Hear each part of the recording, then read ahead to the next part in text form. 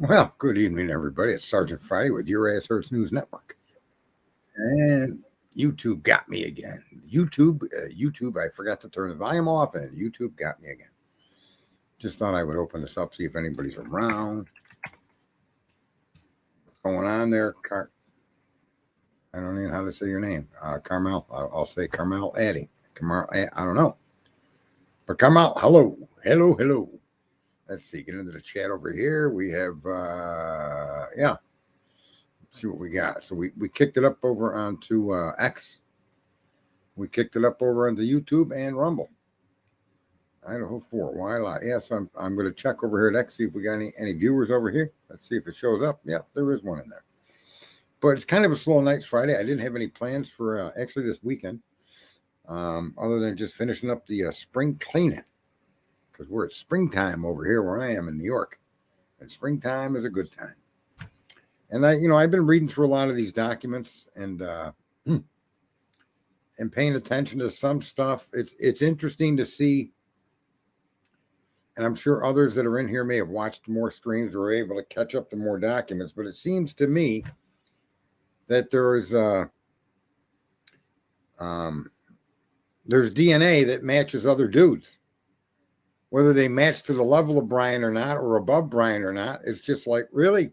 And none of them people seem to matter. So I don't know what the hell's going on with that. I caught a little bit of that. Was it Indy Poe? I forget. Miss Potts. Somebody was talking about it. What's up there? Nothing half-assed. How are you? And so that's not surprising to me. Surprising they didn't run these people to ground though, so that we know who these people are. And I think they did mention names in Indy's post. Yeah. Good evening there, Thomas Sharp. I know that what's her name has got a big stream going right now. Truth and Transparency. Laney. Something like that's her name. So there's probably going to be a ton of people over there, no doubt about it. She's got Andrea Burkhart on her show, which is nice. Andrea seems like a pretty clever, very, very intelligent person, and you got to respect intelligence, whether you agree with their analysis or not. They're putting in the due diligence, and yeah, she was doing something with Karen Reed. Now she's doing something with Delphi, I think, and I think they're going to come around to the Koberger case. So, I don't suspect that there's going to be a lot of people wandering around. Yeah, Andrea is pretty good, I think. I enjoy listening to her. There's a few lawyers that I think put in an effort. Some of them I disagree with, but they're going off of their experience and their knowledge and their ability to understand what's being said simply just by reading it, because they're skilled lawyers. And Andrea's right there with them.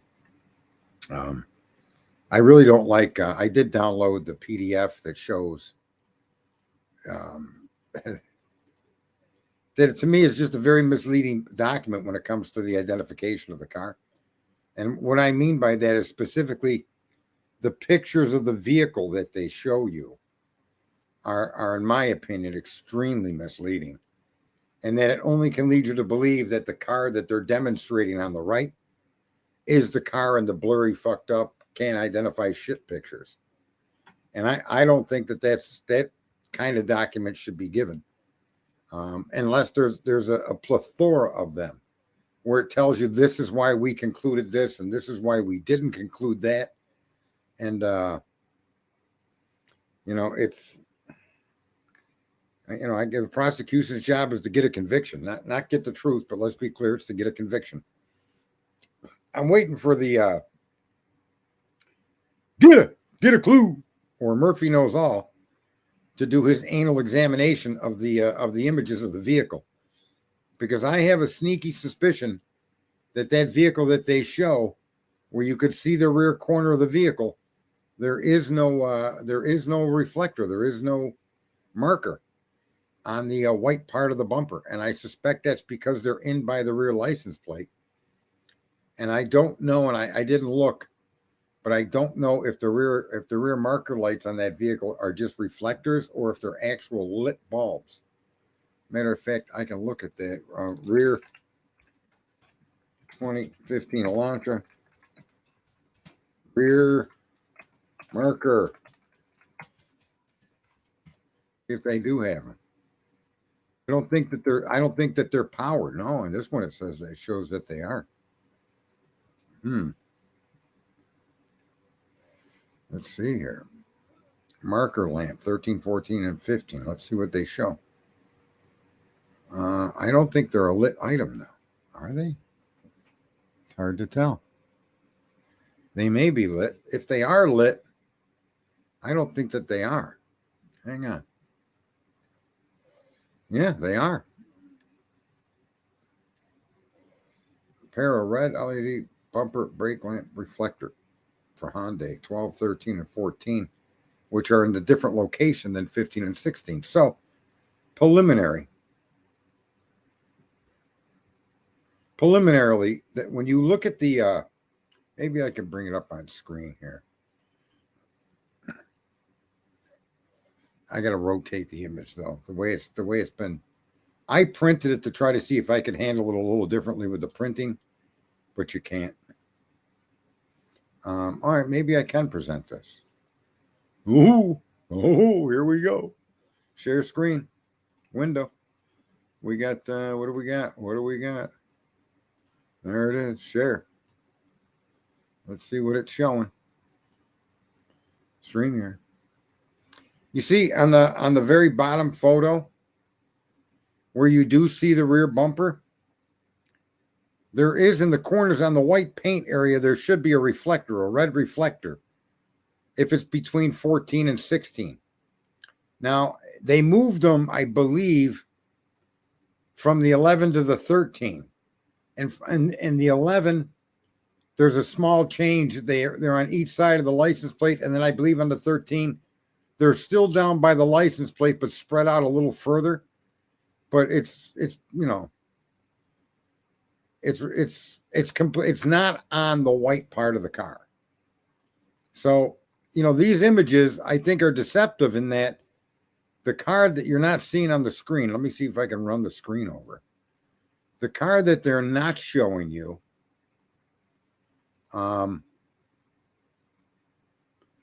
that you're not seeing in this image that I'm posting, is the car to the right that they're using as an example, is I believe a 2015, and they're putting that picture up there to indicate to you that that's indicative of the vehicle that they're showing there in white. And unfortunately, when you see the rear of the car, as your limited ability to see what they're showing you, it doesn't add up. It doesn't, to me, suggest, and you could see it here on the back corner here on the white paint. If you see where my mouse is, you can actually see what's being shown by the rear of the car. But in the image from, in what they claim to be the image they used to identify the car, you don't see that red marker light. And you see the back bumper. But again, it may in fact just be because it's such a poor quality image. But if you see where my mouse is, right in this area, there should be red. Now, when the red markers are down on the 11, they're down in the black area, the spoiler. This white area is the actual bumper cover. And I would expect to see something to indicate a red marker that comes almost around the corner. And it doesn't in that image. So that car can't be a 14 to 16. It's got to be an 11 to 13. And that would be because on 11 to 13, the marker light, where you see my mouse underneath the white, there's a black, it's actually a spoiler. And the license plate bracket, I think, is down there. And so, that's why I wish Get a Clue or Murphy Knows All would get his hands on these pictures and do his magic with them, because I suspect where you're also might going to find the differences in the front fog lights from an 11 to 13, they're distinctly different than they are from a 14 to 16. And as poor as these images are, I suspect this is why the FBI agent originally determined 11 to 13. But also, let's be clear, none of these images are from the 1112 camera. These are images from different locations. So, it's so misleading. It's almost, it's really sad that you have a quadruple homicide and you don't have a single conclusive piece of evidence, you have to believe the story of the police. And for a lot of you that say, well, why don't you believe the police? And I can say that there's many reasons why in certain cases, not all, but in certain cases, you don't believe the police because their story doesn't add up. And you shouldn't have to believe anything except a clear fact when you're gonna vote innocent or guilty for any criminal act. But when it comes to murder, there's really very few acts of crime that are worse than that are more deserving of harsh punishment, but even more so, way more deserving of getting it correct and making sure that the perpetrator that committed the crime is being held responsible for the crime. And, well,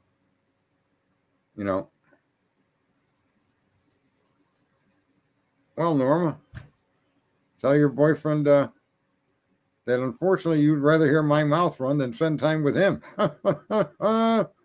Oh, Mike, he didn't just say that. No. Apparently, whatever your boyfriend's mouth is good for, you're substituting mine for his. So you need to check yourself, honey. There are 4 white electors in that neighborhood. I agree with you. There's no evidence that a car was even a part of this crime. And if you're going to say that this gentleman went into this house and brutally murdered people, okay, and then got back into his vehicle and left no trace of them or any other trace of anything except his knife sheath, that's a bit insane. Additionally, I want to make this clear for everybody that's saying, oh, he bought a knife, and he did buy a knife. He bought a knife when he was in Pennsylvania. He bought a knife. As a matter of fact, let me just get this up. Brian.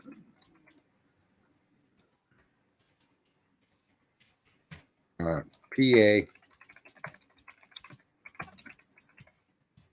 Brian Kohlberger, PA search warrant return.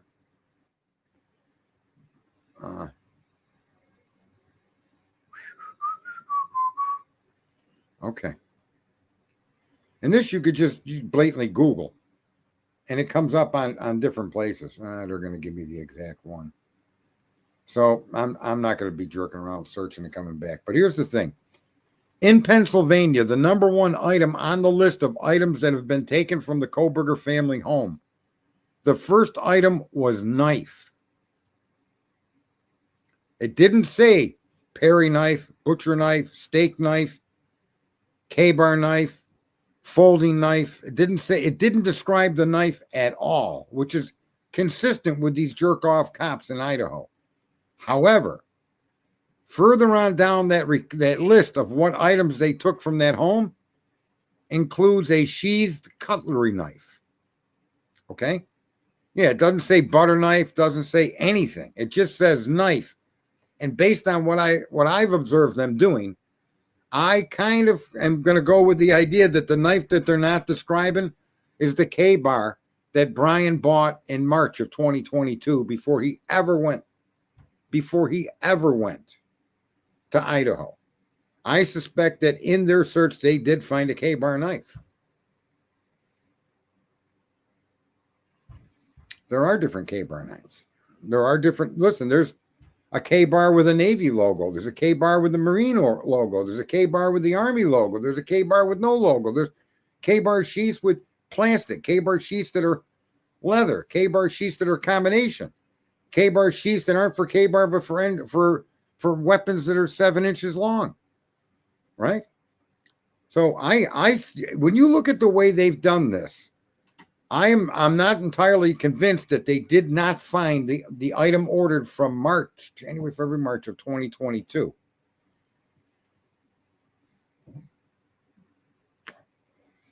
Can you honestly think Brian Kohlberger would not know who was close to his sheath? He has had 2 years to ponder. I don't know what you're asking me.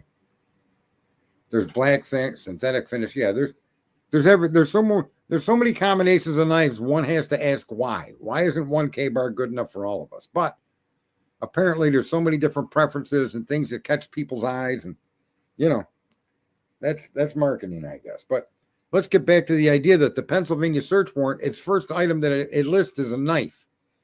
And later on in that list, it lists another knife in a sheath, and it describes what it is. Why was that left undescribed? And because of what I've seen them do for the last 2.5 years, I suspect that they didn't list it as any kind of a knife, because it was, in fact, what up there, Dago? You're welcome to jump up here if you'd like. Copy. Here you go. StreamYard, boy. Do a jump. Do a jump. There you go. There you go. Come on up. What was I going to say? Oh. We're doing some Idaho4 and some other crazy shit that we do up here. So I put a link up there, Dago, if you want to jump in. So again, and it bothers me. There you go. What's happening? What going on? Do you don't happen to have the items retrieved from Koberger's house in Pennsylvania? You don't happen to have that list, do you? Yeah, somewhere. I haven't touched that in about a year. Oh shit. Where do I have that? It's been, yeah, I'd have to dig for that. Sorry, just gonna take a while. I know that they found the, what the hell is that thing called? The I don't want to see how extra. Right, I'm listening. You talk. It's one of those sticks you upload shit onto. USB. Yeah, and one of those. They found one of them. They have that. There was a TV paperwork left there. That's the max, like the most important shit that they had from his apartment. No, I'm talking about from Pennsylvania. Oh shit. It's online here. Let me see here. Yeah. It was a list of items. Yeah, there was a fire stick too, Norma. They recovered 2 knives, weapons among. Yeah, there was 2 different knives that came out of the PA house, right? Here it is. Hang on. Police seized weapons. They seized a gun too. Yeah, they did. FBI saw it, took from there. Where's Elantra, several computers, 2 external hard drives, cell phone, dark clothes, blackface mask. Law enforcement also obtained 4 DNA swabs from inside his mouth. That's not what I'm looking for. You search found for the list item seized as part of an investigation. I Googled this the other day, and I don't know what the hell it was, the terms that I put into the search, but it came up in a regular web page listing, and it even connected to Wikipedia or some shit. Hold on, let me look and see if. But the very first item that they listed: 4 medical style gloves, t-shirt, sweatshirt, pair of shoes, black socks, black shorts, 1 cheek swab. But they also have 2 knives listed in there. Mm-hmm. One is a cutlery knife and sheath, and the other was just a plain old knife. But and I bring that up because it wouldn't surprise me if the knife that they're calling a knife is in fact a K-bar knife, because he bought it in March when he was still home in Pennsylvania. That's true. 8 months before everything went down. Well, and before he even went to Washington State University. Yeah. Oh, yeah, definitely. Right. Let me see. Knife seized from covert. You know who knows that, Heather? She's got a penchant for having some details sometimes, Very much so. But So I read it. Go ahead. No, go ahead. I'm looking through it now. Search warrant for Koberger's home. A knife, they thought. At the top of the list is a knife, though there weren't any additional details as to whether investigators believe that was a murder weapon. Another knife and a pocket knife were also taken. The other knife is described. Right, I'm looking right now to see if I can find the description. I believe it had something to do with a cut. I think one of them was kind of like a shit. God, it's been a while. Hold on, let me pull the warrant here. And the only reason I want to make the point on that is because these guys are using things and making statements that definitely look like he's guilty. Right. No, right. Agreed. Yes. Plastic baggie with green zipper, 36 inch. Nickels, pennies. It's out of his Hyundai. Keeps saying that there's no details on the one knife, but hold on. I know there was because I remember talking about it. It's like 2 years ago. I'm telling you. Yeah, it's a long time ago. But I I just think seen we it were. the other day. I looked it up again. I seen it the other day, and it said the very first thing at the top of the list was just KNIFE, knife. And then it went on into the other things, gloves, blah, blah, blah. And then at the bottom of the list, it said cutlery, knife, and sheath. Right. But here's why I want to make that point, folks, is that these guys have got this penchant for letting you think that what they have is relevant to the murder or evidence that he committed the murder. And then when you, like, for instance, did you see what I posted earlier from the documents, the PDF page of the car? I didn't see it. No. All right, I can put it back up. Sorry. No, don't be sorry. I mean, that's why I seen you in. That's why I said, come on up. I'll show you what I mean. They show you a 14. I'm sorry. They show you a 2015 Elantra off to the side. Mm-hmm. And then they got all these fucking blurry pictures of a car. But Yeah, when you look at it, the context that they present it as is that the car you're seeing in all these blurred images is the car off to the right that we're giving you as an example. Mm-hmm. And that just doesn't make any fucking sense. How about in one image, departing, third brake light, lower window? The car looks black. The image of the car is black. What the fuck? It's not even recognizable in my opinion. I agree with you. And I'm going to post this up and show you the point that I was. So the only thing I can see on that knife, Sarge, is that it's some form of a cutlery knife, is what it states. So I'm guessing it's some type of maybe it was a knife that he used when he worked for that fishing place or something. You know what I mean? Sounds like to me. That's what I'm guessing. Yeah, but there should be listed all by itself the word knife. There is, and I can't seem to pull that list. And I know I had it because I looked through it and went over it with everybody last year, year before.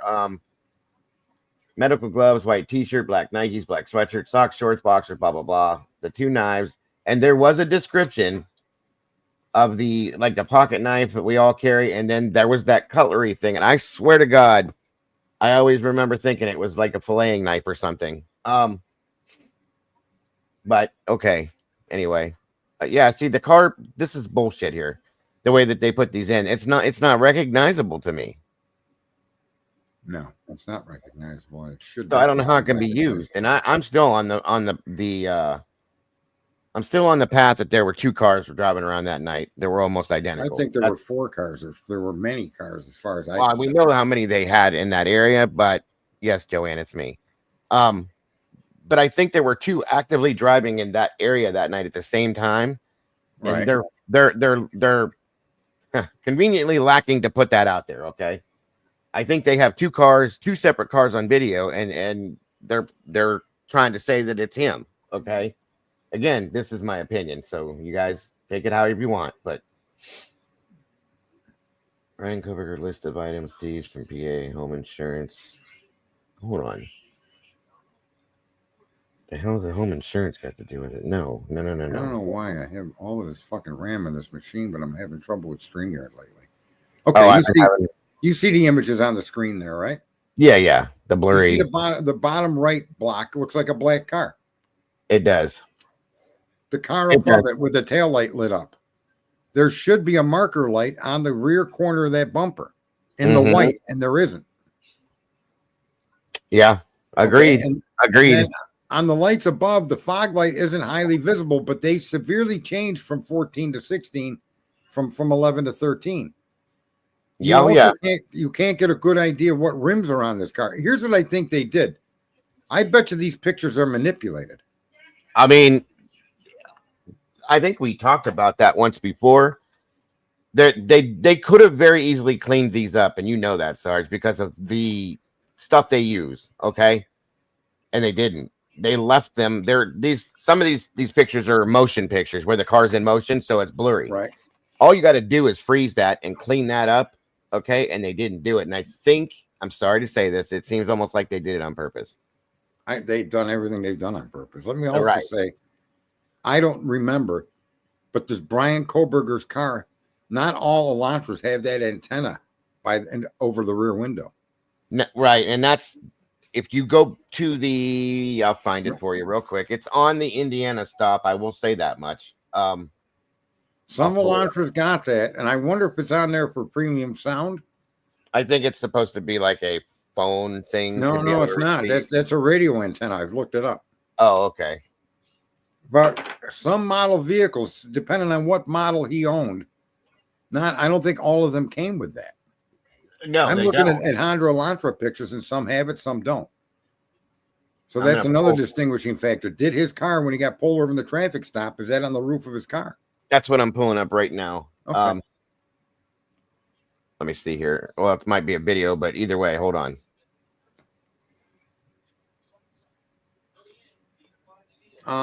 You say you don't get to take your own fillet knife to work. Maybe he took it with him. And I don't know that he lived in Pennsylvania in the woods, and he owned firearms and knives. I wouldn't put it past Brian Koberger to be a hunter. Or his father. I mean, we don't know. And if he fished, then you would definitely want that type of fillet knife. We don't know if he was a fisherman. We don't know if he was a hunter, if he did any trapping. We just don't know. So these items aren't unusual. And it really depends. That's why Anna's arguing about Amazon clicks. You click on a tent and other things are going to jump up as suggestions. Coleman stoves, right? Yeah. Oh, yeah. Bags. So, I agree. Hold on. I'm about to share this backstage for you, Sarge. How do you do that? You'll pull it up. You'll see it pop up in the back. Underneath all of this? Like it'll be at the bottom of your screen, like I was when you brought me up. All right, because I'm going to remove mine. There you go. Yeah, there's a little video back there now, and just let me, when it's up. Oh, here we go. See, right. I think you can see it already right there, but that might not be the same thing. I'm gonna push play on this. Yeah, push play, because the one that looks like a little nub on the window. These cars come with it on the roof. Yes, right, exactly. Right now, there's new video tonight of a traffic stop involving Brian Koberger. Stop it when you get a good view. Stabbing and killing 4 University of Idaho students in November. The stop happened last month in Indiana while on a cross-country road. Stop it. Yep, he's got one of them on his car. But keep going. Let the video roll. That's what I thought, but hold on. I'll slow it down if you want to. No, you could just run it. Yeah, you could slow it down. Let him walk by it. Because it should be the same color as the paint of the car. Exactly. It should be like the white or something like that. Yeah, I agree with you. Okay. I'll slow it down just a little bit. Here we go. Road trip with his father. Yep, it is. It is. Yep. If I took our faces out of the way, you'd see it. Yep. So he's got one. Right there. Hold on. I'll pull it. That's consistent with the vehicle in the picture that they showed. There it is. Yep. There it is. Yep. And that's consistent with what they showed. So kudos to that. Right. Now, once he comes around the side of the car, I want to point something out real quick. Back up to the front where we see the reflectors on his car and the back bumper. Yep. Hold on. There. See the reflectors down in the bottom corner above the black? Right there. There it is. Now, and it wraps around the bumper. Yep. And when you look at the image that I was showing, it only goes around about 3/4 to an inch. But it is there, and it is noticeable. And you would think that in the image that they're showing in the PDF, you would be able to see something there. And it wouldn't even have to be color red, because it's an infrared camera, right? Yep. I agree. So, and that's one thing that's a major thing, you guys. The changes that happened between these years of cars, some of them were just very slight, but they're definitely there. Okay. So make sure that you understand that when you see the differences between the years of the cars, because I had to look at that for days to figure that out. Can you back this up to where we're seeing if, like, in the image there, the brake lights don't look to be on, do they? I don't think they are. It's hard to tell because so roll the image back and see if we can see if the bottom markers light up with the taillights. I don't think they do. I think if they come on, they only would come on at night. Yeah. Yep. I don't think that. Because I think, like you said, they're markers or parkings. Yep. They're markers. And there's no lights on them or nothing because he stopped in park. So yeah. Yeah. Okay. Cool. Because you would expect them if they illuminated, you would see a white light coming from there. Of course. Yeah. Yeah, these lights here would be lit up, and this would be lit up with it, in my opinion, along with the license plate light, probably too. But at night when he puts on the driving lights when he goes to drive. Yes, exactly. Yeah. All right. You want me to Somebody pull asked this a down or question. leave it up? They do show a 4-door, and the pick I have, I believe, is definitely a 4-door car. When I'm looking at the, let me see if I can get to where we can get a side view. Okay, so there's yeah, one of the other definitely a things. 4-door. Yeah, and the window back here, there's a change here, you guys, that I saw. There And the is. windshield. The windshield has a different, which you can't get a front view on this, but the No. windshield is slimmer on one of these than it is on the other for a fact. So, hey, nothing half-assed. Good to see you. But yeah, let me see. I don't think there's any more until we get. Well, that's a little closer. It doesn't show much more of the car. Well, I'm convinced that the car in the video. I'm convinced the car that they have is an Elantra. I'm not going to argue. I agree. Turn off your YouTube. There you go. You may pull it down now. Why am I feeding back? I don't know. I can pull this down if you're ready for me to be done with it. Yeah, please. And then turn your Yahoo YouTube video down. I'm sorry. I think I don't have it on, but hold on. Maybe I do. It could be. Yeah, I took yours down to put that up, so we're clear.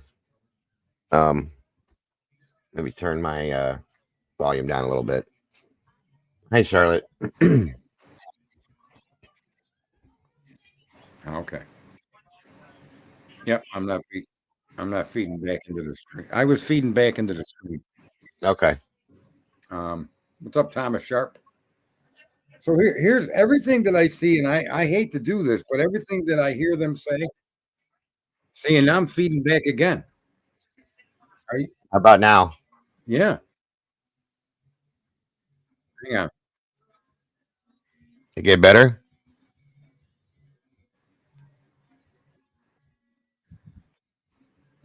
Hello. I hear you. Can you hear me? I can hear you, but my words are being fed back to me as if I'm double talking with a pause. Now it's not. See, there it is again. I think it's because you're rolling through my microphone. I turned my speakers down. I muted myself there for a minute, so I think you're rolling back through my microphone. Wasn't doing that in the beginning.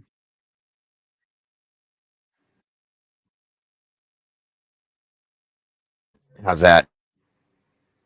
All right, well, mute your microphone. Let me talk for a minute and see what happens. So what I was going to say is, and I hate to do this, but everything the police are showing me, I see the opposite now. Hang on. Yeah, what the fuck?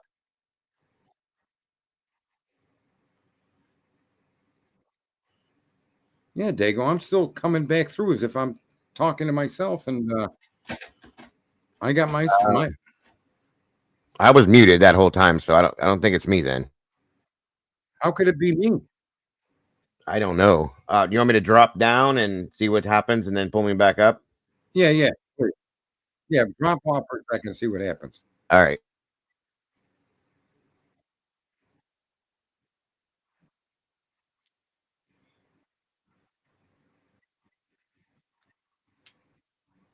The whole stream is repeating itself back onto me. I don't know why, but if you stay off for just a few seconds there, Dago, and let me say a few things, there's a big delay, and then it just starts feeding it. Here it comes. It's doing it again.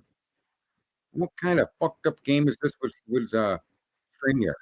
I got no speakers on here at all. None.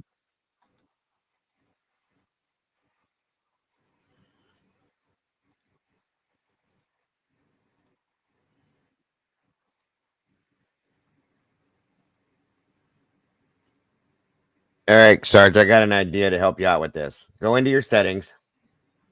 Settings. Where the fuck are my settings, bro? At the very bottom, there's a little wheel there in the middle. Yep. Click on audio. Yep.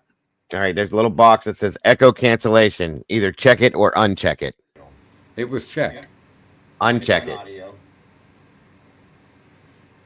check. All right. All right. There's a little box that says echo cancellation. Either check it or uncheck it. All right. How's it sound now? Uncheck it. I did uncheck it. Go ahead and talk and see how you You're sound. telling me I have a 20-second delay. I should just refresh. Sound now. Yeah, refresh yourself and then I'm going to refresh StreamYard and sign back in. All right. Go ahead and talk and see how you sound. You're telling me I have a 20-second delay. Yeah, it's still doing it, bro. Yeah, refresh yourself and then I hear it now too. It's coming through the background somewhere.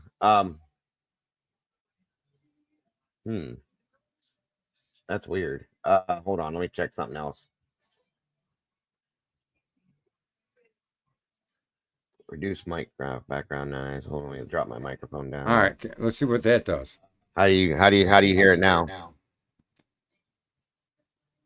I'm not hearing any feedback at this point. I just refreshed the page. Okay. Let's see what that does. How do you hear it now? I hear it in the background. I'm not hearing any feedback at this point. I just refreshed the page. Okay. Yeah, it's still coming in. It's coming in delayed. Yeah, we're on a delay. Let me refresh my side and see what happens. I might have to pop back up again. All right.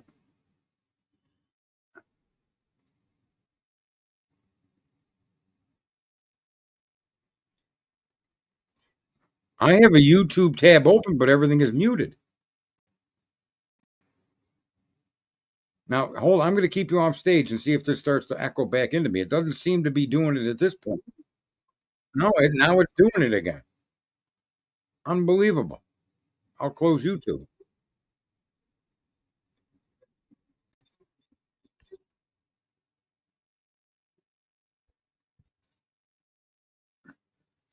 Okay. Did you shut the YouTube out? I've had that problem too. I just closed YouTube, but it's still doing. We'll see. I think what's happening is we're talking and there's a delay, and we're hearing that delay. I don't hear what I was hearing now, and I'm not showing the delay anymore. I feel like we're right on it now, but I don't know. That's my side.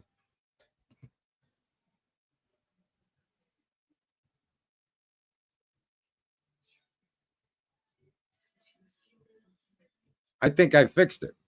Yeah, they said it stopped. Nothing said it stopped out there, and I don't hear it in the background here now. So it was my fault. It happens. I've done it before too. I could tell you. Want me to tell you what it is? I went into fucking X to see if there were people on there, and it opened up the chat window, and at the same time it turned the volume up on it.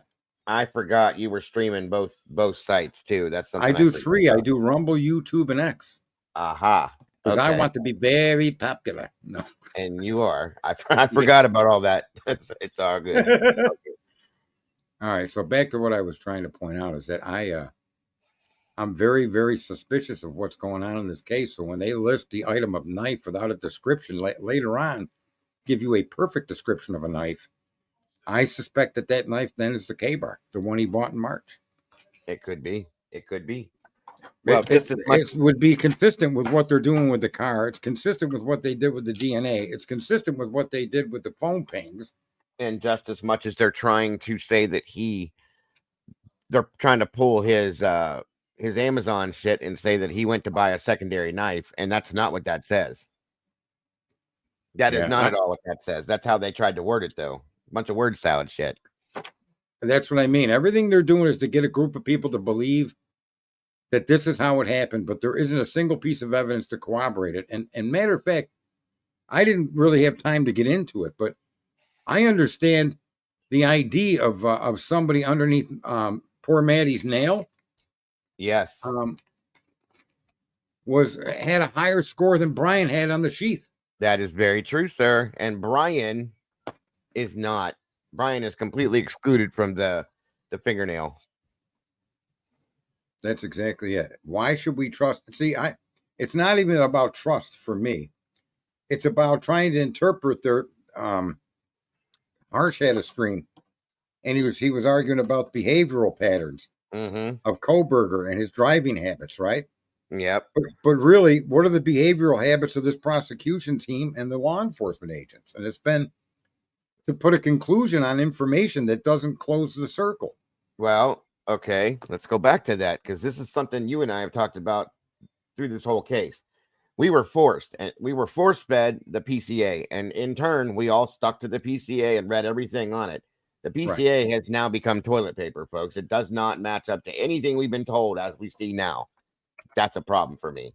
And I want to know why the prosecution is feeding this PCA to everybody, other than to follow a specific narrative, in my opinion. There's no receipt proving that this man bought the knife on Amazon, as we've seen. I'm saying, all there is a, from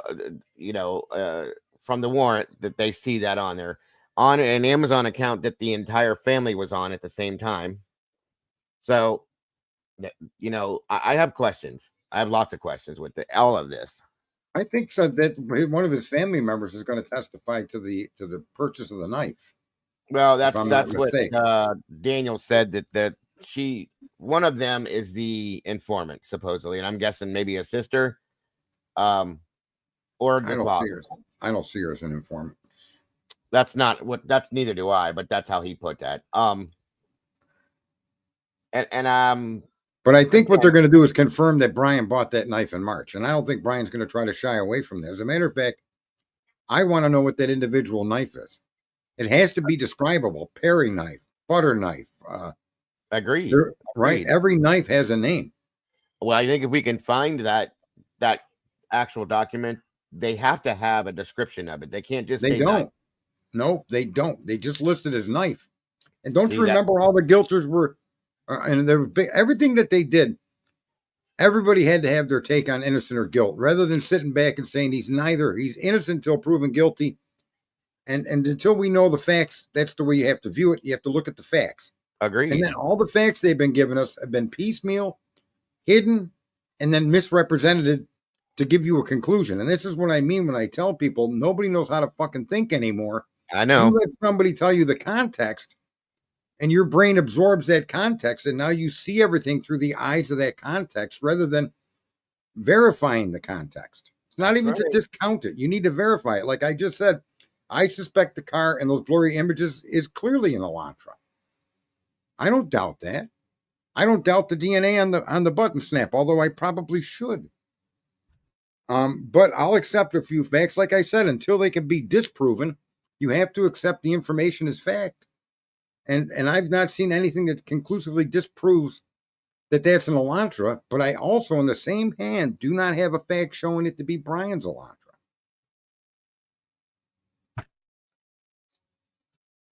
Mr. Dago. Uh-oh. Did we lose you there, Dago? I think we lost Dago. He's a pretty big boy to be losing. It's got to be around here someplace. You want to look more towards the center of the room because he's not hiding behind many things unless it's a refrigerator. Oh, man. Maybe his family used his Prime account. Who knows? If you're hearing me twice, you may have some volume up on something somewhere. And I'm checking my stuff now. I got no volume there. No volume there. No, I don't know why you're hearing me twice, though. Norma, I apologize, but I don't know why you'd be hearing me twice. I am, and I there you are, Diego. Sorry, I put in a back check. Be right back, but I didn't see. Oh, okay. It's okay. Yeah, is there a private state? Yeah, there is private chat. See, I missed that stuff. That's okay. No big deal. I'm here. Now I'm hearing Dag. There, Dago's back. So it probably isn't the best thing to do, but I do question statements that have been made and documents that have been given. Like they're arguing about what is it, time records, or what are they called from AT&T? Oh, the phone records. Yeah, and they're arguing that they can't use the ones from back then. And I think they're arguing that because there was no warrant under which those records were given to the Idaho police. They were given to the FBI. And the FBI shared them with the Idaho police. Oh, and speaking of... They're trying to keep them records out of the hearing or out of the argument because they weren't supposed to be in possession of those records, the Idaho police. Right. I have some information for you, my friend. You might be Okay. interested in, and I'd like to be able to get to it. Mama Bear got this for me last night when I was running our show. Let me find it here for you. It's quite interesting, sir. Kind of blew my mind. Hold on here. All right, I'm going to reply to a couple of people in chat. Yeah, it's been stated that it is a family account, Norma. It is. Yep. Nothing half-assed. Thomas Sharp says you're good, and if Thomas Sharp says you're good, he's pretty sharp. We're probably good. He's got some deep knowledge on different topics. It comes out of nowhere. You're like, what the fuck? That name fits that guy well.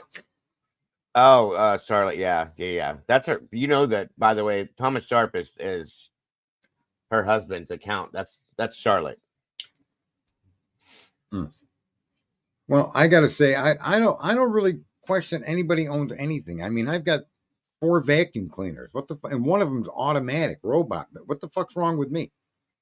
I mean, you could go through the stuff in my house and ask, why does he have that? Why does he have so many of that thing? And I don't do any personal vacuuming. It's crazy. Oh, man. Right. Holy Christ. There was discovery sent over. We know that. A lot of documentation and this and that. I've been covering different pieces of it here and there. And you know, the defense asked for the grand jury subpoena information, right? Right. They weren't given it, right? Yep. Well, actually, they were accidentally, sir.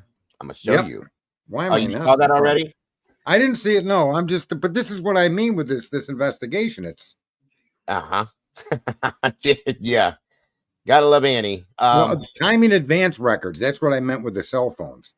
Yeah. Oh, okay. No, I know what you're saying. So they use timing advance records based on Officer Payne and whoever the other jerk off is, and yet there were no timing advance records covered by a warrant. Mm-hmm. And the AM was trying to get it thrown. Right. And the timing advance warrants were given to the FBI because they're privy to it. And them sharing it with the police, I guess, is okay. They don't need a warrant. And I'm okay with that. But no, I agree. Yep, right. I got you. Well, they got it for 3,800 people from the cell tower. They downloaded the cell tower, and 3,800 people. They got timing advance records, but none on Brian Koberger out of that group. Right. Yep, I agree. Oh shit! Where did it go, Bear? You find it. I'll keep rattling. What's your take on all the text messages and everything, Sarge? We haven't really talked about that yet. It's what I said from the very start. Remember when I dropped off in August because of Linda Lane? Yes, I do. It's all about Dylan. It's all about Bethany. I mean, it's what it's all come back around to. And I don't really care what people out there in the world of the internet think about talking about these 2 girls. What they did is unmentionable. It's unconscionable. It's completely, you can't understand what they did. It makes no sense. None. How about when she says, I hope they're passed out when they go to the house to go check? Mm-hmm. Why do you want your roommates to be passed out? How about if you just say, I hope they're okay? Well, that tells me that she knows or thinks there's something worse that happened. She knows.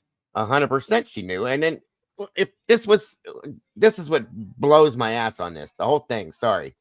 Well, I know it doesn't matter over here. No.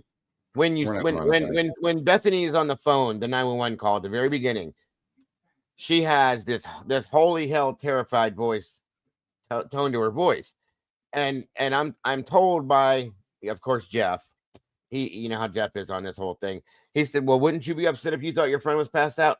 Not like that, Jeff. This is bullshit. She knew something else happened. They knew something else happened. Both of them. Dylan didn't sound upset to me. Dylan didn't, but Bethany did. Yeah, and I've always focused heavily on Dylan because now we know, and this is very bad for her. She left her room and went downstairs. We find a footprint and blood on the handrail going from the 2nd to the 1st floor. That's indicative of movement from someone in that room. Put those 2 together. Thank you. You just did it. You just did it. You put them together, and that's what nobody else is doing. No frozen shock face. Right? No, these girls were then up at 7:30 in the morning. I want to know what they were doing between 4:30 and 7:30. In my opinion, they didn't sleep at all that night based on the text messages and the phone calls. There's nobody that slept. She's adding a new phone contact at 3:51 a.m. Okay. Right before the perpetrator walks in the house. The lawyer said I want Nora to clarify who she's talking about there, but go ahead, Dago. The lawyer said they believed in his innocence and was a close-knit family. Oh, you mean his family saying that? Okay. I don't know if she means Brian Koberger's family or she means one of the victims, or I don't know. That's what I was guessing. Maybe Officer Payne. I don't know. Hold on. All right, so finish what you so if we go over what we know, and I always made the argument that neither the knife nor an intruder came into that home. That crime originated in that home. The perpetrators that committed it were part of that home, whether it's allowed in earlier when Dylan was there, right? She was home first. Mm-hmm. Then Bethany, or her and Bethany, but I think Dylan, Bethany, and then the other four came in at times that were quite a bit later. Right. And so whether she was, I think she had knowledge of what something was going to happen. I don't think that I'm not going to say she knew that they were going to be slaughtered, but there was something going on that she had to have been aware of. And everything she describes is a twist of herself and her own movements. Yeah. The height, the physical description, and then she jumps into wearing all black, blah, blah, blah, blah. And the police helped her make that story up. Because nowhere in that story did you see anything about a fireman. No, right? or a vacuum cleaner attachment. Yeah, it's just, you got eyebrows all over your bedroom walls. That's eyes and eyebrows. Very strange. And then that gets added to your description. You can't even, for a policeman to consider that as being worthy is just an idiot. Yes, sir. Right? Yes, sir. I do agree with you. It came days after. I think it didn't come until the third interview. And I remember seeing a document where the cop brought it up. Yeah. And I suspect that policeman was trying to see whether she was for real or there's something fishy about her. So he set her up. Did you see the eyes? Did you see the eyebrows? Mm-hmm. Because they had known on the day of the crime, they had gone through her room and knew that her room had pictures of eyes and eyebrows on a wall. Mm-hmm. So I think when he asked her about that, he was trying to get a feel for, does this broad know anything about what happened, or was she involved? And then she acquiesced, and then she started talking about the eyebrows, which turned out to be a brow. Well, an and eyebrow. Let's go back a little bit. Okay, going back through this 911 call. When we hear Bethany get on the line at first and say something's happening, something happened in my home, and we don't know what. There's that. Okay. Next thing you know, the neighbor gets on the phone, very calm, and says, "Yeah, one of the roommates passed out. She was drinking last night." And in the background, you hear Dylan saying, "Yeah, and there was somebody in our house last night." And she keeps trying to push that at 4 a.m. thing. There was somebody in our house. Right. Now, I'm not saying that means anything, you guys. I'm saying that she does it 2 or 3 times, I think, or maybe 2 times within that call. She keeps going to that. I don't know if that means anything, okay, but it kind of caught my attention that she keeps going to that on purpose, and which again tells me you know something. You sat and listened to this whole scenario go down. You did not sleep. You were not sleeping at 4 a.m. and woke up by a dog or somebody playing with a dog. You were wide awake, adding a contact to your phone. The rest of the night, you sit on social media, every aspect of social media, including checking your Indeed application to see if you have a job thing. Okay. I mean, it's like, what the hell? And not one time did anybody reach out to anybody to get any help. I don't understand any of this. Come on, side for a second. But they reached out to Snapchat, Yik Yak, all the other things. And, and remember, I went after Kim for saying you can't take anything she says because there's no evidence. Oh, yeah, and right? some of the stuff Kim said came back to be true. Well, to a point. The fact about the Snapchat stuff, and that the kids knew, everybody knew between 8 and 10 a.m. before that, all those Snapchats and those Instagrams that were going out, Dylan was on Snapchat and Instagram the whole damn night. But what did they know? I don't know exactly. She's implying they knew that these people were all dead. Right. Remember what she was saying. People knew they were dead before there was ever an announcement by the police. Through Snapchat and through other means. Now, I don't know that to be accurate. We don't know if that's accurate at all. As a matter of fact, if that is accurate, then the state needs to just pack up its bags and move to Canada. Trump will help them, I'm sure. And this is insane. How could it be? If they're talking about the roommates and whatever happened, or that they're dead or something, that it would even infer that took place. Is more interested in Bryant. And normally those roommates would have been interrogated mercilessly. If they were two boys, they would have been interrogated until they turned into transgenders. They'd have interrogated them right out of their damn gender. If it was Dave and Bob, right? Yes, sir. DM and hey Tracy, DM and BS phone data is far more interesting than BK's. Normally, those roommates would have been interrogated mercilessly. Well, we've said this before. Willie and I were talking about this the other day. If it would have been him and I that were doing this, we'd have been arrested in jail and still been there probably. Is it code? Like, are you holding or what are you driving? He says yes, and that's something else I want to ask you about. Sorry. Well, that to me is an indication that now Dylan knows that they're all home.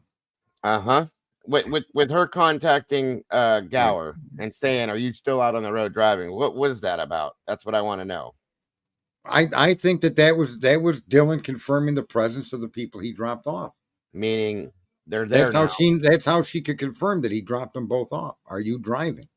Gotcha. And he says yes. So now it's apparent that all parties to that property are home. Listen, I'm sorry, Dylan. It's hard not to see that young lady as having prior knowledge to this crime or having an involvement in this crime, whether it be harboring the people in her room, right? And then once they knew and they got everything ready and they got psyched up, they went and did their thing. Keep going, Sarge. I got to step away for 3 seconds. I'll be right back. Sure. I can still hear you. Yeah, or that she knew that there was a dispute between these people, and it's highly possible that she never expected this kind of a tragedy. Maybe some type of confrontation, whatever it may have been over, nobody knows, but it's just hard not to see Dylan Mortensen as knowing a lot more than she's put forward. And even in all of her interrogation statements, she does exactly what a guilty party does. It's all about her. I have bad dreams. I watch true crime on the internet. I watch scary movies. I don't know if this was a dream and what's real and what's not real. Those are the statements you get from people that committed a crime like a hit and run. I don't remember. I was drunk. I was high. I was asleep at the wheel. I mean, you listen to what she says to these policemen, and to me, that's a sign of guilt. That's not a sign of somebody confused and frightening. They're trying to protect themselves with those kinds of statements.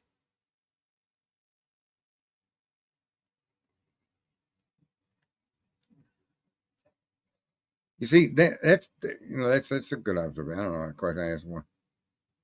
Why not ask? Did you drop? Because I don't think that she wanted anything like that in text. She's being smart. She's an undercover agent for some bad people, maybe.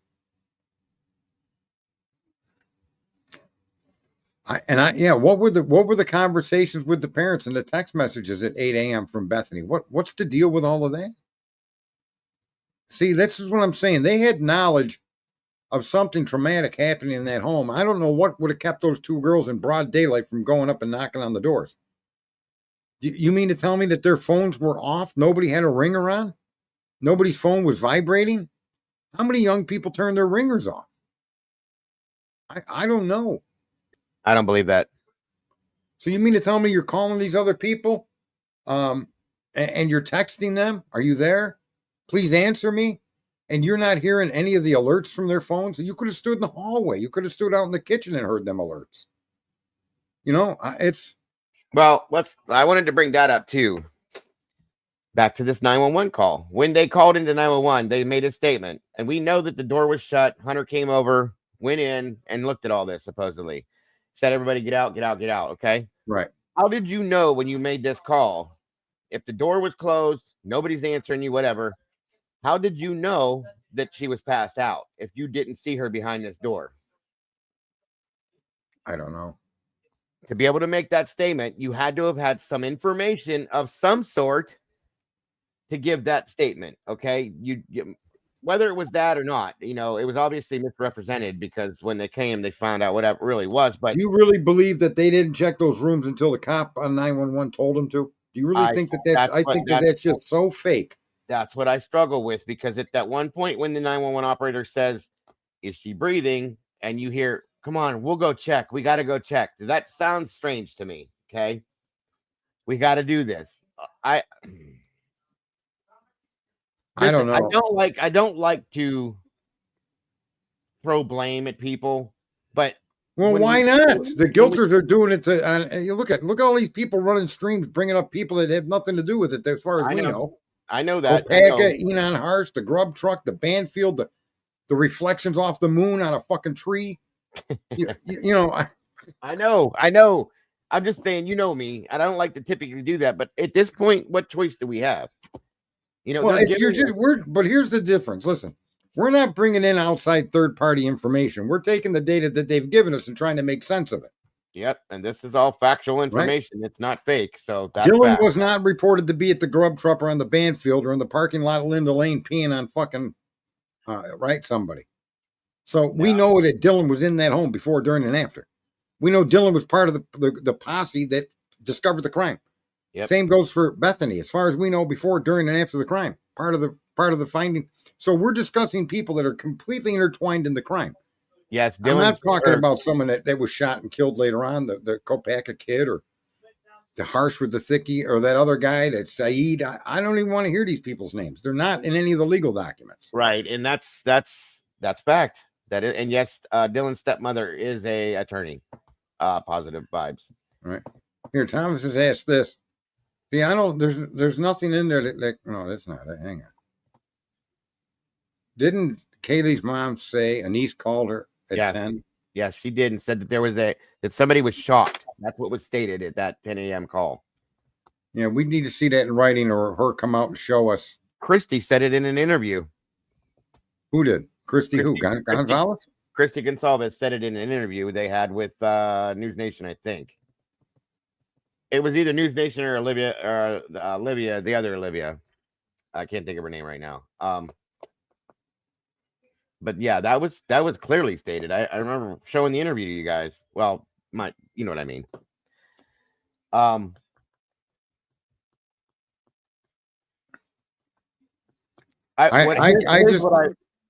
sorry. Go ahead, Sarge. No, here's what. No, you go first. I was just gonna say what I want to know the most, and I know we'll never probably ever see it, is what the Snapchat, the Instagram, the text messages, and the phone calls consisted of with Dylan. I want to know. See that in court.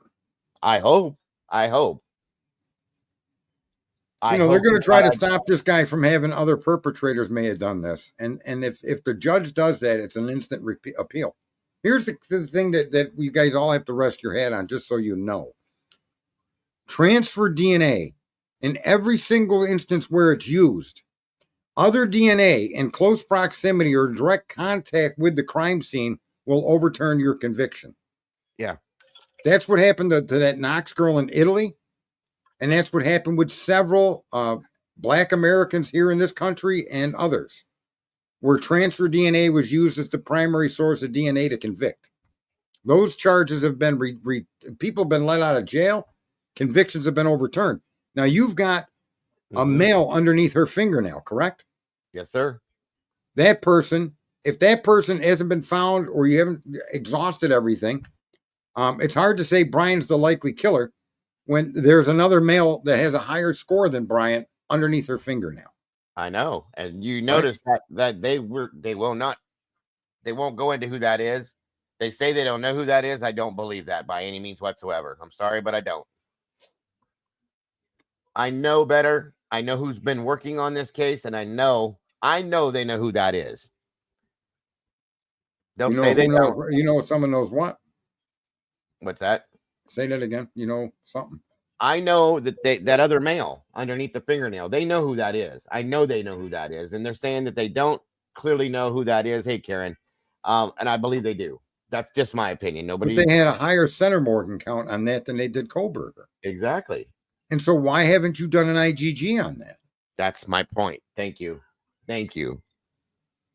See, this is why people look. They're people keep saying there's evidence that we don't know about. There's evidence we don't know about, and yet none of the motions and none of the objections and none of the suppressions and none of this stuff has got anything to do with evidence we've never heard anything about. Now, what we didn't hear about is 8 locations of DNA. One of them being they claim Brian. We don't know if that button snap is made of brass. If it is, there's no way that DNA could have been viable a day and a half later. It cannot serve. There's no way no way DNA can survive on brass. I don't care what type of DNA it is. We already know that. We covered that. Remember, Sarge? I did a whole show on that shit. So yeah. And I pissed off what's his name? Yeah. Get a clue. Yeah, we pissed him off. That was funny. Yeah, that was fun. So these are facts, guys. These are facts. Damn it. Definite facts. It's a tragedy in the way they're carrying out justice. If Brian Kohlberger is the person that did this crime, and there's I don't know that he didn't, but I don't know that he did. So in our legal system, it's innocent until proven guilty. You must side with innocence until proof beyond a reasonable doubt shows that he did it. And there's so many idiots out here that just don't seem to they think it's a joke or they just think it's a bunch of words. Mm-hmm. And it's not. That's your justice system. Innocent until proven guilty. Oh, yeah. Yeah. That includes witnesses that watched me shoot somebody. I'm still innocent until proven guilty. That's fact. Right? That is fact. If those witnesses vanish, now what do you got? Right? Isn't that why the mob goes around and kills people? That's absolutely right, my friend. You are correct. And we live in a world where people just don't seem to honor or understand the importance of that. It's so that the government provides information that a reasonable everyday man, woman, and whatever can say, yep, not blurry pictures of a car, and you're going to tell me what it means.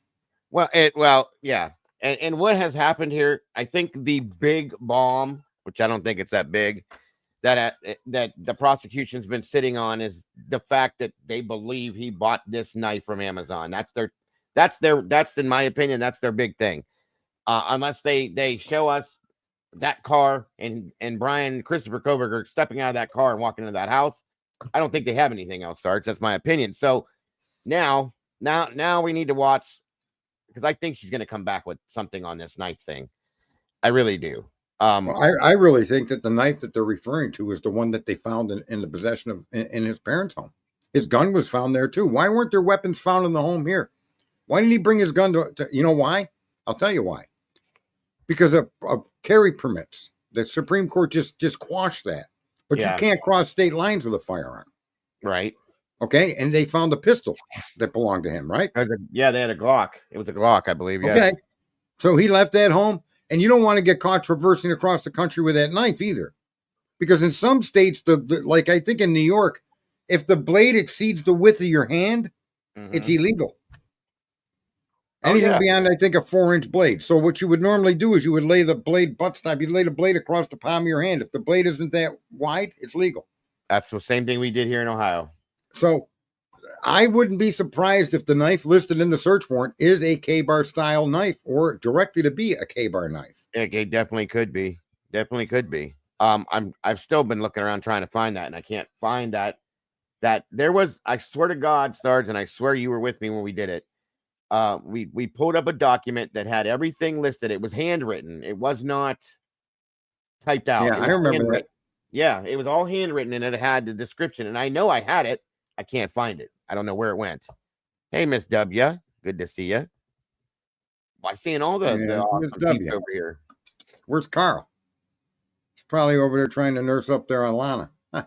Oh no, he's in here. He just said he's in here. He just said, I actually miss you being over here, Dago, and I miss being over here too. I've always enjoyed it over here.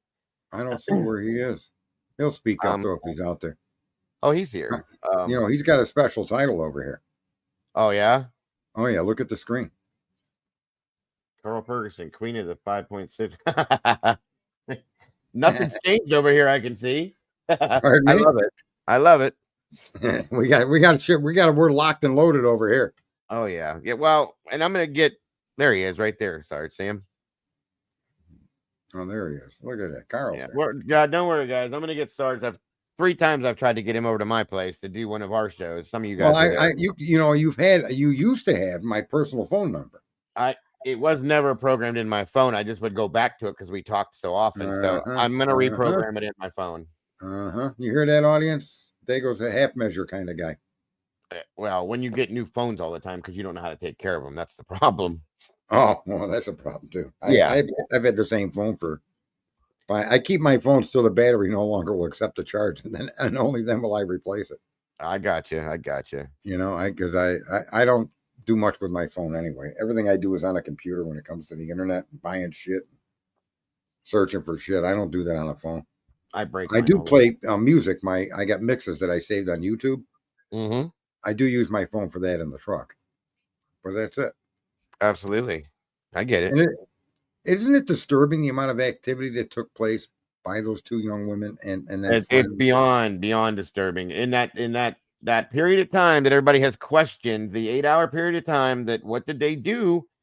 They reached out to everybody and anybody besides the people they should have. Okay, and that's and the idea that the girls were scared doesn't hold water, because they could have in broad daylight. And if listen, they could have went through that house in broad daylight. Where can you hide? And look we know the layout of the house. There's nowhere in the living room to hide and jump out from. No. Right? There's nowhere in the kitchen. No. So you couldn't have walked up one flight of stairs and went down the hallway towards the bathroom and just started banging on the door. Zana, Ethan. I still struggle that they didn't. The only thing that tells me that they didn't is when you hear him saying, "Get out, get out, get out." But that doesn't mean that he didn't. That doesn't mean that he didn't know whether they did or they didn't. For all he knew, they never looked at anything, never did anything. They told him that. He goes in and he's surprised with what he sees, and out the door they go. That's just an opinion and a theory possible. So just saying. Do you see that statement about Reddit? And I don't really see if that stuff is now confirmed, but when it's said, I try to keep that out of my narrative, because I hear people saying stuff like that, but it's like with WSU mom. If I'm wrong, I'm wrong. I know her apology, but you can't keep telling us people are doing things with no evidence to support your point. And just believe me, just trust me, just take it. No. Everybody's got their 15 minutes of fame, and they always, and people will come out on the worst reasons to get that 15 minutes. And I don't want to be a part of that. Show evidence that this took place. Now we have some information that may in fact show that she was accurate. Right. But until we see what they were doing, we don't know. If you go back, nothing half-assed, and since you're checking out Reddit, go back and look at the 4chan stuff. Okay, which is part of Reddit, of course, but it's that subdivision of Reddit. Look at the 4chan stuff that was being disregarded back 2 years ago. I'm going to bet you some of that's going to match up as well. Yeah, I can't see how it's not going to. I mean, if you look at, like, she's right, because I've been doing the same thing. If you go through the Reddit posts and you look at those and then you bounce into the 4chan stuff, some stuff does make some sense now, and I got to wonder how much more of it actually is. Well, I can overpower anybody with a K-bar to the gut. Yeah, and if the butt of that knife can be used as a hammer, you could knock somebody out with it from the backside, hit them in the head, whatever. There's ways to do it. Right, I'm just saying. People don't realize how horrific it is to have a blade like that stuck in you.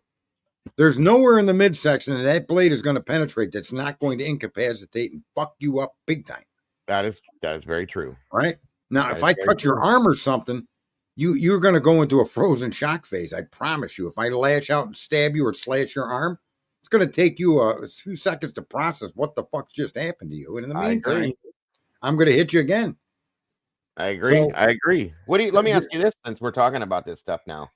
What are your thoughts now, Sarge, 2 years later because we've talked about all of this for years. So 2 years into this, now that we're getting all this other information released to us, what are your feelings on this just being Brian, or just being one person? I think that it's possible, unlikely, but possible. So it's not like statistically impossible. Mm-hmm. But I also suspect, now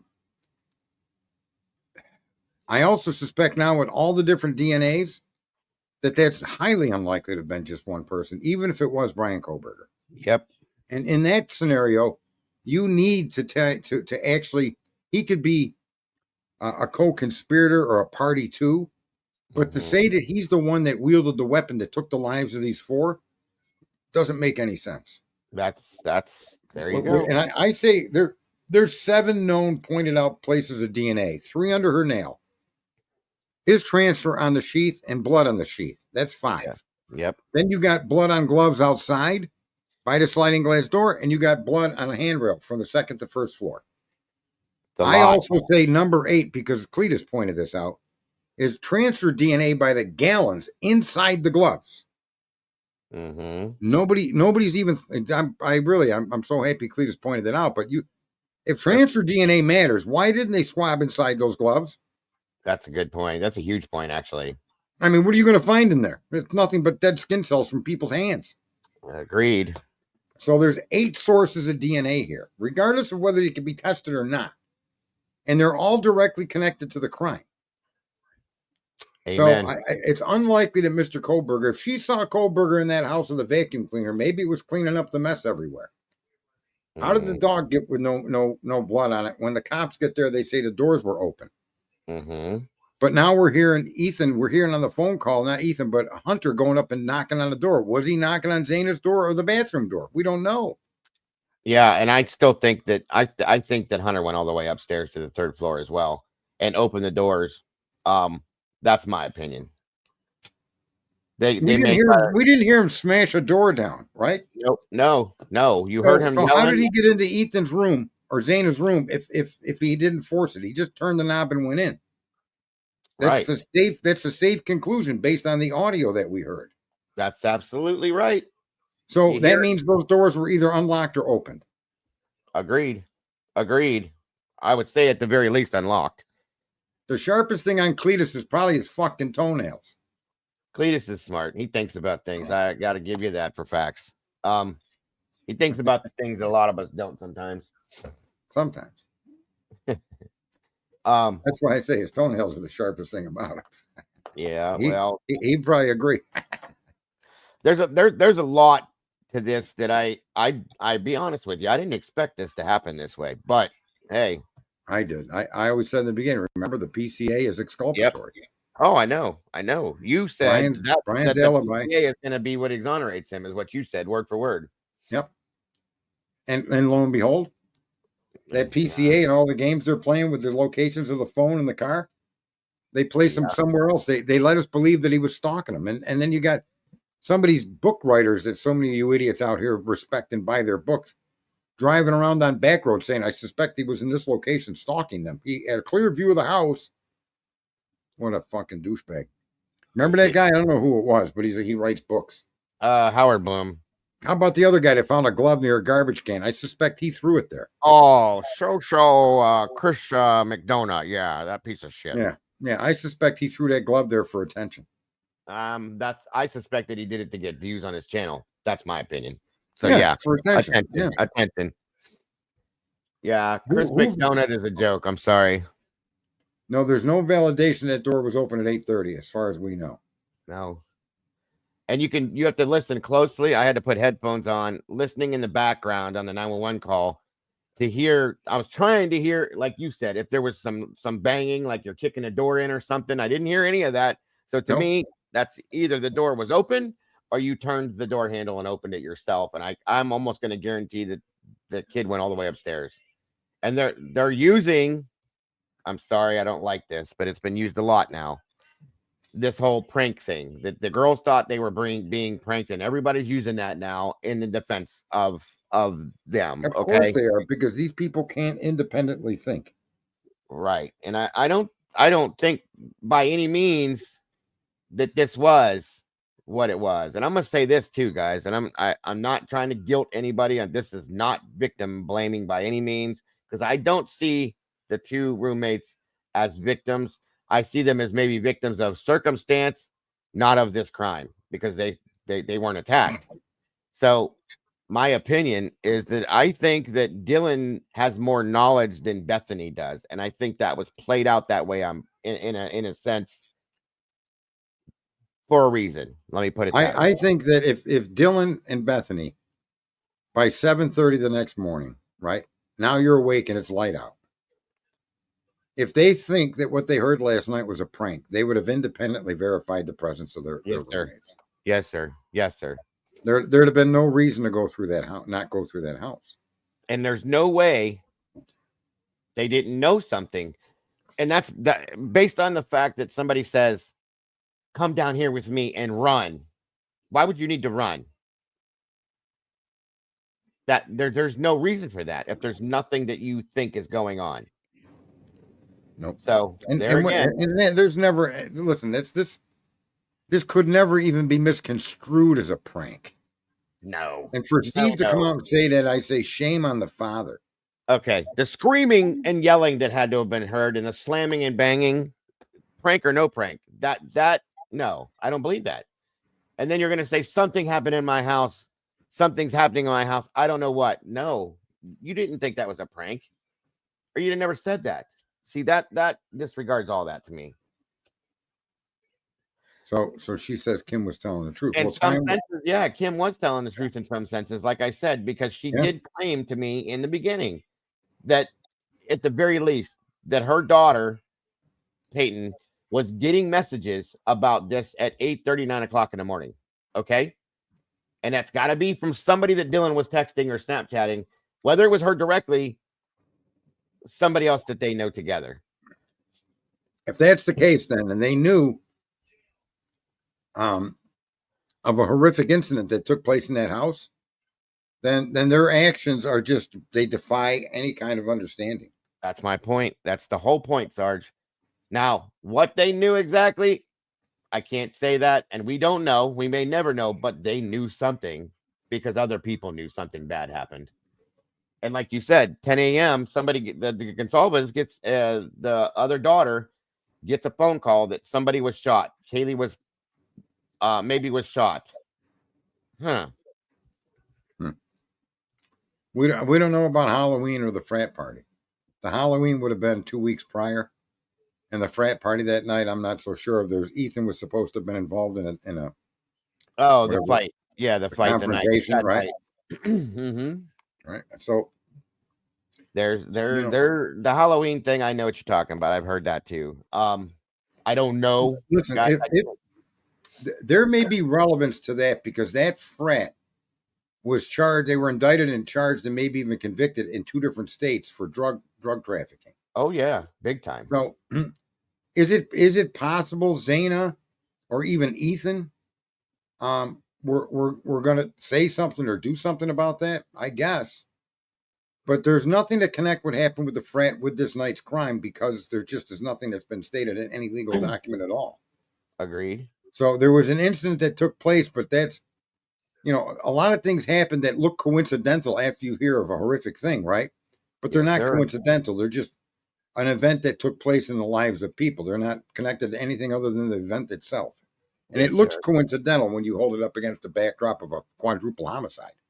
Right? That's true. That's true. And yes, Norma, Xana had horrible defensive wounds. Her hands were just like Swiss cheese. It was bad. Okay. So she fought. Okay. And that takes time.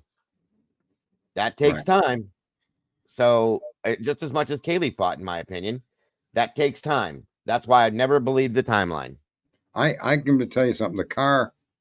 The car is a story that's been created to take the focus off the house. To me, that crime scene has and actually, we now have proof that the crime scene has no forced entry on any door, outside or interior or otherwise. Oh, it doesn't. And that tells me that the crime originated from the occupants within the property. Or if it's from an outside individual, they had to have been known and allowed in by an occupant that lived there. There it is. You Bingo. see? That's it. I can't accept that somebody snuck into that house under the circumstances of evidence that they've shown us. Nope. And see, think about that. If you go back and remember when Charlie, whatever his name is, the other, not the chief, but the captain that did the first press conference that retired, when he was asked questions by the media, one of the first things that they claimed, okay, and just keep this in the back of your mind. One of the reporters asked, do you guys have any idea who this could be or who you think? And he said, Our belief, and you can go back and find it, folks, as I did it the other day. Our belief is that this may be a transient that was just passing through. To say that's something like that, naked with a vacuum running to the car. And here's my reply. Self-sucking pervert. a naked fireman. Yeah, there you go. No, she said he was naked running. I know. Naked with, right? Yeah. He's a pervert. He was giving himself a vacuum job. Right. So the reason why I brought that up, though, guys, is, and why I said to keep this in the back of your mind, is to say that, to make that statement that early on, rather than saying we have no idea, we're still looking into that. To make that statement that early on, that bothers me. That's all I'm saying, and just leave it at that. Well, I think what I would like people to take a moment to do is to just review the PCA and then review the interviews that Dylan gave the police. That's what I'm going to do. Ask one question. Is she trying to extricate herself from any responsibility, or is what she's saying very believable and acceptable at face value? Because I don't care how, I'm not going to tell you how to come to what conclusion to come to, but it's got to be one or the other. Right. I agree. That's what, actually, it's funny you said that, because one of my shows coming up on this is going to be just as I'm going to pull the PCA back up, and we're going to go back over the the call and the text messages and all that, and bounce them off each other and see what it says. So that's coming up here soon, and I really, really would love for you to join me for one of these, Sarge. I've been trying to get you there for the last 4. Well, I mean, that's why I said I asked you today. I sent you my number on Discord. Yeah, I got it. I'll be getting a hold of you that way, because I know I'm sure you won't. You'll forget nap times and waffle time and steak time. I got to get in between there somewhere. I get it. I did have a New York strip with some home fries today, and then it knocked me out for a nice hour. It was beautiful. See, there you go, guys. The steak and the other day I had pinata with my homemade sauce and meat sauce and peppers and onions and oh, you're killing me. What is it? Panini, it's called. Panini. Yeah. I ordered 6 boxes of 1 pound number 9 spaghetti, and they sent me 6 1-pound boxes of panini. Well, I don't know who they got working down there at Amazon, but they make them mistakes. And then I called and they said, "Well, you can have." I said, "I'm not going to eat this." They're like, "Well, we're gonna refund your money." I'm like, "Well, that's just crazy." Oh, just fix the order. No, more like hash browns, Carl.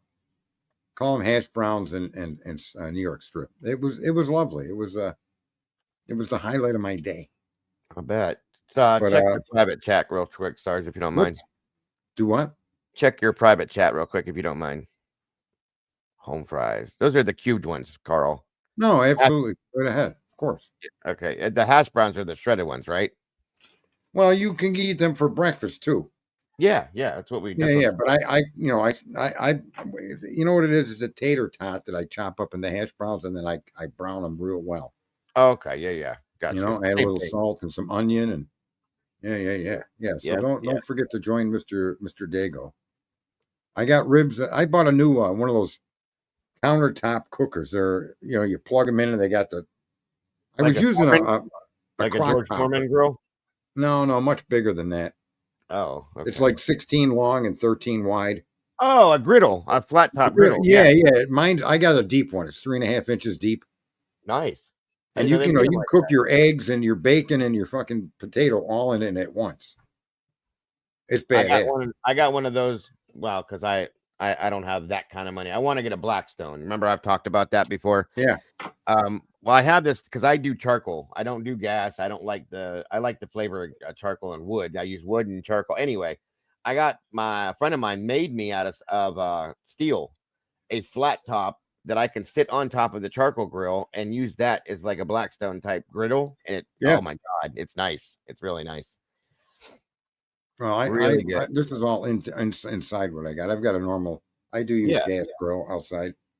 Gotcha. But here's the thing, pans aren't big enough for the bacon to lay out. No. They got to be wide. That's one of the reasons why I bought this. Makes sense. You can lay out full strips of bacon in this damn pan. And then you can throw the eggs and the potatoes in the other corner, and you got plenty of room. Yeah, man. It's like, so you don't got to worry about the bacon getting all twisted up together or having to cut it down to fit the pan, move it around. So it cooks it evenly. As a solid one, as one full length of bacon. You sound like But me now. what do you think the most obnoxious or intriguing thing of all of this Koberger shit is? That they're still trying to put this all on him, that he was there, and that they have, in my opinion, they don't have the truth, the real proof that Brian Koberger was there and did this. That's the most crazy thing to me. Yeah, and they're going to try to deny them from trying to put forward the argument that other suspects were involved. And They've already done. I really want to know if that the brass snap, not the button side, that they fucked up trying to get fingerprints off from for whatever reason. The enamel side that faces out, they didn't sample that. They sampled inside the button snap, and if that's brass, then I think game over for DNA. You're talking about that right there. Yes, sir. Exactly. Yep. Yeah, because we did a show, thanks to Sarge, that brought it all to our attention and pulled it and pissed somebody else off, which I don't give a shit about. But anyway, stating that DNA will not stay on that snap, which is made out of the same thing that is. After a period of time, there's no way. Well, there's two things. That button snap can either be stainless or brass, one or the other. Right. Okay. Or it could be stainless coated with brass, which wouldn't make sense because you're snapping it on and off. It would wear. Right. It would wear off. So if it's stainless, then the DNA sample is fine. But if it is brass, there's no life expectancy beyond a few hours. No, any DNA sample in contact with brass. Thomas knows the term if he's still in here. Thomas Sharp. She does, yeah. Yeah, absolutely. But brass does to DNA the same thing that copper does to algae, that copper does to bacteria. That's why all your pipes are copper. Yep. There's a reason for copper pipes, folks. It isn't because they didn't know how to make plastic. Okay. That's right. And the oils and the acid in our DNA in our skin eats that away. So yeah, absolutely. It's not even that it needs to be oil. The brass destroys it because it interacts with your DNA. I forget, starts with an M. It has something in it. But anyway, mitochondria. And it interacts and it destroys it. And there's just no way to stop it. Brass is the one metal, like they will not do a DNA sample from a brass casing from a firearm. No, the bullet. They don't, because there's no way to recover it unless you get to the brass casing immedately. That is true. There's just no way. And you know what? Nothing half-assed. Hold on, let me find that comment where you said that about Kaylee moving out. Guys, don't forget that Xana brought Kaylee back. Or not Xana, Dylan. Dylan brought Kaylee back. Okay. That came out of Christy, Kaylee's mother's mouth, as well as Steve's. No, Dylan they didn't. Brought Kaylee back to Idaho, folks. She brought her back down to the university for that weekend. I can't let that go. No, I can't either. Let me just say this. No, there's additional DNA they found on the sheath. They found blood on that sheath. Mm-hmm. Remember when you remember I went on your stream and then I had that big blow up where you were on Julie's stream? Yeah. And I said, and I showed a document. It said that they had DNA on the snap, DNA on the sheath, and DNA inside the sheath. Remember that? Yes, sir. And then I was called Dot for lying. I made this up. Well, now we know that they found blood on the sheath, Koberger's alleged DNA on the button snap, and that they swabbed the inside of the leather buckle. Or not the buckle, the leather loop. Yeah. Remember I was saying, why were they swabbing inside where the blade goes? Yep. What do they mean by inside the sheath? That was an illegal document the state released. And now, come to find out. The inside of the loop that folds over that holds the knife together. Yeah. Yep, I was correct. That statement by the police is correct, that they did search these different areas and they found DNA. And Steve has been led to believe all the DNA samples are inconclusive, which doesn't rule out Brian. Right. That's why he's the one that said there was DNA on a sleeve. The sleeve is what he's calling the knife sheath. Yep. I thought he was referring to one of the girl's arm sleeves. Nope. He's talking about the sheath. That's right. So there was blood on the sheath, DNA on the sheath, blood on gloves, blood on a handrail, right? 3 under her fingers, and the unmentioned talk of interior of the glove. That's right. There's a whole lot of DNA in that house that's not supposed to be, in my opinion. And to me, they're relevant to the crime. Right? Why would there be a pair of gloves outside with blood on them? Exactly. I said that in your chat a few weeks ago. Got cussed by one of your mods. Kim was a few weeks ago, we didn't know what we know now, and I still am not going to say that Kim is completely correct. We don't know what these girls were texting. There is a few things that I have to say, Elisanda, that I agree with. That Kim was absolutely right with. Okay, I will say that, but not everything. I think there were some things that may have been brought into the situation after the fact that may not have been. But yes, I agree. You're right about that one part. And the idea that these girls were texting and on Snapchat with others is true. Yep. Right? Yik yak. What's Instagram? That's been proven to be true. Yep. And like I said, if it proves out to be that these girls were aware that dead people were in their house, that a murder had been committed, then I owe her a serious apology, because I refuse to allow anything that she said to come into this stream, because there was no way to verify it. Yep. And she kept saying she would, kept saying she would on everybody's stream, but never did. And so just so you know, let me just explain this. Yeah. If there isn't factual documentation to support anything, I won't allow it.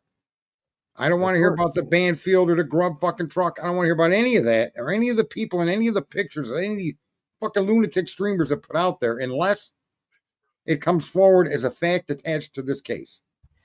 And Kim did not fit that level of scrutiny. That's right, because that's what caused all the bullshit to happen in this case. All of the stuff, the unverifiable information that was thrown out here that took everybody in the wrong directions. That's why. And that's why we've had to stick to the factual information that is verifiable because of that bullshit. Phoenix River. No, I didn't know what Yik Yak is. Now we know. So thank you very much, Phoenix River. What is Yik Yak? Because I still don't send it. It's a college message app, Yik Yak, and it's an anonymous messaging college app that students send out messages to others on campus. Probably how the campus knew about what happened. Yep, there you go. Yeah. But again, we need to see those messages.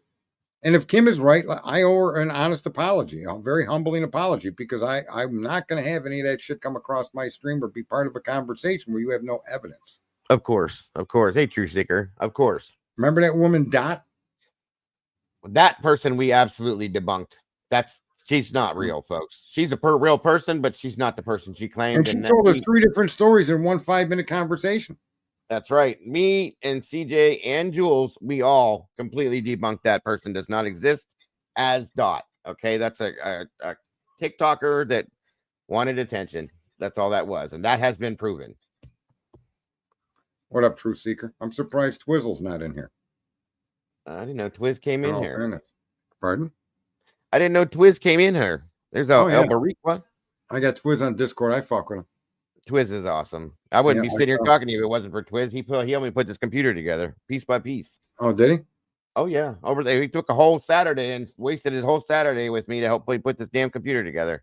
That's it for Twiz. He's awesome. I tell him to go play with his Twiz. Twiz is awesome. I love him. Hey, man, Mama. There is statements the FBI was in town. I think there was some seminar with the Department of Justice and the drug trafficking. Yeah. And things of that nature. If you remember, start at the beginning, there were supposedly, quote unquote, 50 agents in town, blah, blah, blah, so on and so forth. And that there was also a huge bust. I can't remember exactly when, but it was shortly after the murders took place. Well, remember when we went all the way back years ago? We can say that now. It's 2.5 years ago. And when you connect that to the other frats indictments, and the frat that's actually there in town there, because it's a nationwide fraternity, right? Oh, yeah. So there was always in the back of my mind a suspicion that this crime had something to do with that. Yes, sir. And we don't know, and there's no evidence to point that way. But I always had kept that in the back of my mind. It's just like when I said, remember a long time ago, Bethany's friend at college said she saw a naked man running away from the house. Remember that? Yes, I do. And I think we've heard in some of the documentation from the court that she saw a naked man running away from the house. Yep.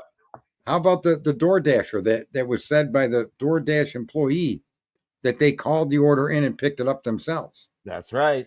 Remember? We haven't heard much on that yet either. I do. Yep. And it's those out of place things that seem like they can have no connection, but seem to fit. If you're talking about exculpatory, that's opposite of Dylan, that would be one. Well, that's the thing, guys, is all this stuff is starting to match up now, 2.5 years later. And I'll be honest, I'm not trying to toot nobody's horn here, but this man that we're sitting here talking to that owns this channel called this 2.5 years ago. So take it for what it is, you guys. I'm just saying. Yeah, facts tell a story, and there's going to be variations of the story, and the facts are going to change. And that's one of the big things I say. You don't know what you don't know. And so if they tell you this girl went in the frozen shock phase, you have to accept that. Yeah. Now we know that that's an interpretation that doesn't apply. Right. Now we know where the bushy eyebrows came from. It came as much from the wall in her room as it did a police officer questioning her. That's a good point. Until you know that, you have to accept the data. Right? Yes, absolutely. Yeah, Joanne, we went over that here just a little bit ago. He pulled up them pictures of the cars and stuff. Yeah. Yeah, I did. And the pics of the car are consistent with an Elantra. That's for sure. In my humble opinion. One of the 20,000 in the area. Yes, it is. Yeah. So yeah, there was a knife and axe contest the day before. You're right.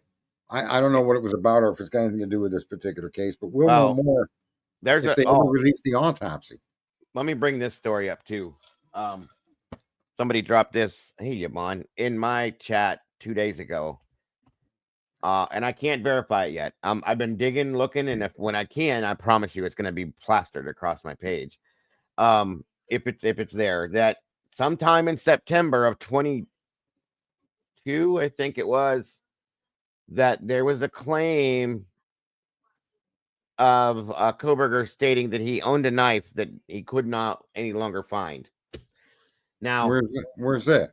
I don't know. That's the thing, is I'm looking. They said that they got that out of a document. I want to find it, so I've been looking for it. So whoever said that should if something that important to say should be kept at, Yeah, I've lost documents too, though. So in all fairness, that's what I mean. Yeah. And they asked if anybody else had heard it, and I said that's the first I've heard that. It'd be it, and it was at the very beginning of the case that was talked about, supposedly.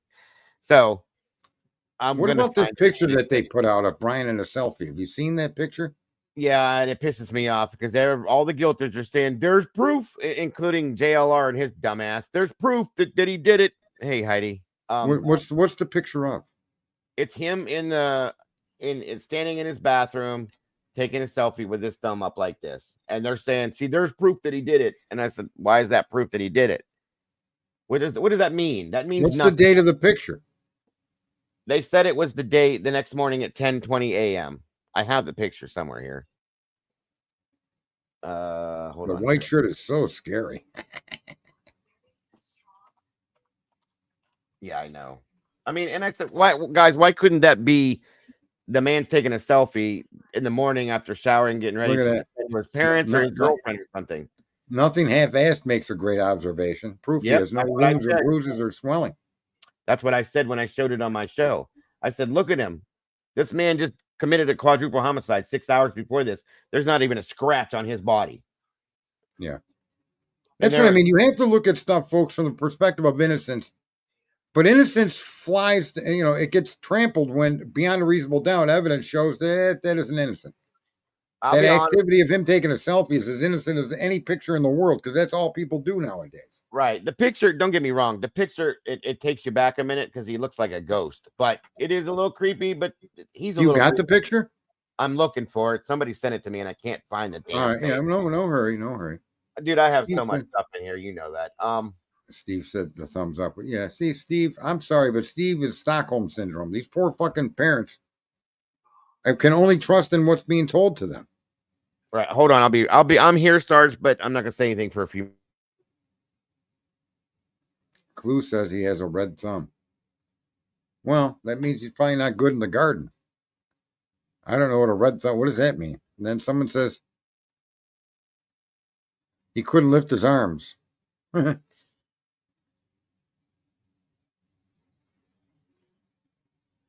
You think that pic is scary, huh? He looks like he was dressed for church. That selfie makes me think he looks awfully smug with himself. Yeah, but you don't know who he sent. Where did it get posted? Does anybody have any understanding of where that pic was posted?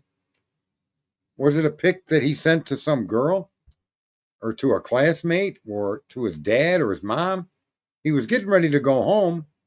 They were planning a trip to go do stuff and then go home. I mean, the context of the photo means everything. To just look at a picture and try to read into what it means, I'm sorry, but don't bring yourself down to that level of moronic act. It's just ridiculous. It's like Tommy Jude looking at fucking reflections in windows. And I don't care what Dago posts. I'm not going to see it for anything more than a selfie from somebody that I don't know. That's all it is. Okay. And putting up a selfie of something that you have no context under what it was. Yes, sir. Hold on a minute here. So what do we got here? Hold on. He always has Redskin in his hands. DM was a Snapchat that when BK took the pic, prosecution entered the picture.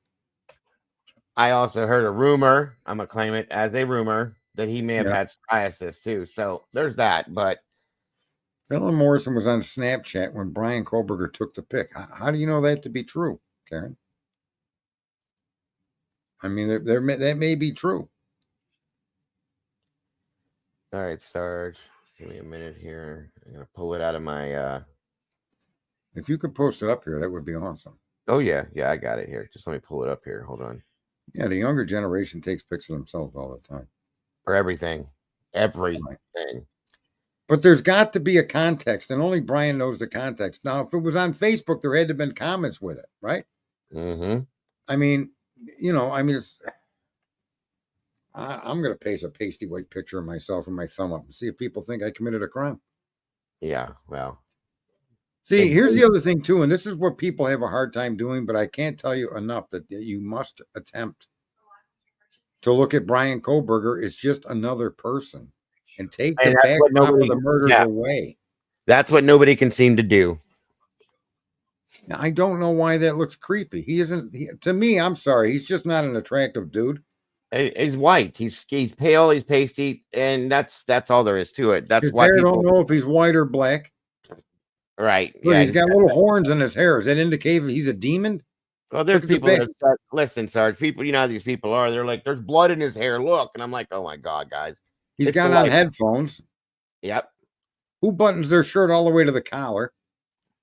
Oh. And the shower curtain's missing, Jeff H. That proves he used it to protect the DNA samples from contaminating his car. But it's not, because it's right there. It's just pushed all the way to the right. Are you sure? Yep. I see. Are you sure? Because Jeff H. says that was used like a cape for Superman to get over there. Jeff was on my panel the other day when I showed it to him, and he didn't say nothing. So yeah, he's a fucking twit. They pulled this photograph to push the eyebrows. That's what this photograph was meant for. Well, I don't know. Can it be increased in size or something, or full screen? Yeah, I can blow this up for you. Hold on. Yeah, blow it up if you can. Whoop. All right. Yeah, pull it down some. He's a Frankenstein-looking motherfucker, ain't he? He's white as all hell, but look at his forehead, big-ass forehead, big nose. Yep. And that tiny little thumb. And just so ladies know, a man's penis is 3 times his thumb. So... For all you guys out there, if you're looking at your thumbs, you're fucked up. Everybody just looked at their thumbs, and you know that. Fucking A, they did, bro. We did this before. Oh, my God, you bunch of lunatics. Shower curtain to the right. I don't know if that's the shower curtain or the shower wall, but I'll accept no, it is. It's the shower curtain because Mikey took the picture and pulled the frame out on it. You can see it. It's just pushed all the way to the right. So that's supposed to be a picture of him confirming the kills, and he's okay and happy about it. Mm-hmm. This just doesn't look like a guy that's killed somebody. Listen, thank you for saying that. Okay. Look at the way that this man is standing here. He's obviously showered. He got up in the morning, did his morning routine to get ready to go to work. Okay. Right. He's got his headphones in, whatever he's doing. Anyway. And this is the same guy that 6 hours before this committed a quadruple homicide. Miss me with that bullshit. There's no way this man would This look is like 6 hours away from that. it's after the murders were committed. I'll just say, well, maybe not even 6. So let's just say 4 is when everything ended, supposedly. So 4 to 5. Let me get rid of that comment. We can get up there. Yeah, 6 or Let me 7 get rid of hours. Carl. I got to get Carl out of here. Hang on. 6 or 7 hours, and that was that. All right, get rid of Carl. And there's no. He's right-handed, and that's an inverted image, right? What we're seeing is his right hand. Yeah. That would be his left hand. I don't know. When you take a picture in the mirror, well, then is that a picture looking at the mirror? Or is that a phone pointing at him? It could be the phone pointing at him. I don't think it's in the mirror. Joanne says it's inverted, but if I just spun it, it could be the right hand. I don't know. He's got a birthmark on his hand. That's not a bruise. It's right there. Right there. This guy was in some hellacious fight the night before. And No there's way. blood on gloves. Where's the problem with his hands? Who said his skin was red? I don't see red skin. I don't know. I don't see anything red either. He's just pasty and pale. So anything like you can see with his hand, his fist closing, it white knuckled it whited. You know what I'm saying? The knuckles turn white. That's all. That's the only color I see. Discoloration that I see. Mine turned white too when I closed my fist. 100%. I just did that. Same thing. So okay. And with the shirt on that he's wearing, I'm guaranteeing you there's either a tie or he's maybe not. He's going to work. That's what he dresses for work. All right. Well, that's a mirror picture. I don't think it is, because it would have inverted a lot of stuff and it would have been backwards in my opinion. So it looks to me like he just held the phone up and did a whole selfie like this. You know what I mean? One of these deals. Yeah. All right, we're gonna remove old Koberger. But there's not a scratch on him. Not a scratch on him, Sarge. What's that? There's not a scratch, a blemish, a bruise. No, I'll put it back up. There's nothing here to indicate some kind of fight or struggle. Nothing. Nothing wrong. I'm sorry, but if you just killed 4 people, no way in hell you're gonna look like this. Sorry. All right. Just saying. Bama Mama said something about dropping a link for her, Sarge. There you go, Bama Mama. Yeah, again, and people, everything they find guilt or innocence in it. And look, the picture is just a picture that's not incriminating for any activity other than he's guilty of taking a selfie. Yeah, right. Shoot him. Having a good morning. Yeah, let's shoot him because Hey. B. Hello. Hey. Okay. So let's look at it from this perspective. Okay. All right. What if he did commit those murders at 4 a.m. that morning and he went home and he took that picture? Does it look creepy then? I mean, it could in your mind. I know what you're saying. Like, if we knew for a fact he did it and you're looking at the picture, does it change your perspective of how it looks? Yeah. It would in some people's minds. It sure would. Nah, I don't see it. It doesn't change. I can't even see that picture in some people's minds. But what she's saying, Sarge, is everybody looks at it and says it's creepy because they think he did it. I mean, I don't necessarily think he did it. I do think that there's evidence that proves in some ways, but in other ways, I believe that the evidence could prove somebody else did it. But what evidence is beyond a reasonable doubt? There is none. That I could never convict him. Right. Yeah, that's what I mean. To me, there isn't evidence that goes both ways. There's evidence that they're telling you means something without proving it. And then when you look at the DNA sample, a lot of these people that scream innocent or guilt, they'll grab onto this and they'll argue one or the other. But the bottom line is, Othram found 4 brothers connected to that buccal or to the brass. That's right. That button snap was examined by Othram, and they discovered that there was a match to potentially 4 brothers, and they were interested in it enough that the state police contacted one of the brothers and asked for a direct sample, and were told basically to go fuck themselves. That's exactly what they were told. people don't want to even bring that up. Oh well, it was a low count hit. Doesn't matter. Doesn't matter what you want to call low count or high count. The fact there's something more to it. If they took a low count hit and then went to see if the brothers would cooperate with donating DNA. Right. Why would you I do follow up a agree. lead like that, but you wouldn't follow up the blood? You wouldn't swab the inside of the glove. You wouldn't. I mean, where's I the get what I get what you're saying, but on the other hand, what is the chances, okay, that somebody's buying a knife for? And until this point, until yesterday, I was on the side that Koberger more than likely could be innocent. But what is the chances of him having his DNA at the scene, having his same kind of car at the crime scene or around the crime scene, him buying a knife for a knife sheath right before the murders? You know, like what is the Well, chance of no, all let me those be clear. coincidences? There's the only evidence we know of a purchase came back in March while he was in Pennsylvania. 8 months before the murders. That's a confirmed purchase. Yeah. The statement of September or October or November 1st until December something, I don't see where they're showing a receipt that he actually purchased a knife and that and that and that.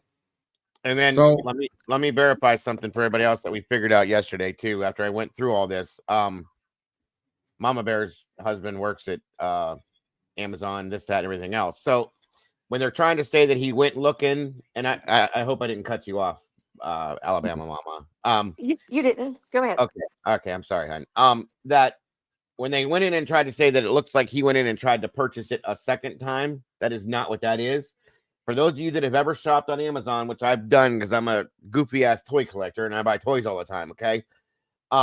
Anytime you buy something or it's ever been looked at or purchased, if you pay attention to it with it, okay, what happens then is anytime you go to Amazon, your history pops up and or the things you've looked at will pop up, and that shows if there was one bought, okay, whatever, 8 months before that, or even looked at or put in a cart, if it's dropped in the cart or taken back out, if it's ever been dropped in that cart, it'll show you that knife again or things that are related to that. So that I is, agree. and they cherry picked that, just like they said in the document. They were trying to run a narrative by stating that. So there's that too. I just want that to be understood, guys. That's all. well, here's what I say. What I suggest people try to apply. When you apply the innocent until proven guilty perspective on this, then you're looking for solid data that shows that what they're telling you is true. Right. Beyond a reasonable doubt. We know that he bought a knife sheath when he was in Pennsylvania. That's true. We also know when they searched his parents' home in Pennsylvania, they found a knife that they did not further identify except to call it a knife. Not a folding knife, not a butter knife, not a K-bar knife, just the word knife. I agree. That's true. So those two things say to me that it's potentially they picked a K-bar up in Pennsylvania. All right? And they didn't list it. So I don't know if I'm right on that, but I think that's a fair assessment. But where do they have a piece of evidence that places them at that crime scene that piece of evidence is like, yeah, this fucker did it? And there just isn't any. I don't accept the DNA. And the reason I don't is because there's 7 other locations that were not treated the way his was. Agreed. But why should his DNA been there at all? Well, let me ask transfer DNA. That could have been brought in by somebody that had a student in his class. Transfer DNA could be for 3rd, 4th, 5th party delivered. It doesn't need the touch of the individual. You shed 5 billion skin cells a day. Your house, 70% of the dust in your home is dead skin cells. That's what transfer DNA is. So you don't need to explain why it's there.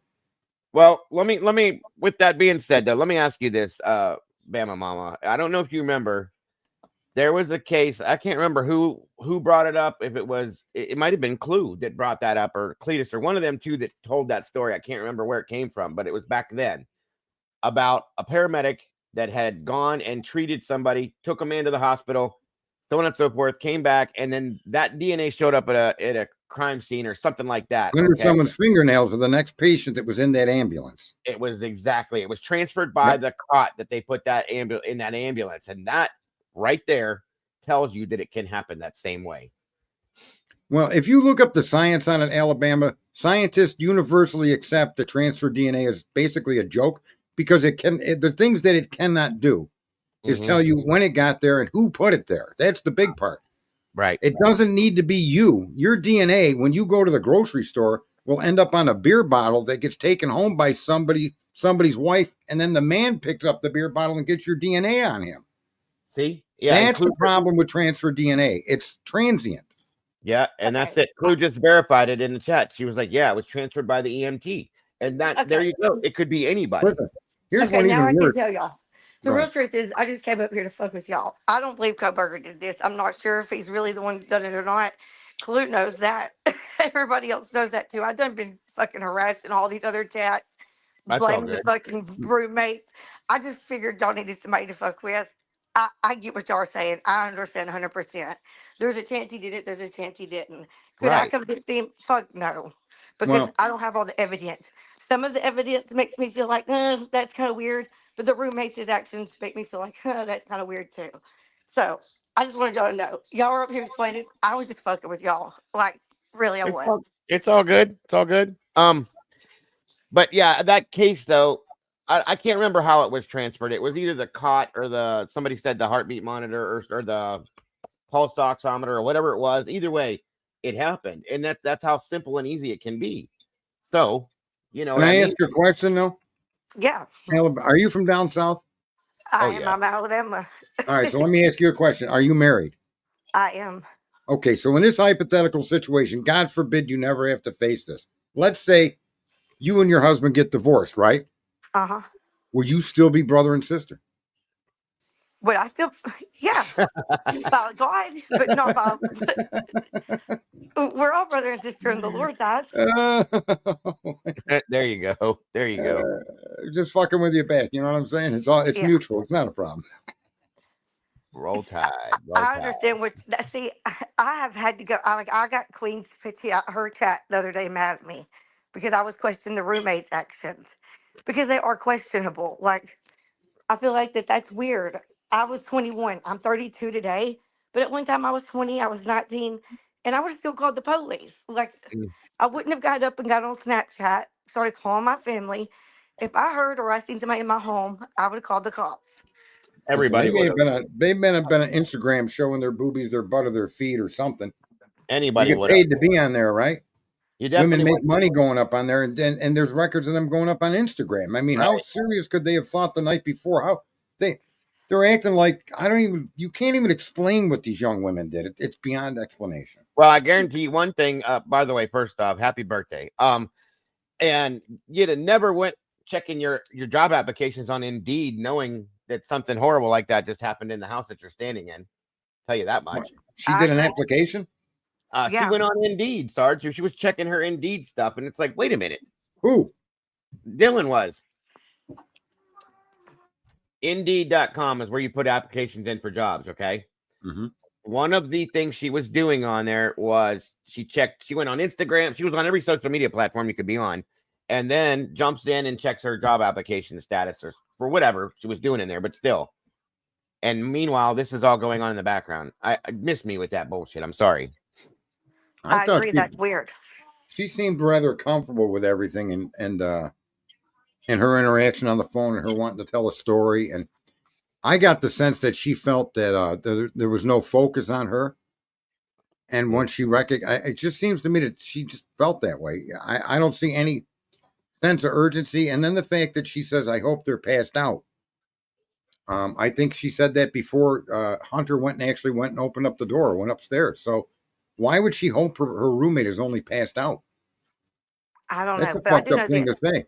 If they truly are innocent and Koberger truly did do this, that's horrific that they was in that house for that long without calling the cops Yes, because ma'am. he came back the next morning. If that's Yes. the case, if what they're No, saying is true, he came back the right. next No, the morning. police have already said that that's not accurate. No, she's absolutely in she was in perfect health mentally. There was no issues with that at all. They said. Well, for Alabama, there's no. They said that the phone hit that, but that they believe he was elsewhere, and the phone was not on King Road. Okay, well, he could have came back the next morning. He could have killed all of them if that's the case. So if they, and I just don't understand. Like one time, I had somebody break into my house, but it was my landlord at the time when we were renting, and it was 5 o'clock in the morning. And I was scared. I was alone. I didn't have nobody there with me, so I did just pick up the phone and call my husband and say, "Hey, did you just come back and get something?" And he was like, "No, I'm down the road." And I said, "Well, somebody's in my home," and I was too scared to call the cops because I didn't know who it was. I had my gun, and I just stayed in my room until he got home that day. But didn't hear somebody being brutally murdered. Like, there's no way you didn't hear that. Nope. When you're stabbed to death, that is like very close and personal. And then for all those hours for the smell of blood, like I've also cut my main artery in the bottom of my foot a year and a half ago. And blood, it has a smell like no other. Like you know the smell when you Well, it's when you worse than smell that it. because your bowels let go, your bladder lets go, and it's more. We don't know where they were stabbed, but if generally stabbings take place in the midsection from the neck down. Yeah. Kaylee's wounds were all over her chest region, on her side, on her back, around the kidney area. The liver was, I do believe, the liver was. How do you know that? It was stated in one of the. Oh my God! Your body just lets go when it passes. It was in one of the documents that they were but talking about with Mabbitt, I think. in a few hours, then you're. But if you're cut in the stomach, your intestines have been punctured, and immediately you're going to start to emanate odors that you'd rather not even know exist inside of you. We talked about that, guys. Putrid blood, as it's going through that. There's 4 of them, mind you. Okay, not to mention all of the blood.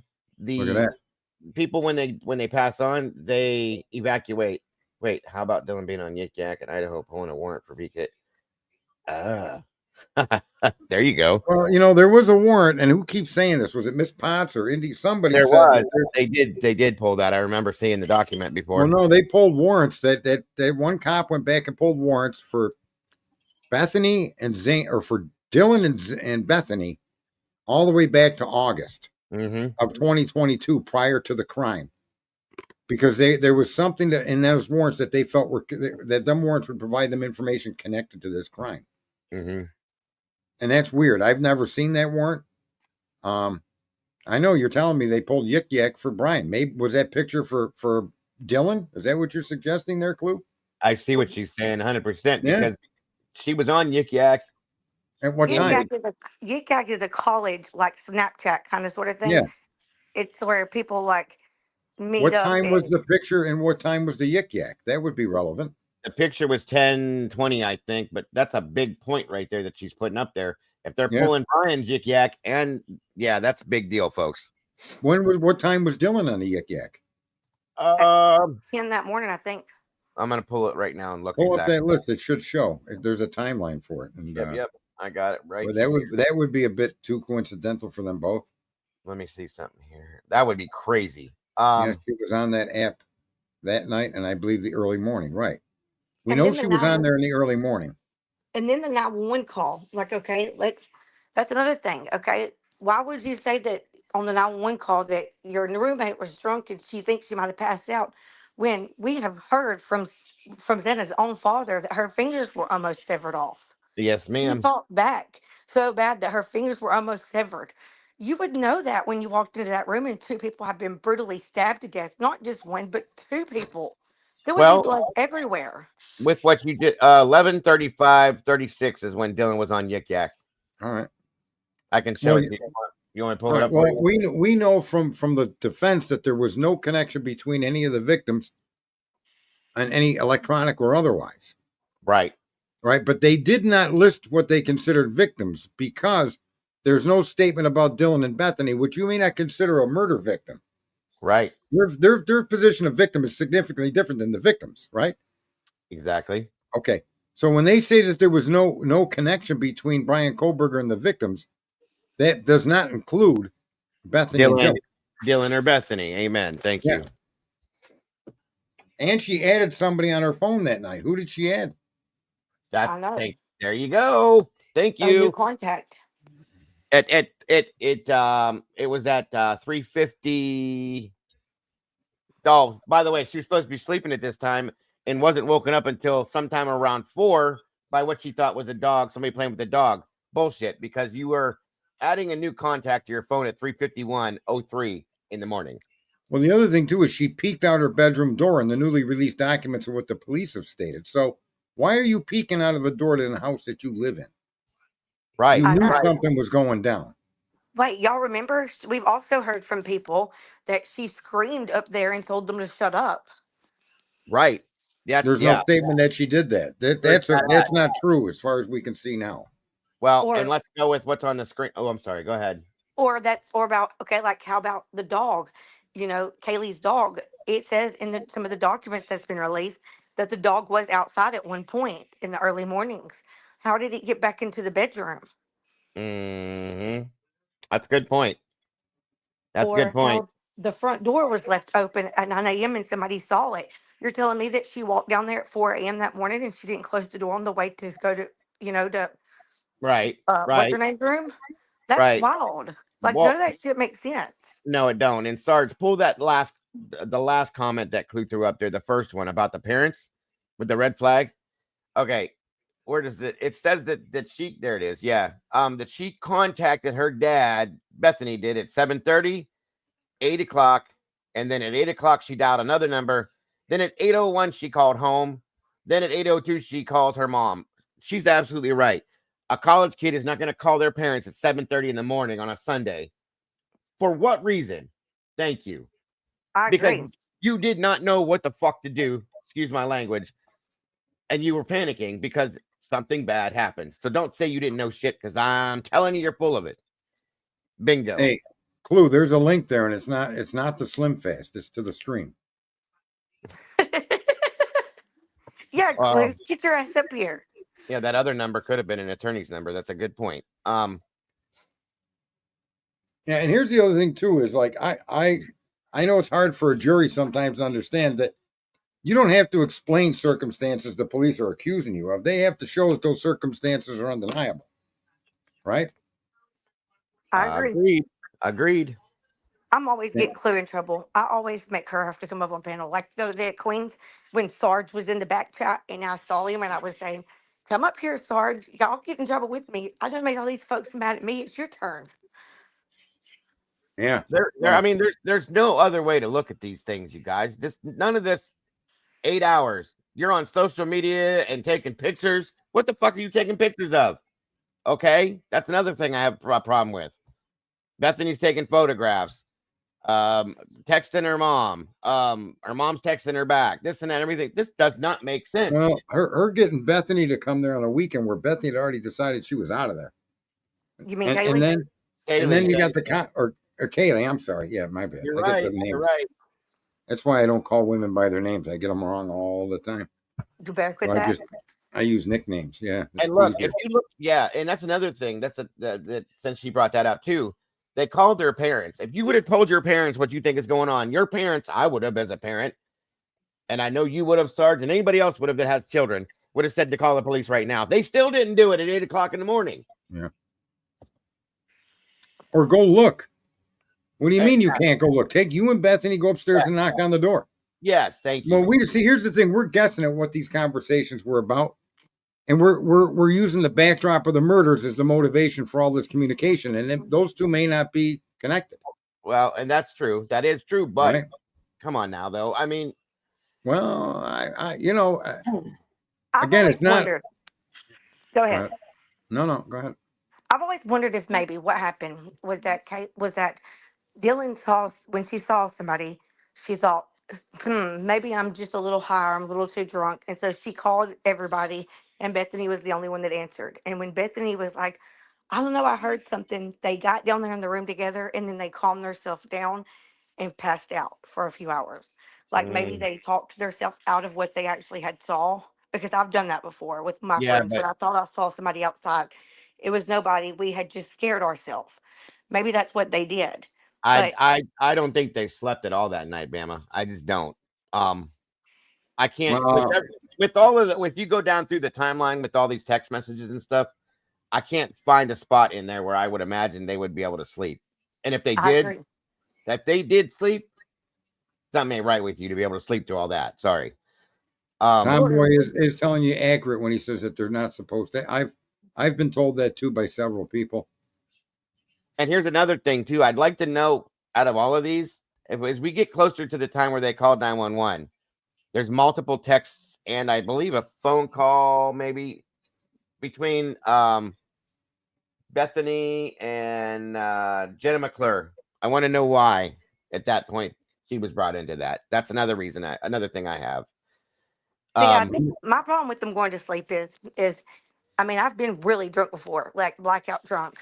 Yeah. Not drunk enough that I saw people, but I've been drunk, and I would never just sleep for like 3 or 4 hours.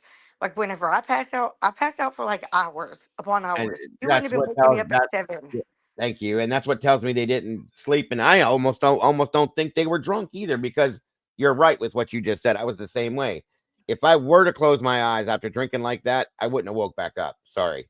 So I want to address what's on the screen real quick. excuse me. And I want you to go back to just those words I repeat all the time. Beyond a reasonable doubt.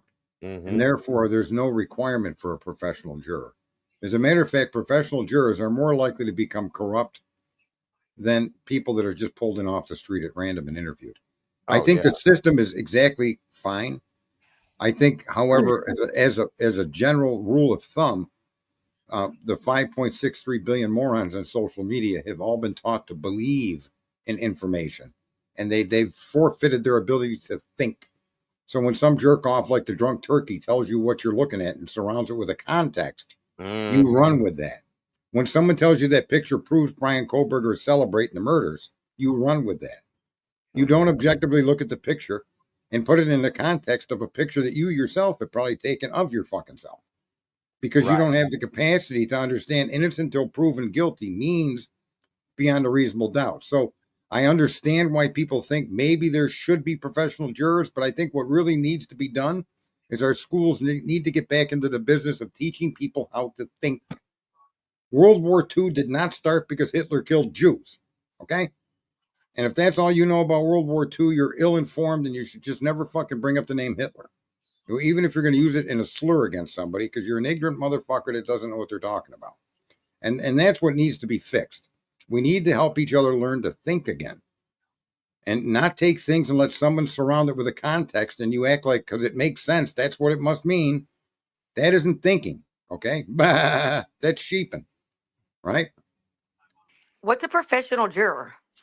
Well, it would be jurors that are permanently placed to be jurors in courts of law in different districts, and they would then always be there to review Hell the no. case. Yeah, I know. That ain't justice at all. Right. Listen, I don't see that as image anything more than just a selfie image at 10:30 in the morning. I think Right. it could be both. Like I can, if he did do that, I could see it was creepy if he murdered those people. But I could also see that he could just be an innocent person taking a selfie of himself. Yeah, and If the that's context behind it is that he murdered those kids, it is fucking creepy as shit. You know what I mean?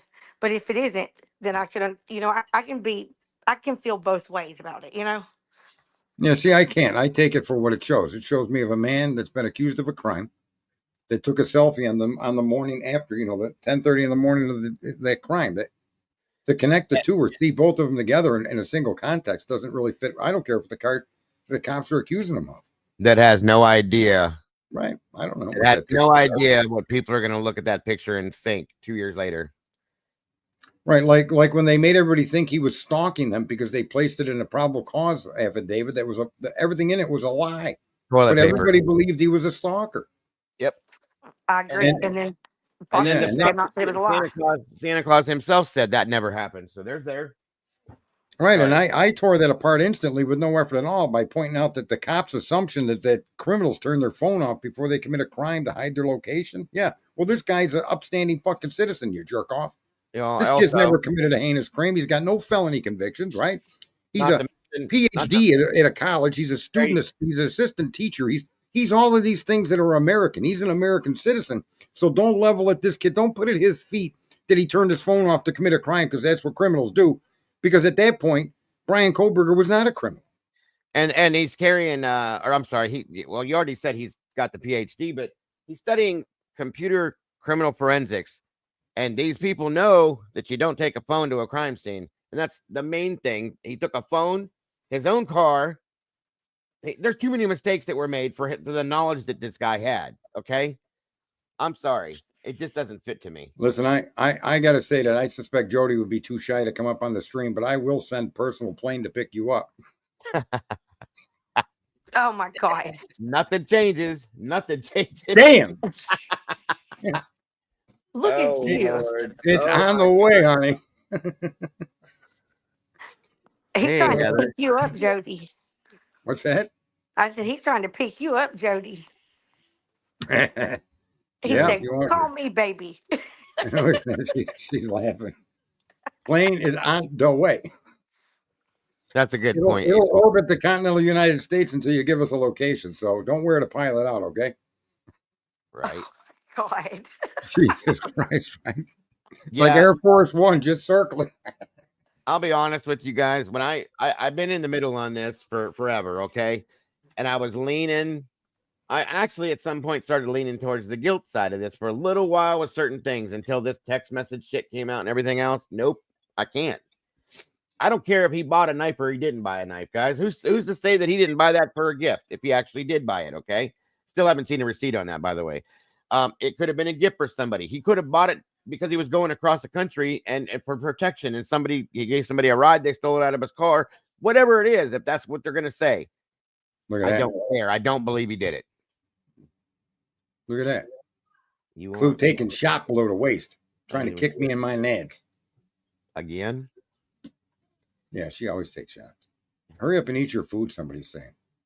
Wolf that shit down. It won't be anything new. I said that. I'm trying to tell the bitch to get up here with me. Look at Dory Daybell. If she took a selfie, would you say the same thing? No. No. Nope. I agree. That bitch is wicked. I can tell you, we gotta lay Jody's selfie up against Koberger's selfie and have that conversation. Selfie is a selfie, whether you're stunning or you're just some fucking weirdo at college that's 28 years old and he's taking a picture of himself after he got out of the shower. Whatever. Yeah, but there was supposed to be taking no pictures of. That thing was ugly. Oh, look at this. Look. Look at her face in that picture. I know it. Picture Go ahead and have at it there, little lady. You're not using your brain. Okay. Show me where I'm going wrong. I don't mind. I learned that way. Okay. All right. What's the most interesting thing about this photo? About what photo? This photo of Brian. The most interesting thing in that photo? Yep. I don't find anything interesting in it. I just happen to see there's a selfie that some guy took. Surrounding the photo. Oh, fuck it. I can't make you think. What is it that you see? Hold on. It was taken at 10:30, but he's supposed to be in Lewiston, Washington. Oh my God! You mean according to what? The PCA or to the cops? Yep. Shit? Yep. Wait a minute. Okay, tell us, because I never heard of this. I never heard of this timeline and that time with Brian's Yes, location. you have. It's in the PCA. Bullshit. We've looked at that thing 100 times. The following morning, you're right. They believe he was in Lewiston, not at King Road. Was it 10:30? Because I don't know. That's what you said. Well, I'm going off. I think it was at 9. Well, at 9, he was, based on what we've seen now, he was caught on camera again at the Cup of Joe, teleporting into Moscow on Main Street. But then he goes to Lewiston, and I could have swore it was around that time. 10. I'm pretty sure that's right. Well, how long does it take to get from there to there? You know, from like wherever to his house? Oh shit! I didn't even see that. Sorry. Wait, what was the times that he was supposed to be in Lewiston and stuff? Because I forgot about that. I thought. Hold on, he's got to. If you guys, I mean, that would make who released that picture? They put it out. They put it out to try to prove the bushy eyebrows bullshit. The defense or the state put it out. That's right. Yeah, prosecution, right? And yet the state also was put out that he was somewhere outside of Moscow and even Pullman at around that time. Mm-hmm. And I've also thought of a reason, because I've been sitting here like, okay, it's kind of hard to justify you searching again for this knife, right? If it was the same one that you owned. However, there could be a reason. When I heard one of the news people talking about how he ordered it and everything in Pennsylvania. Well, if you left it in Pennsylvania, right, and then these murders happen or whatever, and you're like, damn, I used to have one of those. I loved that thing. And so you want to get one where you are in Washington. I don't think that's the case. You know what I mean? But I'm just saying. No, but Clue, you won't carry a weapon like that across state lines because you don't know what each local law allows. That's why his handgun was still in Pennsylvania. Yeah, but if he's a hunter, like no. Listen to me again. You're not going to drag your knife and your gun from PA to Washington because you don't have a permit for that gun in Washington. Also, if knives are allowed in Washington, you still don't want to cross the fucking United States across state lines with that knife. If you get pulled over, you get caught. So in other words, some of these weapons are not allowed in some states. That big knife, even though you could buy it on Amazon, doesn't mean it's legal in different states like New York. Right. May not be legal in California. Usually it's 5 inches if the blade is longer than 5 inches. Or right. 7. 5 That's or a 7-inch knife. Yeah. But and listen, bitch, if I saw somebody brutally murdered 4 of these kids, that's the last thing I'm gonna do is buy the fucking knife that they was murdered with. Well, that's the first thing he wouldn't do is with any kind of brains, buy one on Amazon, knowing that they could go find the fucking thing. I mean, if he didn't do anything, why wouldn't he? Exactly. Well, not just that. I want to address April. PA may have that law, but different states don't honor that law. The Supreme Court just ruled on that. I think they're even getting rid of the requirement for a permit. But just because Pennsylvania state has a permit that allows you to cross state lines, I'm promising you that you're going to go across the state line that doesn't accept that. There's been men arrested all over the country for this. Do you think he would actually know that, though, at that time, Sarge? I mean, he didn't even know the traffic laws in one state to the other. So. No, but anybody that owns weapons knows you got to be very careful where you go or what you do with them. What time was it? It doesn't. Right? I mean, you're talking about a hunting knife of 7 inches and a firearm. Him leaving the firearm home, to me, suggests he wasn't going to conceal that and carry it across the country. No. I agree about the firearm, but the knife, I ain't gonna lie. Well, you could buy another one when you want one. I don't know. I don't think people follow with that whole knife thing too often because I wouldn't pay no attention to that. But hell no, I wouldn't either. So were they trying to get right with me? Yeah, but he was real tight with his dad, man. That's true too. He was real tight with his father, and his father actually turned him in and straightened him out. And I think Brian was on. You see the way his father came out in the early part of the college days that he got there, and then he came out, went on a vacation with him, then went home with him. Yeah. I think Brian was on a different path of being respectful and honest. And I mean, at least what we know about his activities and his family, that's what it shows. Well, that too. And if he was trying to get a job working in law enforcement, which we know was a fact, then yeah, that would make some sense. Okay, that does track. Okay, so George, if you don't think Brian could have done it or did it, who do you think did it? I don't think I have no opinion on it. None. That ain't gonna work. You have to have some opinion somewhere. No, I don't. I have no evidence. I have no evidence to bring me anywhere. Lou, who do you think did it if Brian didn't do it? What? If Brian didn't murder these kids, who do you think did? Either some random person, maybe in an axe throwing contest, that crazy neighbor Enon, or fraternity? The fraternity. What about you, Dave?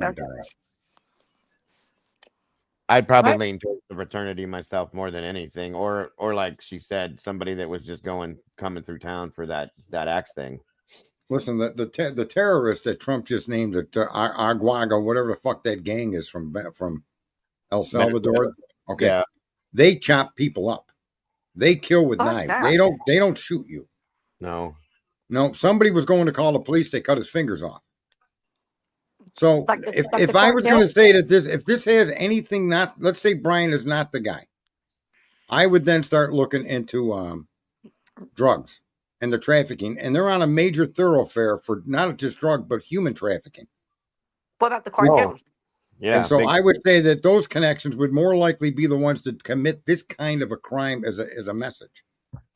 Like a hitman. It was definitely a message, in my opinion. Right. But I in the college, a lot of Americans don't realize sending your kid to college is sending them into a fucking drug zone.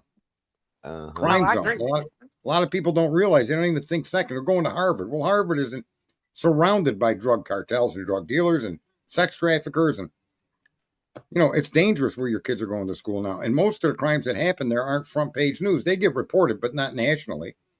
And if parents had a national update on all the crimes that happen around college campuses, then fucking campuses would be empty. If you could see the police logs that Molly's been sending me, the police logs for the past 3 years from that area right there, it's insane. It still goes on, not like this, obviously, but just daily. There's crazy shit going on constantly. A lot of it is drug trafficking issues, constantly. So it's all day long, every day, all year long. And let me just add this for context, because a lot of people don't realize that there's millions of individuals that their concept of life is nothing even remotely close to yours. Mm-hmm. The act of kindness or common decency or being on time or seeing other people as their lives have it. There's people that, and some of these people are in elected offices. They do not look at the world through the eyes that you look through. You're just a number. And if your number comes up in a way where it's going to affect what their goal is, they're going to take you out. That's the way they view the world. You have no value. You're just a bag of meat. And there's millions of people like this. And Americans, for some reason, we're all under this illusion. I can't imagine how somebody could do that. That's because you don't accept that there's millions of people that don't view the world through the eyes that you use. It's got nothing to do with hate. It's got nothing to do with cults. It's their view of other human beings and their daily events are not what you covet. They're just not. And they will commit crimes like this without a second thought. Going back to that question, do you remember? I was trying to remember his name and I can't. But do you remember in the very beginning of the case? And this is for anybody.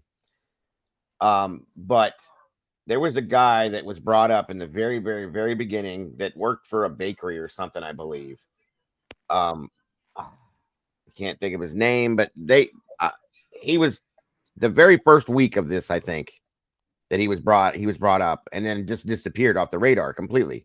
Never heard anything about him again. Never seen anything about him again. I can't remember the guy, but does anybody else remember seeing or hearing about that? I do. Okay. So he worked for a bakery. He was I think he was an ex-Marine. Okay.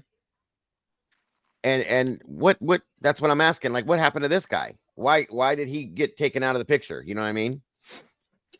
I do remember that. Clue, do you remember that too? Who's this guy, Cole? That's why I asked that question, if that maybe was his last name. I don't know. I think Heather brought up a guy named Cole. Clue, do you know about the guy who he had more centimorgans hit from under her fingernail than even Koberger's did from the sheath? Do you know who that person is? Uh-uh. Are you aware of that? Yeah, I mean, you Okay. told us about it. Mm-hmm. Yeah, I'm still stuck that this crime originated from within the property.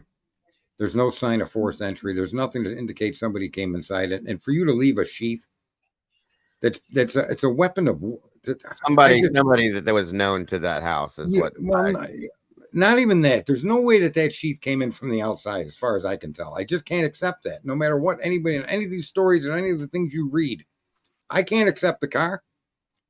Nor can I accept the K-bar as being the murder weapon. Maybe one of many. But the location of that sheath is just so indicative of what people do in bed when they're trying to put something down. That they may have had it as a form. I think that knife was pulled to ward somebody off and they lost control of their own weapon. It may be that nobody went in there to kill anybody, and that then when that person actually got into that and did what happened upstairs and came down, they ran into Zana. Look how they stacked the time. The DoorDash, right? Mm-hmm. 4 o'clock or there. They don't tell you exactly when, about 4 o'clock. 4:12, she's still on TikTok. So people had to have been either deceased or the person just couldn't have just gotten into the house. If they're arguing it's the car, there's 5 minutes between when the car stops and Zana's TikTok.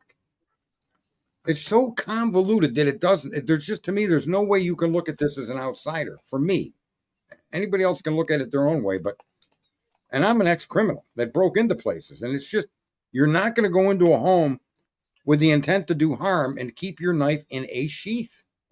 And if it were in your pocket, the likelihood it would end up on the bed, under the victim and under the comforter, it's just another fucking unlikely thing to have happened. Well, and yeah, because if you're the perpetrator and you're in the midst of doing what you're doing and you drop it, you're not going to tuck it underneath something.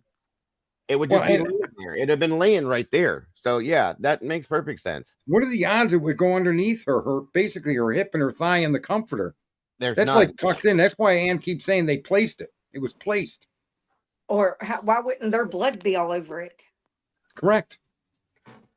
And then, It's Clue said that on brass, it would have only lasted for so long anyways, the DNA. less than 4 hours. Yep, less than 4 hours before it was We talked about completely that a year obliterated. ago.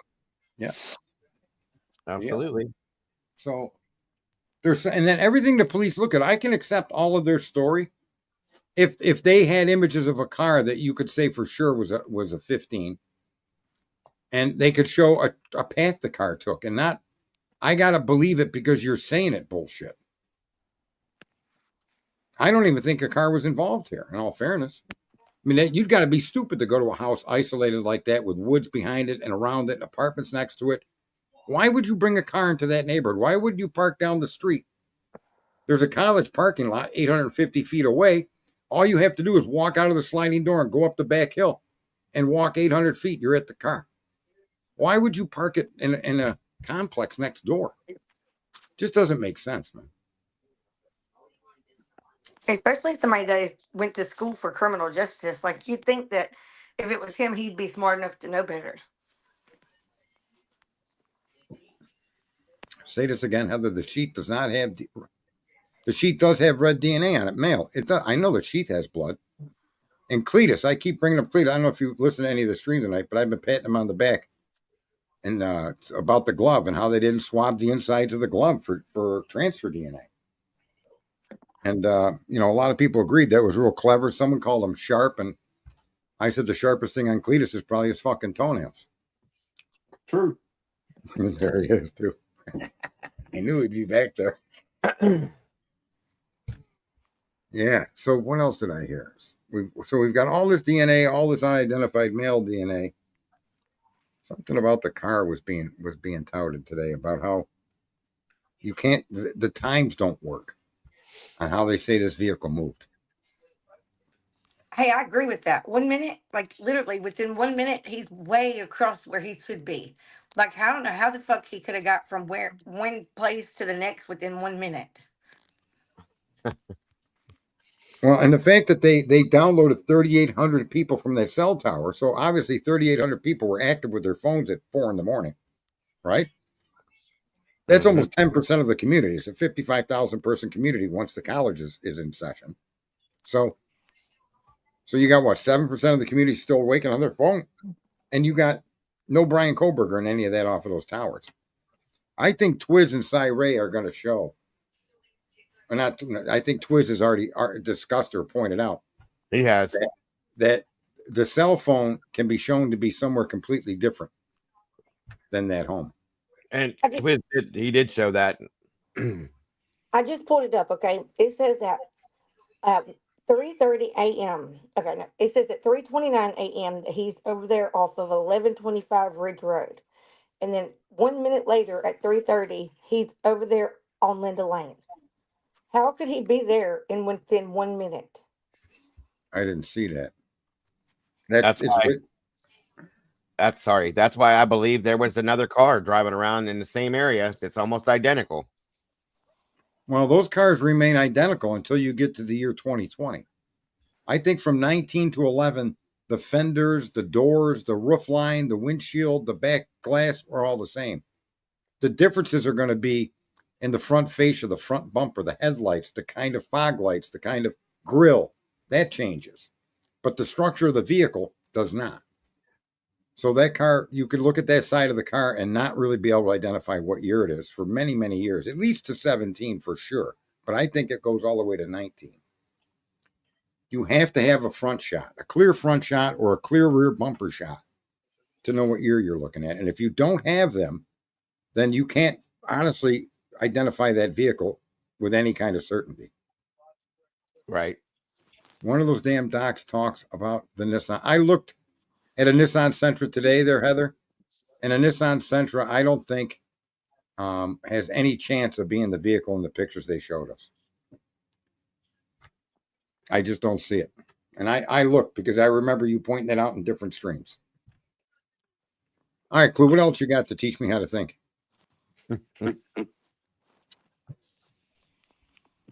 Go ahead, swallow. Catch your breath. I don't know.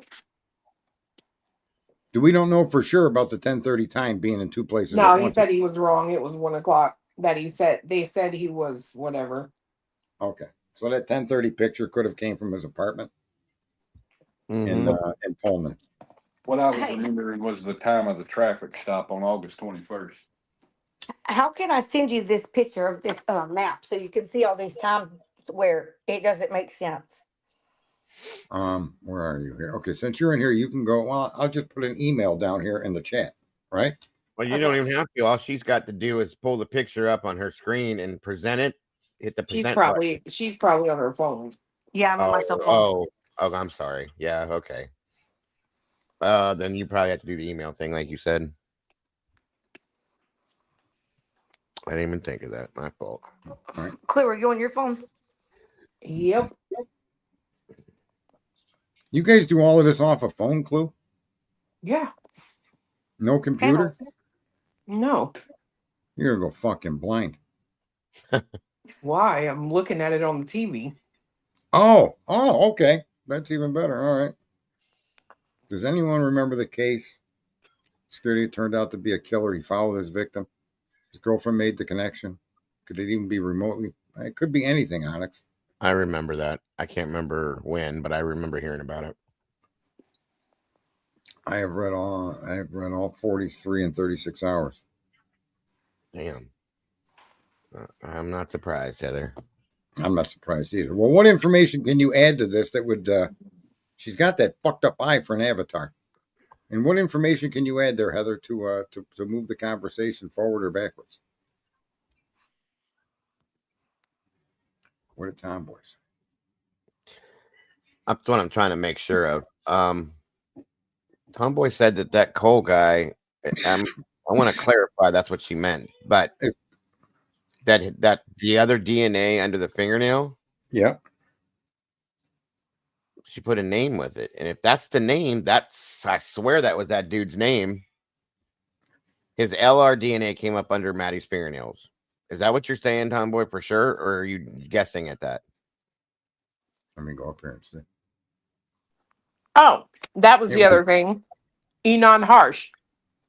What about Remember him? he said he saw an SUV with like a mountain license plate, Colorado, Montana, which is exactly where those people from that axe contest were at. That is very true. Oh, shit. Well. Oh, Berenberg. Yep. Bingo, Heather. What is it? That his name is Cole Berenberg. So they have said that is the other male DNA. They put a name on it. And he was under her fingernails. Mm-hmm. And what do we know about Mr. Maybe he's got an alibi, and that's why he wasn't considered. Give me a second, and I'll tell you. Late 20. We got Clue Minottiing around out there. She's going to figure this out, folks. What I want to know is Yep, that's him, Heather. Culinary specialist in the Army. I knew he was military background. He was a chef of sorts. Did he work at that bakery, Heather? That's my next question. That's what I was trying to figure out if it's the same guy. The people who own 1122 also live in Colorado. Yeah, that was true too. Nothing half-assed. I predict you're having a. Currently resides in Boise. I sent you that email just now. It's not going to say from Alabama Mama. It's going to say my real name, but it's fine. I won't share it with anybody. Don't worry. I don't dox people. I've been doxed numerous times. Cole Berenberg. I'll be damned. That is him. TT. Ethan Chapin. Download. We got it. Image. All right. So I'm going to present this. Let me blow it up a little bit. How do you spell his last name? Oh. That Berenberg. Is it Barren? R-E-N. Oh, sorry. Okay. R-E-N. He also uses the name Cole Randall on some SM social media platforms. Present screenshot. Vinda. Ciao. Pow. Can you guys see that? Yeah. Take down take down the screen where you have a comment up there. Yeah, there. You got it. All right. So what can you tell us about this? Okay. You see on there where it says over here in the blue, Yes. it said where he was at 328. I'm And going to then blow it up. Bear with me.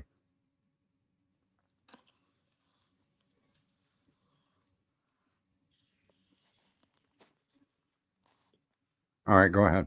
okay, over here in the blue, it says he was over here at 328. And then at 329, he was in the orange. And then at 329, he was in the green. And then at 330, he was in the yellow. At 330, he was in the blue. You see how like it's like literally 1 minute apart from all of those places. Well, I how just could don't that see be? how that. It's I not don't see possible. that's possible. It's not possible. Yeah, how the hell could that happen? I saw this, but didn't pay much attention to it because I saw all these different times on it. Why does it go 330, 339, 354, 405, 407? What's the deal with that? But And that's the all the yellow. times he was at that place. They Supposedly. reference footage from cameras at those locations at those Okay. times, and it's not always the car. They reference things like headlights that they see in the frame. They don't have the car very much. They're just trying to show a path of travel based on headlight movement for the most part. And where is the crime scene? Is it the orange? It's the blue dot. Yeah. The blue? It's right beside. Well, I'm sorry. It's a the yellow. red. It's the yellow dot with the red Yeah. box. Uh-huh. Okay, so the red box and the yellow dot. And it shows that's the amount of times they catch a vehicle. 30, They- 39, 56, 05, and 07. It's not when they catch a vehicle. It's when they reference footage. The times that Okay, they all right. reference So, footage. but they're trying to reference this as a vehicle's movements. Yeah, they're trying to paint the picture of his path of travel and the time of it based on what they see in this footage. And then the blue one, I can't really read it. My eyes are blurring out. What are the times in the blue one? 330, 320, or sorry, 333, 338, 340, 356, 358, and 404. And that's at the place right beside King Road. Like that's at their neighbors, I believe. Well, and here's another problem with that. Yeah. The 404 doesn't track with what they describe the movements of the car in the latest documents because they say he came in, he went around the Linda Lane apartments, went back to King and Queen Road, did a 3-point turn, and then came back around Linda Lane apartments. Well, but the problem is that should have ended at 358 because they can't catch him at 1112 King Road at 404 if he parked where they said he parked. Right. And they say that they catch a reflection of headlights in a window from the camera on 1112 King Road. So I think it's bullshit. I got to agree with that. What is that down there at Well, 335? How could he have been at Paradise Drive at 3:35 a.m. yet? At 3:30 he was on Linda Lane, and at 3:29 he was on Ridge Road. Yep. You have to read what they lay out. It makes a lot more sense of what they're trying to show here when you read it along with looking at it. It's not as out there as it appears, Heather. But it is still bullshit. Yeah, but how do you say he's at Ridge Road at 3:29 and 401, but place him at 3:29 on Linda Lane? But that's what he's saying, right? They're not placing necessarily him there. They're referencing like they see headlights from a car at 329. Right, like that would coincide with Linda Lane. Yeah, the 1320 Linda Lane, the green box 329. They're not saying he's on Linda Lane. They're saying the camera at 1320 Linda Lane picks up headlights, if I'm not mistaken. At 3:29. Correct. But the 3:29 on Ridge Road is an image where they actually catch the car. Right. Right. Oh, they're two separate instances, two separate. So these people are just looking. I don't even know. It's like trying to jerk me off with a closed hand. Get with it. But they're saying that this is his travel path. those are his times that they believe that he was there.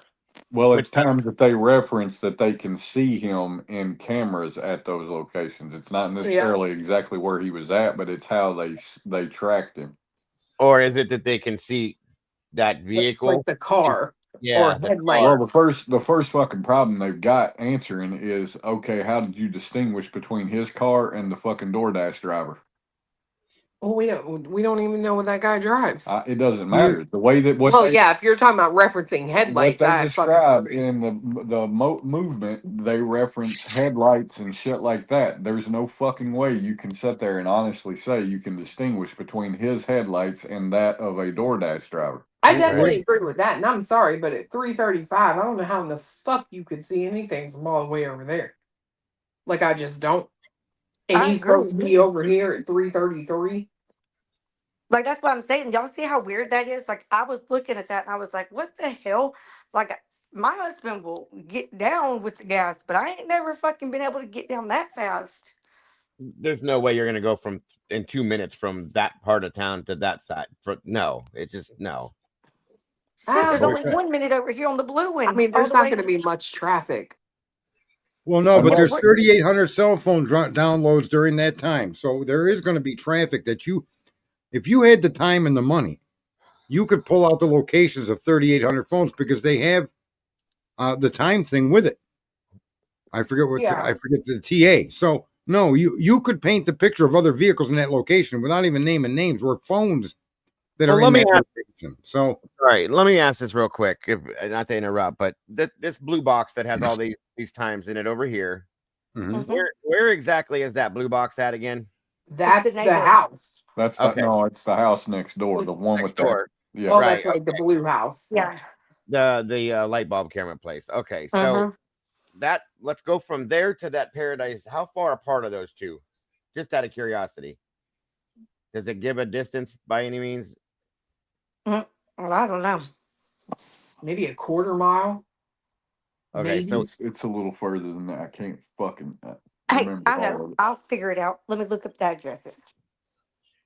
So within a 2-minute period of time, I'm just trying to figure out, like, in 2 minutes, if he could drive, from that house to that Paradise Drive in a 2-second flat period of time.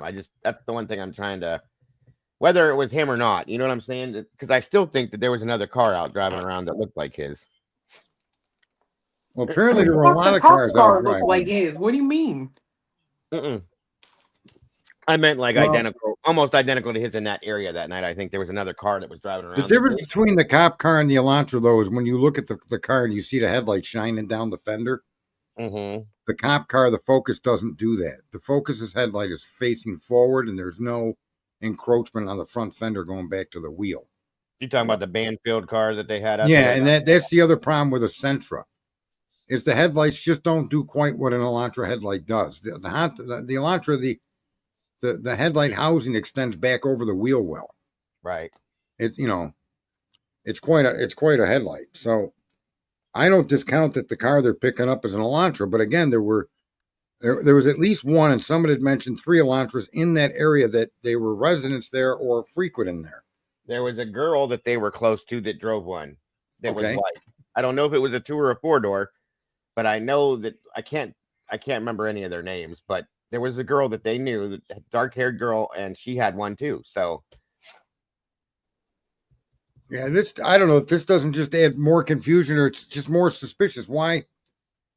I don't know why they would include all these faraway places at the time. What is it? One of the pink one, 3:55 a.m. So he's down by Paradise Drive, and can he get from there to their house in? Well, I mean, that's what you got to think. Sure, it's not necessarily his car, right? They could be talking about the, like reflections of a headlight. So here's what I'm trying to say, though: is why even show this? Well, to keep that, in my opinion, to keep that narrative going, and people saying, "Well, this could be, or that could be, or that could be." No, but there's no evidentiary value to the car in pink and the car. If you're claiming the car in orange is relevant, then that same car can't be relevant in green and yellow. Okay, I looked it because up. Because you're showing the car at 329 and 401.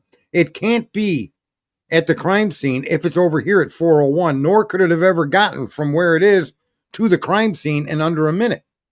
So orange and pink immediately need to be thrown away. There's no relative value to that at all. Can anybody show me where I'm wrong? The only value there is to any of the camera footage, and the way I see it, based on what we already know about the cars that were in the area, the only thing that you can definitively say is in the camera footage is where you actually see the fucking car, that a car was fucking there. Yeah. The rest of it, it's all like it would never hold, because it's like, okay, so you see a car, you see a headlight moving. How do you know it's his? You don't. Right. And that's what I mean. Those pink, the orange and the pink are irrelevant. The green and the yellow may be relevant, but when you go from the green to the yellow to the blue, don't they all have the same time? 3:30, 3:30, 3:30, 3:29. That's tight. Those three may have relevance to the movement of the vehicle, but if those movements include just seeing lights or reflections, I mean, what the fuck? Is Tommy Jude prosecuting this case? Which ones are actually like the car? Do we know that for a fact? I don't know. How far is it? I looked up the Ida from the Linda Lane, where the neighbor beside, I mean, not the Linda Lane, the King Roadhouse to that Paradise, and it's only 2 minutes, it says. It's how much? 10 or 2? 2. 2, okay. Yeah, it's like 0.6 miles or something.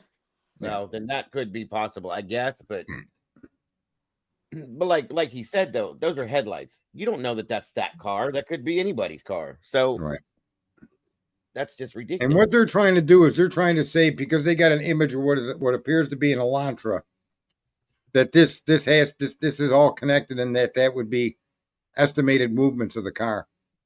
But where's the 4:20 a.m. zooming around? You know, it ends at 4:04 on that one, 4:07 on this one, which is the crime scene in yellow. All right. Where's 4:20? Where is that? There isn't one. Did they have this same breakdown for the DoorDash? Does anybody know? They didn't present anything related to it. They just presented the time frame of him getting to the house. Okay, so there's nothing broke down showing anything with him to prove and separate those two. See, that's something I was wondering too. I don't think there was a car involved in this case at all. I think it's a red herring, and it's made to confuse, and it's made to help paint the picture he's the killer, because, folks, the DNA is circumstantial evidence. You cannot place a time or how and when a piece of DNA ended up somewhere. So in order for that to become direct evidence, you have to show the circumstances that led to its existence in this crime scene. And that's what they're trying to do by confusing people, and to continue to reiterate that that's his car, that's his car, that's his car. They're selling you a load of bullshit. Now, that's all this is, because the DNA, as you see, the DNA is not connected to any of the movements of this vehicle as far as we know. We know the vehicle wasn't part of the crime because these people searched his car under a microscope, and everywhere he lived and everywhere he went, and they came up with absolutely zero. That's damning for the prosecution. And the fact that they continue on and on with this is because it's about numbers. It's not about the truth. They don't give a fuck if this guy was, it doesn't matter what he was doing. He's the guy they decided committed the crime. Undue time, Tomboy being timed out. Why is Tomboy timed out? Huh? I didn't time nobody out. Carl? I just noticed this. Okay. That 328, that looks like that road right there is a red light maybe or something, and it runs into Taylor Avenue. But at the 329, which is on or on a Ridge Road, they would have to go off of that main drag right there, which is a road that turns into Taylor Avenue. They would have to go off that road to the left, go down there, and then still be back over here on Linda Lane by 329, which would have to go back out to pretty much Taylor Avenue. Why would they have took that turn to begin with? And why don't they have any movement of the vehicle after the crime?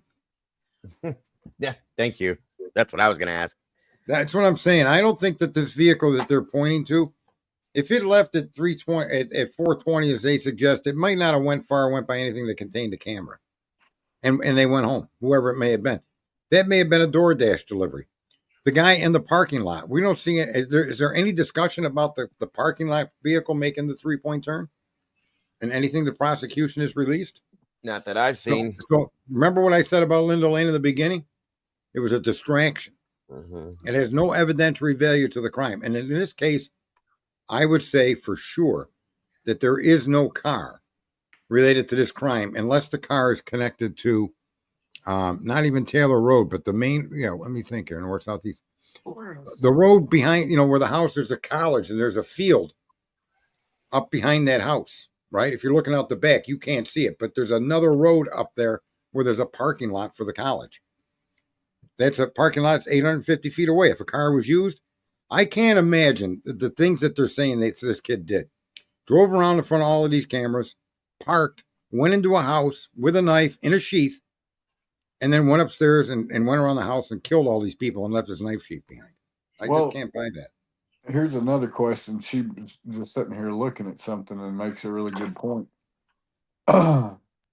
They've got him at 1330 Linda Lane at 407. Okay.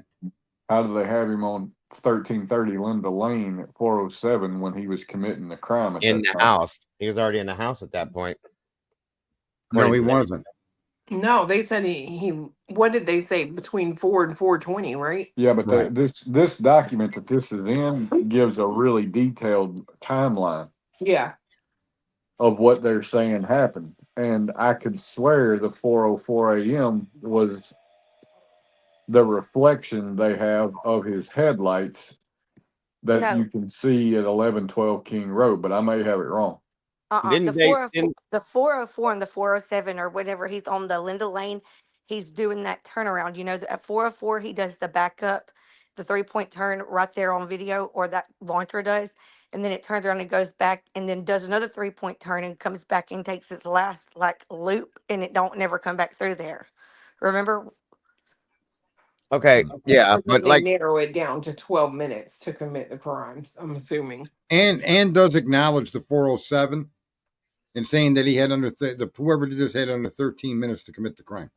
Well, didn't they say he was in the home in the midst of the committing a crime by 4:08 a.m. or am I wrong? The car parked at 407 from the Linda Lane footage where the car eventually goes around the building and parks. Yep. That's at 407 in some seconds that the car does that. However, I don't care what anybody thinks.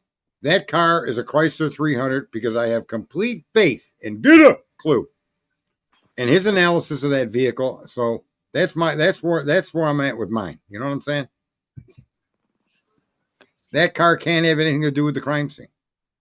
That Linda Lane footage, the parking behind the building. As a matter of fact, that car, not only does it go by there at that time, but it's six something in the morning. It returns.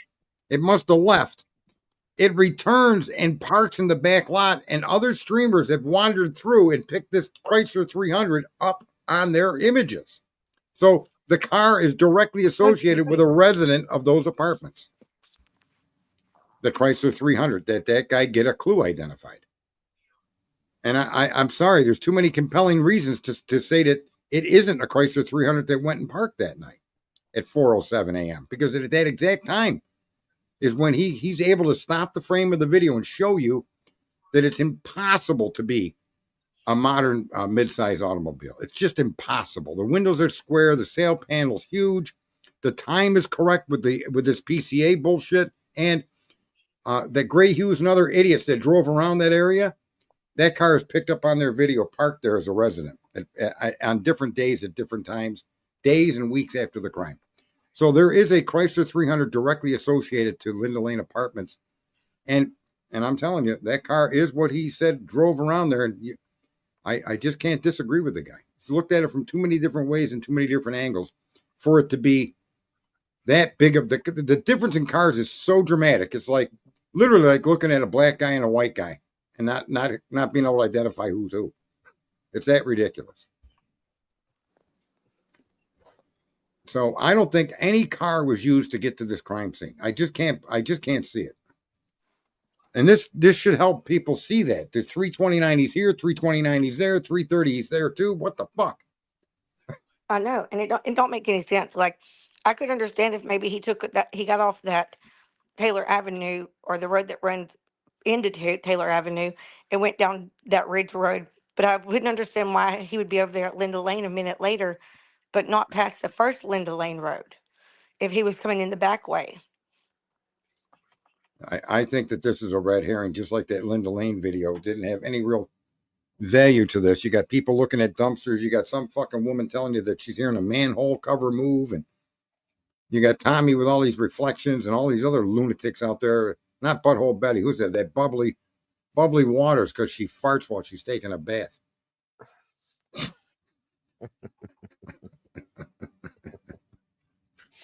We all come from bubbly waters when we're farting in the tub. That's gross.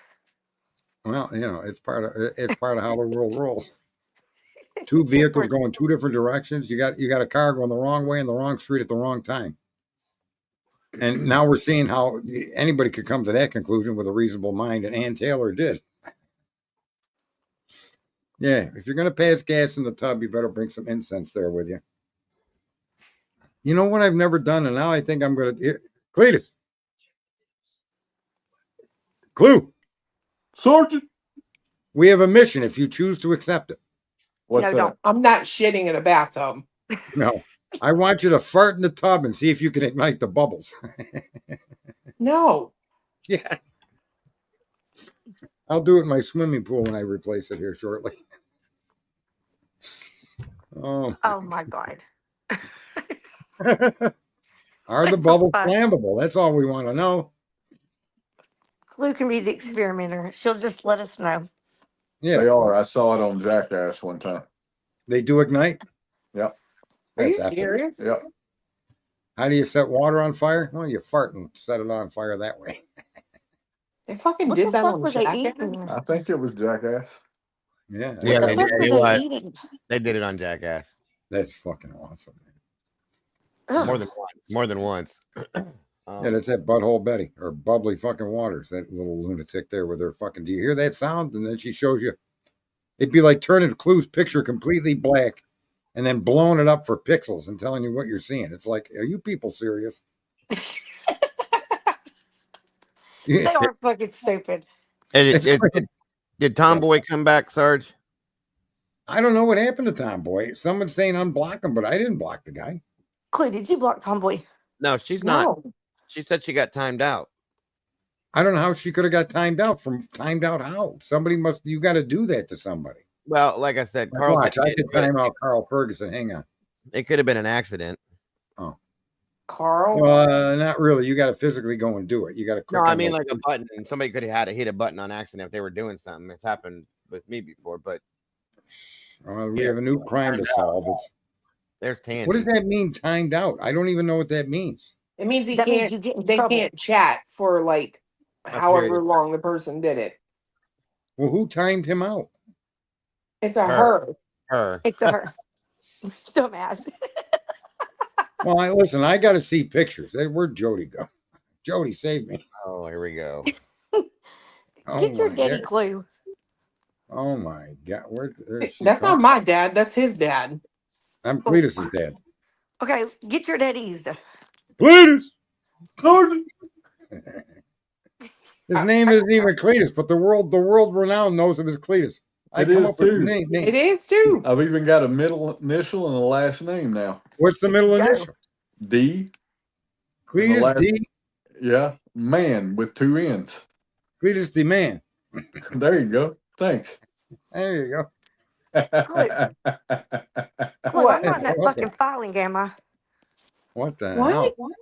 They ain't put my name in that fucking filing for being on Jay's panel, have they? I don't think so. I think it was just me, him, and Jay.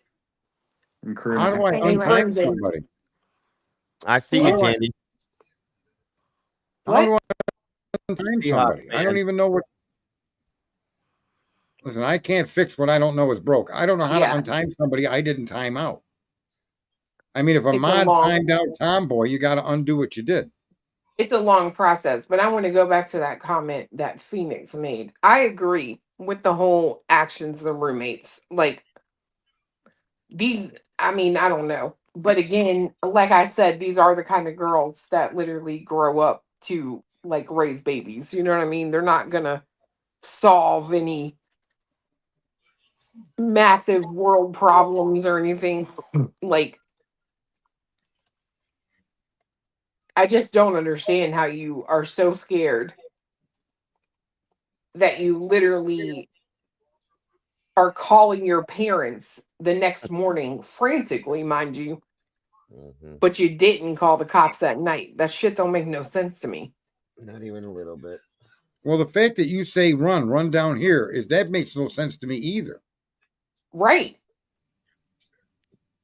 I don't get anything these girls did to make any. And look, I know it's a The terrible fact the situation, bitch but did it, my the God, minute she runs out of her room and she doesn't see anything or hear anything, there is no more reason to fear anything. So why the fuck you guys didn't walk upstairs how at about least in the morning is bullshit.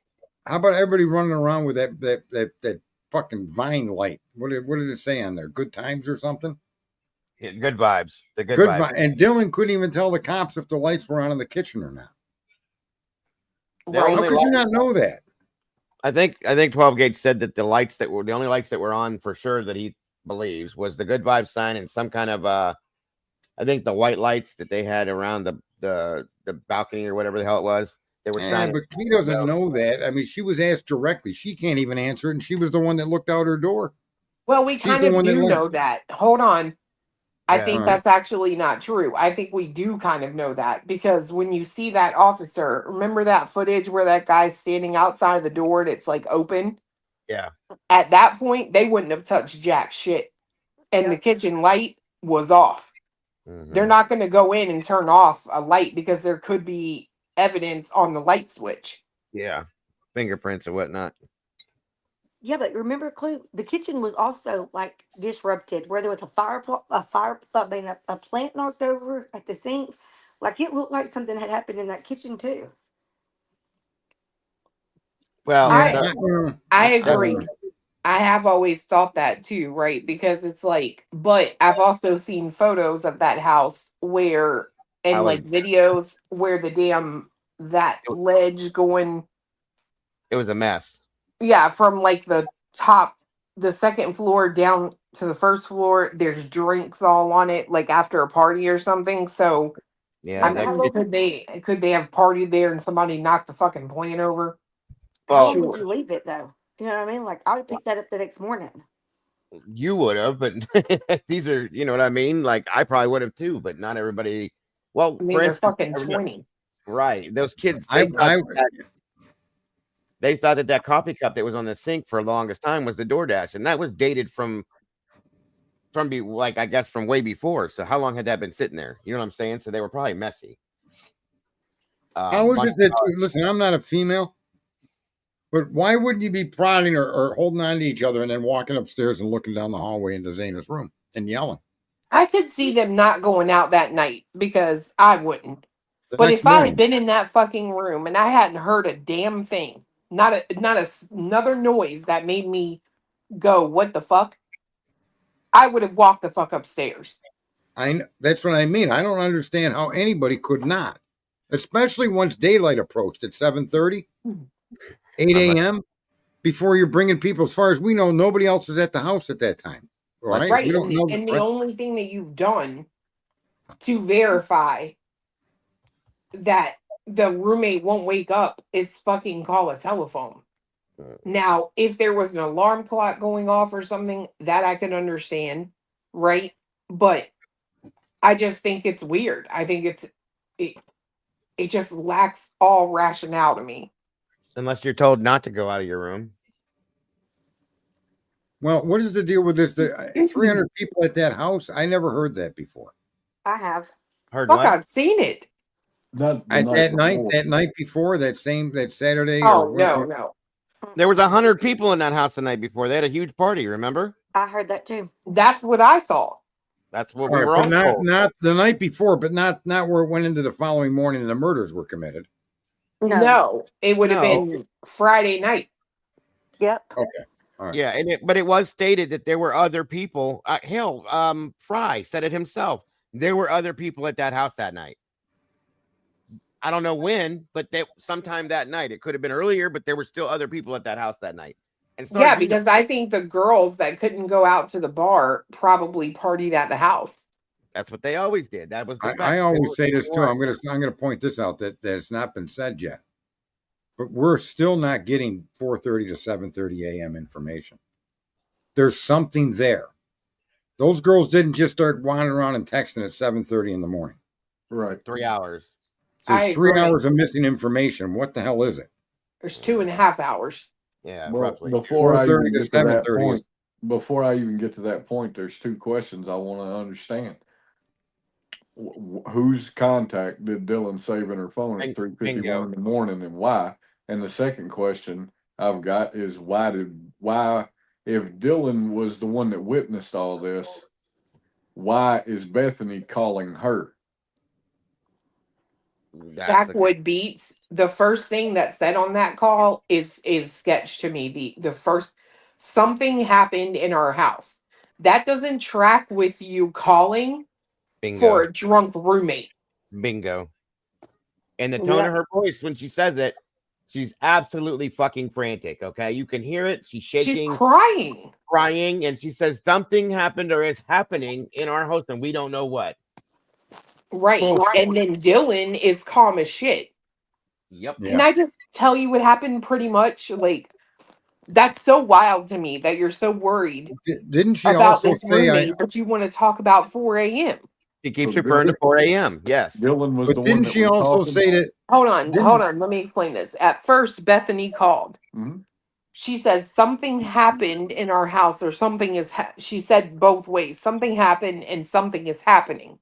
Right? She was upset, right? She was crying. Okay. But then Dylan gets on the phone, and to me, I've never heard the bitch talk, but she sounds calm. She's like, "Can I just tell you what happened?" Pretty much. She was calm as hell. Okay. Yeah, like she wasn't near. Like Bethany, you could tell was a little like sounded a mess. Right. And didn't Dylan also say when they were told to go inside, I hope they're passed out?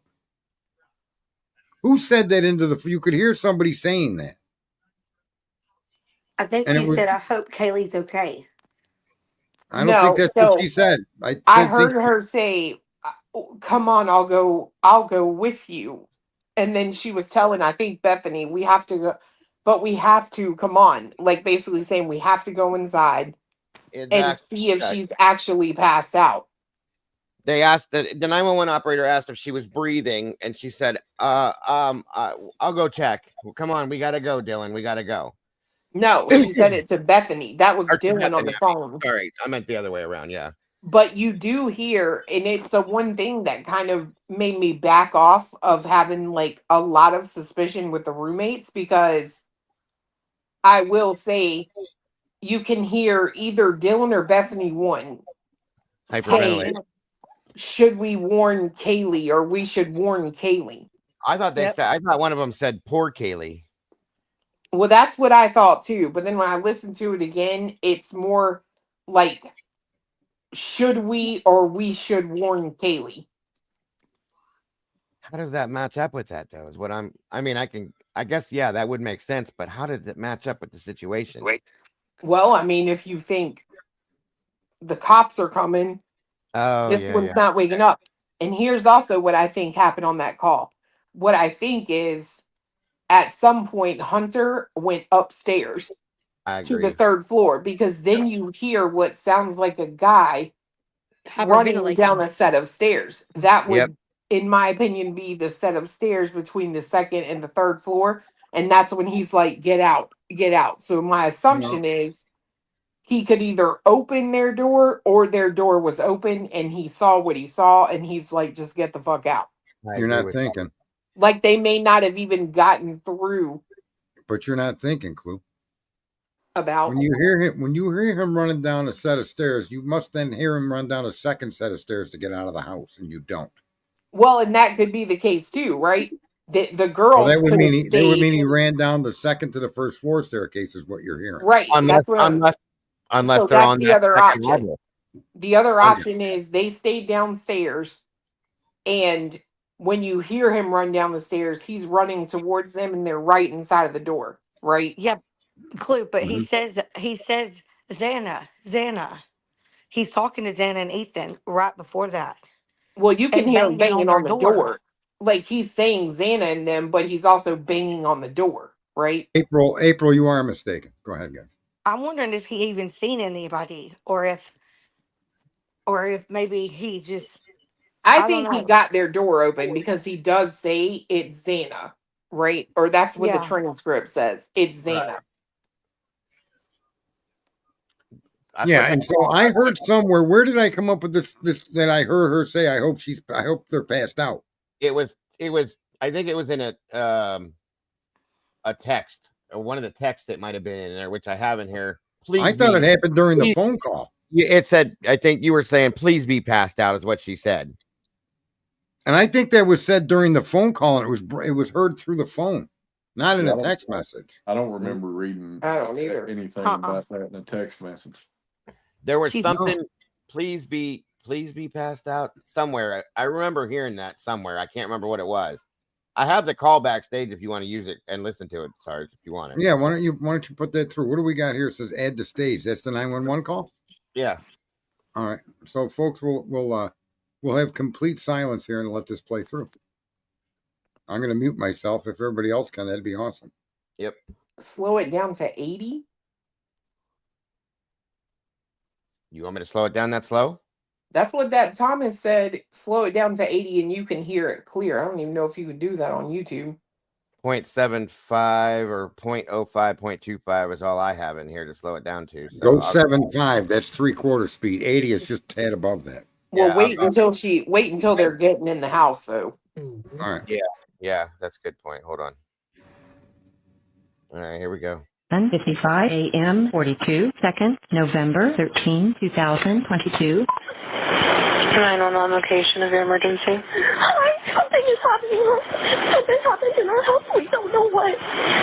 What is the address of the emergency? 1122.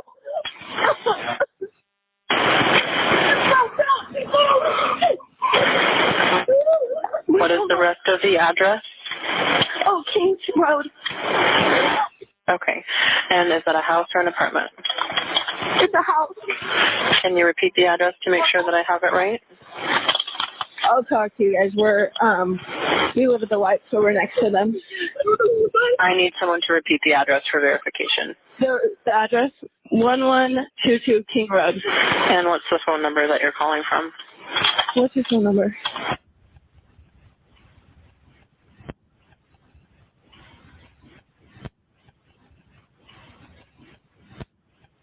And tell me exactly what's going on.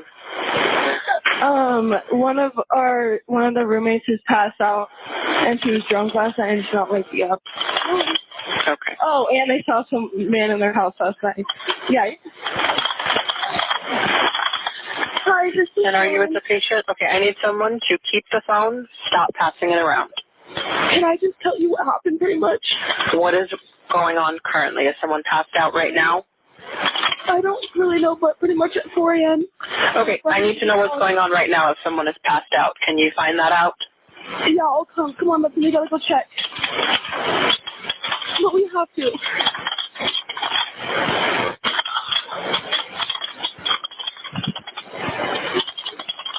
Is he passed out?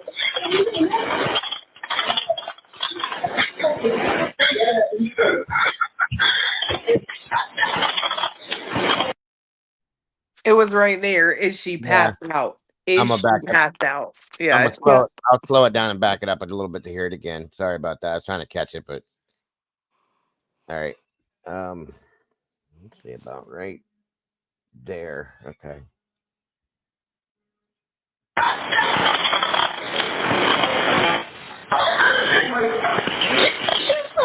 What's wrong? She's not waking up.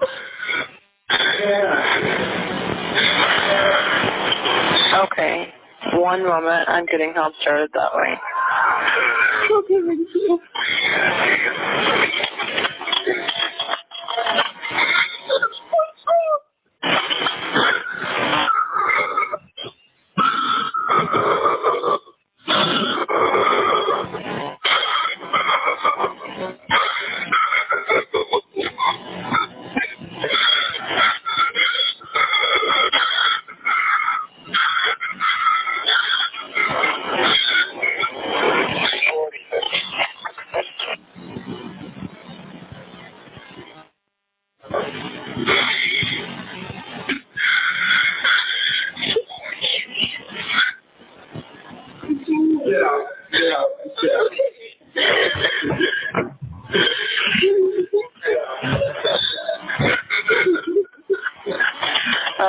how old is she? She's 20. 20, you said? Yes, 20. You're 20. Okay. Hello? Hello? Okay, I need someone to stop passing the phone around because I've talked to 4 different people. Okay. Sorry, they just gave me the phone. Is she breathing? Hello?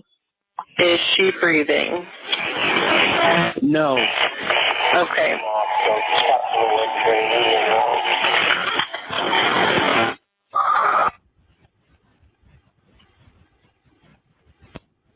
You need to talk to them, say. I can't talk to them. They need you to talk to them. Hello. Okay. I've already sent the ambulance and law enforcement. Stay on the line. If there is a defibrillator available, send someone to get it now and tell me when you have it. Say that again. There's a police here right now. Okay. If there's a defibrillator available, send someone to get it now and tell me when you have it. We don't have one. I think yes. Do you have a defibrillator? Yes, we have one. Are you talking to the officer? Yes. Okay, I'm going to let you go since he's there with. Okay, that's where it ends. But Thomas said to go back to before Hunter tells him to get out. And Twiz is backstage, by the way, Sarge. No, I let him in. Oh, is he in here? Oh, there he is. Okay. Yo. What's up, buddy? Nada. All right, so back before. Hold on.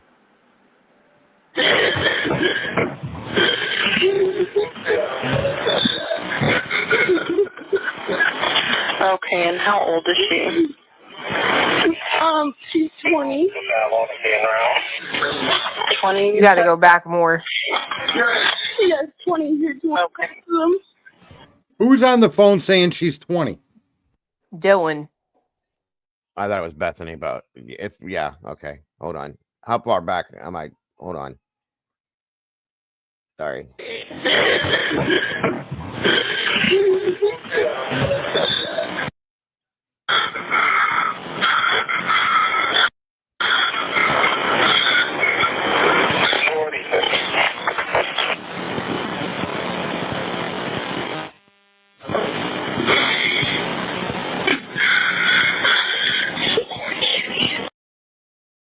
Yeah, Right, she right says. there. I She thought it was says, poor "Should Keely. we?" No, she says, "Should we warn Kaylee?" See, I didn't pick up the should we. I just heard that. Okay. Well, shit. Let me try that again. I'll be damned.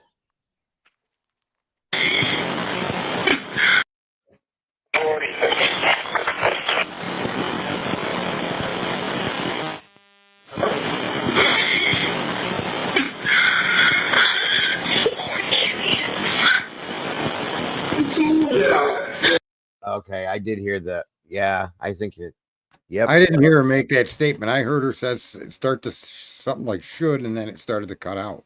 No, that's right. Because I just now that it's slowed down, I do hear that it's a whisper, so it's hard to slow it down more so that we can hear it play through. I will. What are you at? I'm at 7.5. I'll go down to point If 5. you use the bar at the top, you can like customize it in increments of 5. Hold on a minute. Oh yeah, that's right. Okay, hold on. Go to 8.0 like you were instructed to do, for God's sake. Well, that would be speeding it up. 0.80 is speeding it up? Because he was just at 0.75, right? Yeah. And You want it FYI, if slower? you press the arrow button 0.8. left Right or there. right, Right there, Twiz? Yeah. Okay. Well, I And if you don't press know where the- they want it. I'm just saying that's how you could do it in increments of 5. and if you Okay. press the arrow button left and right, it'll skip 5 seconds, so you don't have to guess where you're going. Yeah, down on your screen. Down No, here? on your keyboard. Ah, okay. that's right. I did learn that a long time ago. You guys were right. Okay, hold on. No, I'm still not technically.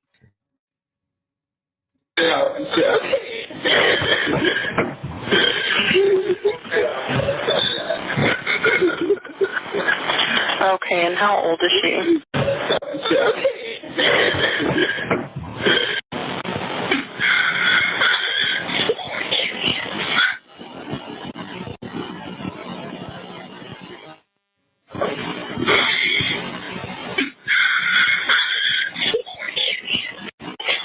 I heard it. Stop the video for a second. That's an extremely unusual comment to make, being that she was the one under Kaylee and Maddie's room when those two were attacked. Oh yeah, that I did hear at that time, like completely that time. So yeah, sorry for the echo. Should we warn Kaylee? She's also the woman that called Kaylee to come visit to be her number one. So maybe she doesn't think at this point anything has been done to Kaylee and Maddie. That's what it sounds like. It could possibly be. What do you think that it was that was supposed to be Xana and Ethan? And that may fit in with that statement Steve said. They didn't have to go upstairs. And that could explain the sheets being left at the top floor instead of the first floor. Maybe, I don't know. I guess, but if she peeked out of her bedroom door, she's not going to see someone coming down the stairs towards her. She would have said that. Walking towards her can only be from the living room out. Coming from that hallway where Xana's room is. Right. There's no other way. Well, not the hallway, but from the living room, you step down and walk into the kitchen. It's one step. So they're saying she peeked out of her door. That means she must have cracked her door and peeked out. You don't open a door and peek, right? Like, is it over yet? That's what I've always thought that looking out the door is. Is it over yet? It's crazy, man. Oh man. So I heard that's a good catch there, Clue, man. It is, because I thought for real it was poor Kaylee, but that's. I'd like to hear it a few more times and can you email me that video? Yeah, of course I can. You got my email? Somewhere in here. Yeah, I do. It's saved in here. I will send it to you. I'm going to send you. It's on YouTube right now. Yeah, you can actually pull it up if you want, Sarge. It's this one right here is just type in full 911 Idaho4 call and it'll pop right up for you. Oh, okay.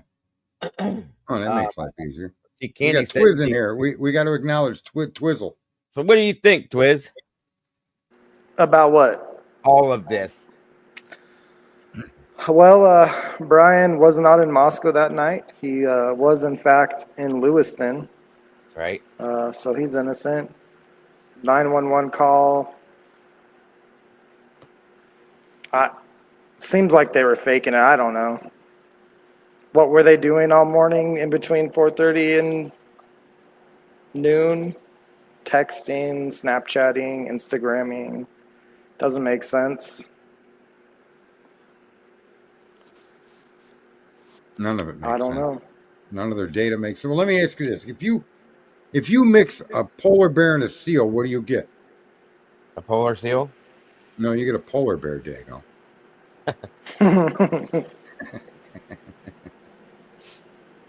Who timed out Tomboy? Who timed out Tomboy? Moderators. Who timed anybody out? Who did that? I think that's why I think somebody hit a button on accident because nobody knows. Yeah, but you put someone in timeout. I don't know how long the timeout lasts. Does anybody want to volunteer for me to figure it out? I don't know. It says all one of the other moderators had to do was time it out for 10 seconds and it would reset it. So if you can scroll up and find her typing. I don't know how long ago she was in here. I didn't know Tomboy was a girl. Yes. How else would you be a tomboy? That's what a tomboy is, Sarge. Well, a tomboy was that one movie too, wasn't it? With a guy, Fat Chris Farley. Don't you remember that? Tommy Boy. Tommy Boy. There you go. You see, so you never know. Sarge is like shit. Y'all like you know who y'all are. Fucking, I don't know who I am sometimes. Comes when you get older. You sneeze, and the next thing you know, your ass is blowing chunks out. Fucked up. Jesus Christ, I forgot about that. Look, I'm 6 months pregnant. I sneeze and I piss my pants, okay? Well, yeah, but you had, yeah. Well, wait, folks, you'll see. You're going to be greeted with that surprise yourself. Don't worry. So That's a promise I can make. You don't hear people talk about it because it's embarrassing, but you can't embarrass me.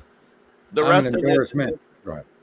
the rest of this call, was there any other pieces of this call that you guys wanted to pull apart? Because there's a lot in here that I think is Such as? quite interesting. Okay, I'm looking Well, through. first and foremost, if we're to believe that they don't know anything's going on, the first, well, like was stated already, the whole there's something going on in my house and we don't know what. That's funny to me. But the neighbor saying that Xana was drinking and she's passed out. How do you know that if you haven't been to that room and checked anything already? Ooh, I'd like to answer this one, Alec. Go for 1,000. Go ahead. Yeah, Dylan or Bethany told her. Yeah, that would make sense.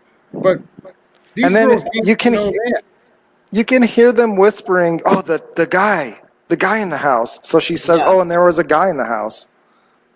So, but that's my point, Twiz. If they supposedly had not been in that room until Hunter went in there, how did you know that she was passed out? I think honestly that they just assumed that because she was drinking the night before.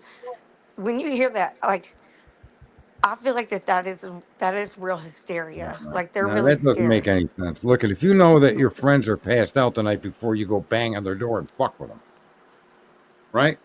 I can understand if it was one person passed out, right? Because you're like, oh, they're just passed out. But you have 4 people in your house not responding. You saw a weird dude in your house. They clearly heard something, which they haven't told us about, but they definitely heard something. Because there's a reason why they're calling and asking if everyone's okay. I'm confused. What's going on? Why would they do that? They heard something. It's not just that she saw somebody. They heard stuff. Please answer. Please answer. If it was one roommate, you could almost understand it. But it's 4 people in your house not responding. Like, that's fucking weird.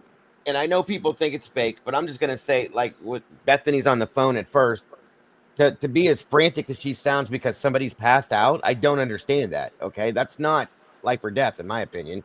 They're passed out. They drank too much. Why do you sound like somebody just, destroyed your whole world? That's what doesn't fly with me. Maybe the other thing that doesn't go ahead. Maybe because when they woke up, like maybe whenever they started realizing that next morning, nobody's answering. We saw somebody in our house last night. We heard a bunch of noises. They like the scaredness came back. You know what I mean? And then when they can't get nobody opening the doors, nobody's answering the phones. That would put somebody that had saw those things the night before and calm themselves down back into freak out mode. Well, can I just say though that this gentleman didn't kick the door down. If you play the video, you can hear him knocking on the door and calling for Xana, I think, and you don't hear anybody. It's you too don't quiet. hear anybody. Yeah, it's way too quiet. You'd have heard that. You'd have heard a loud Right. bang. So we can assume the doors were unlocked and the rooms could be entered by anybody, right? And the fact that these 2 young girls woke up, we'll say at 7:30, we'll give them that they themselves did not check their own home doesn't make any sense at all. The fact that other people were there, they were there for quite some time before anybody even went up to look. Yet they were already saying they were passed out. Makes no sense.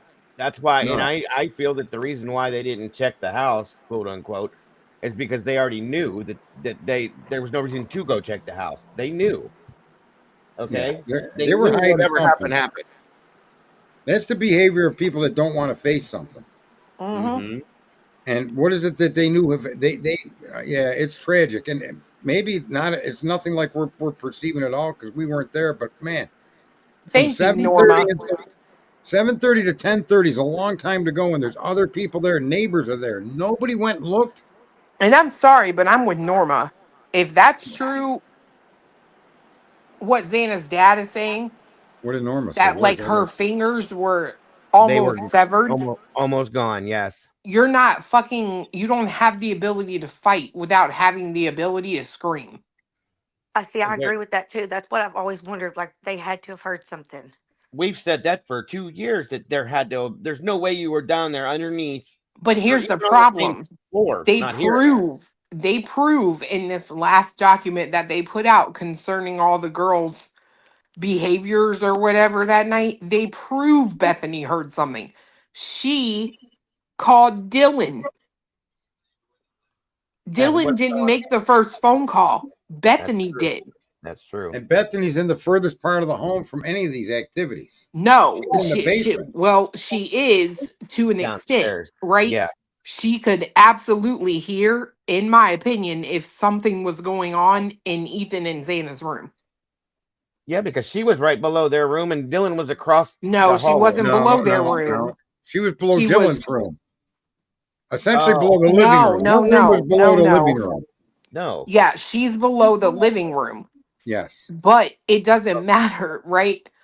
Like, I would think that she could possibly hear something coming from Ethan and Xana's room through the floor. That's what I mean. Why is Dylan so panicked, and yet it doesn't seem as if Bethany is in the text messages? No.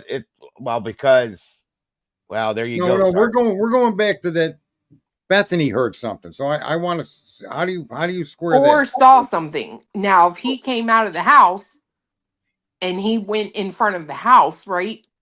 She could have seen somebody leaving, right? And so take that back to, you remember when they claimed that Bethany had exculpatory evidence? Right.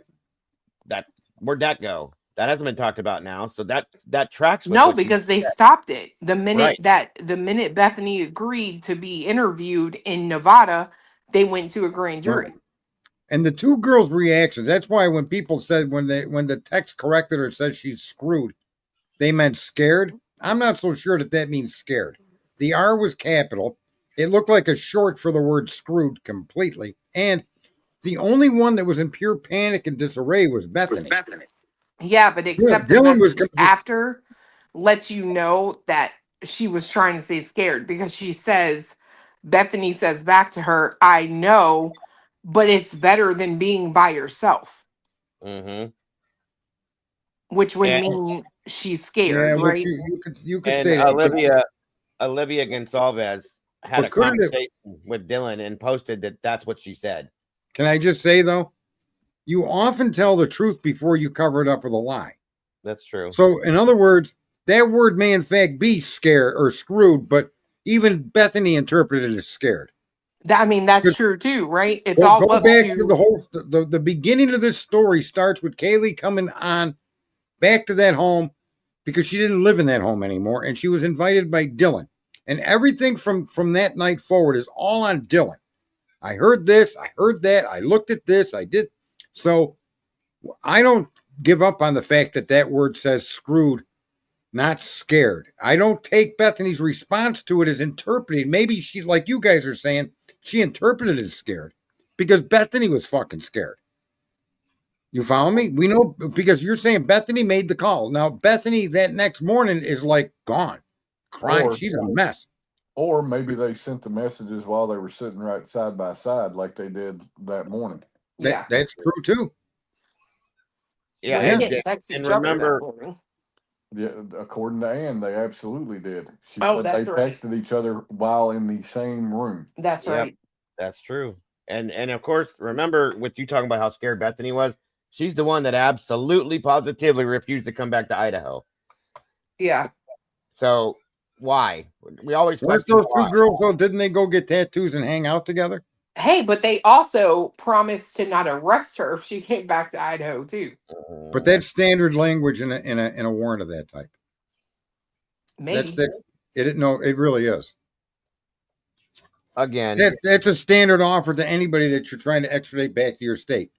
That's the incentive so that they can't argue in court or they can't have a reason to run and hide. True, but it also could, Sarge, think about it. It could relate to it 100%, though. You know what I'm saying? It could be what you're saying, or it could be the other. Yeah, but I mean, I do find it weird that Bethany absolutely under no circumstances would come back, but Dylan did. Yep. Absolutely. She went to her sorority thing or whatever. I believe that Bethany was 1,000,001% petrified of something. Dylan, maybe not as much, but Bethany, for 1,000% sure, I feel like she was petrified of something. Yeah, and who told Dylan to bring up the man in the house? Who was the one that said that? You mean the neighbor? Was it the neighbor? The neighbor was on the phone. No, the neighbor was on the phone. And yes, Dylan, neighbor, right? Dylan said and we saw whatever, a man. She tried A man twice. in the house. And then Yeah. she gave the phone to Dylan. Yeah. Okay. Yeah, Dylan tried twice to bring that information to the operator and was denied both times.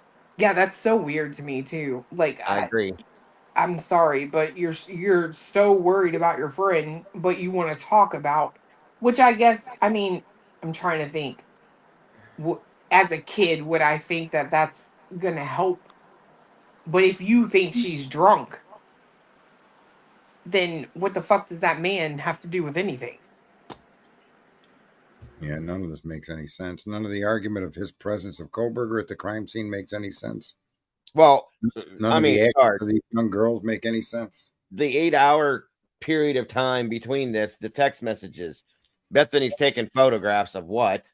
Checking your Indeed. I mean, none of this stuff, like, I can't with any of it. I want to say this, and I hate to even say this, but you go back to that wackadoodle Dot, and you got Dot saying that there were people out by the sliding door instead of the front of the house. And now we know for a fact that there were people in the front of that house. We also know at least one girl and one boy, but the operator says she's talked to 4 people so far. So they would fit this thing, right? Dylan, Bethany, that's 4. And then how many people were actually there? Hunter was there. Emily probably, because they were probably together, which is why they were talking on the phone. Wasn't Emily on the phone for a brief moment? Well, we don't know it's Emily. We're just assuming that that's her name, but a third girl was on the phone. No, it says it in the documents, EA. Yeah, but we don't know that that's Emily. That's my point. I thought that the girl that was on the phone was the neighbor that lives in the light bulb camera house, which was not Emily, was it? No. Yeah, but they called EA that morning, which is Hunter's girlfriend. That's how Right. I thought they got Hunter there, right? Thinking they were together, probably.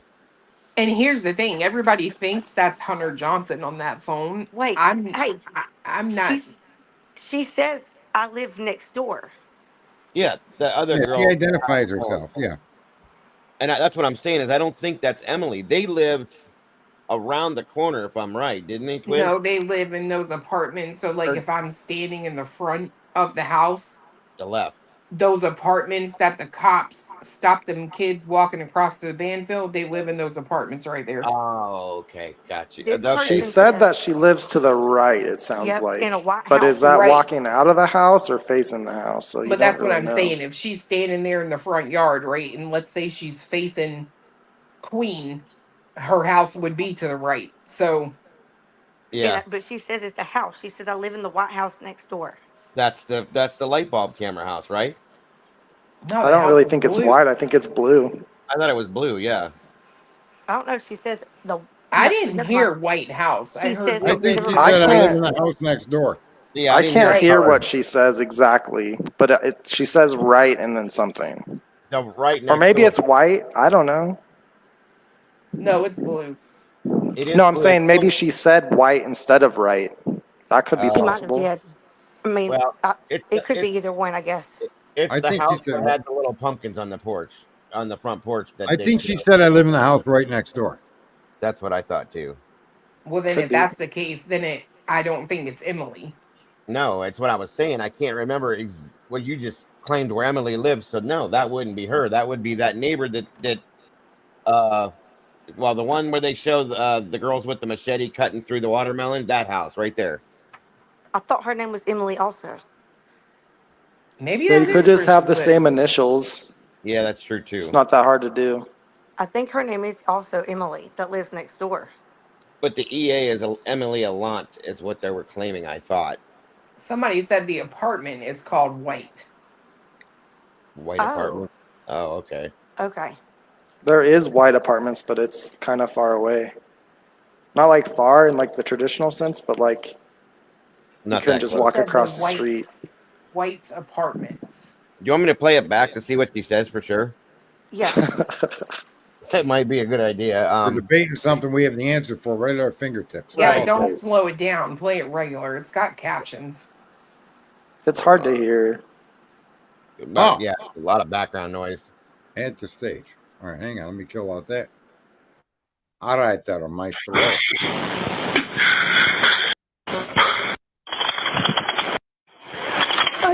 really know, but pretty much at 4 a.m. Okay, I need to know what's going on right now if someone is passed out. Can you find someone passed out right now? I don't really know. Phone, stop passing it around. Can I just tell you what happened pretty much? Like, yeah. Hi, this is passed out, and she was. And tell me exactly what's going on. One of the roommates is passed out, and she was drunk last night and she's not waking up. Okay. Oh, and they saw some man in their house last night. Yeah. Hi, this is. And are you with the patient? Okay, I need someone to keep the phone, stop passing it around. Can I just tell you what happened? You got to go back. One of the roommates is passed out. Back. And tell me exactly what's going on. Yeah. One of the roommates is passed.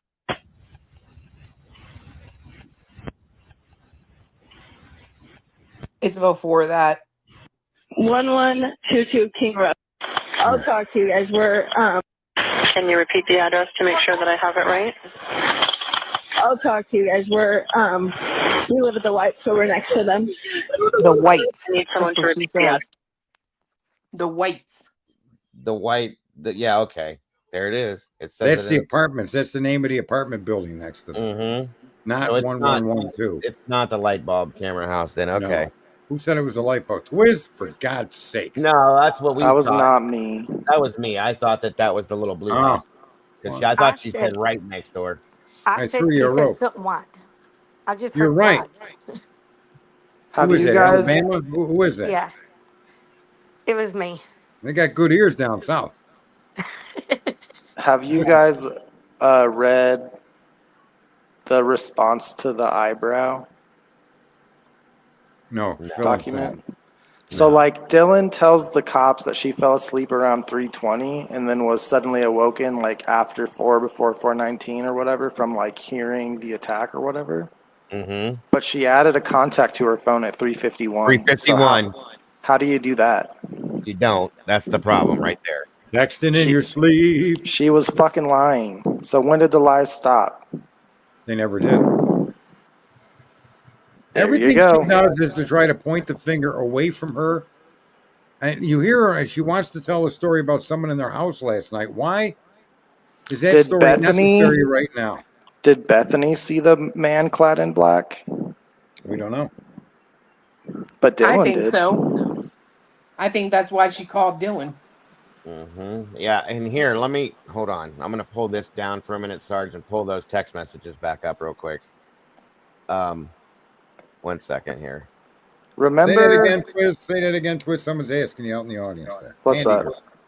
Which part? I don't. Well, I'm not Candy Girl. I'm just repeating what she said because I'm like a parrot.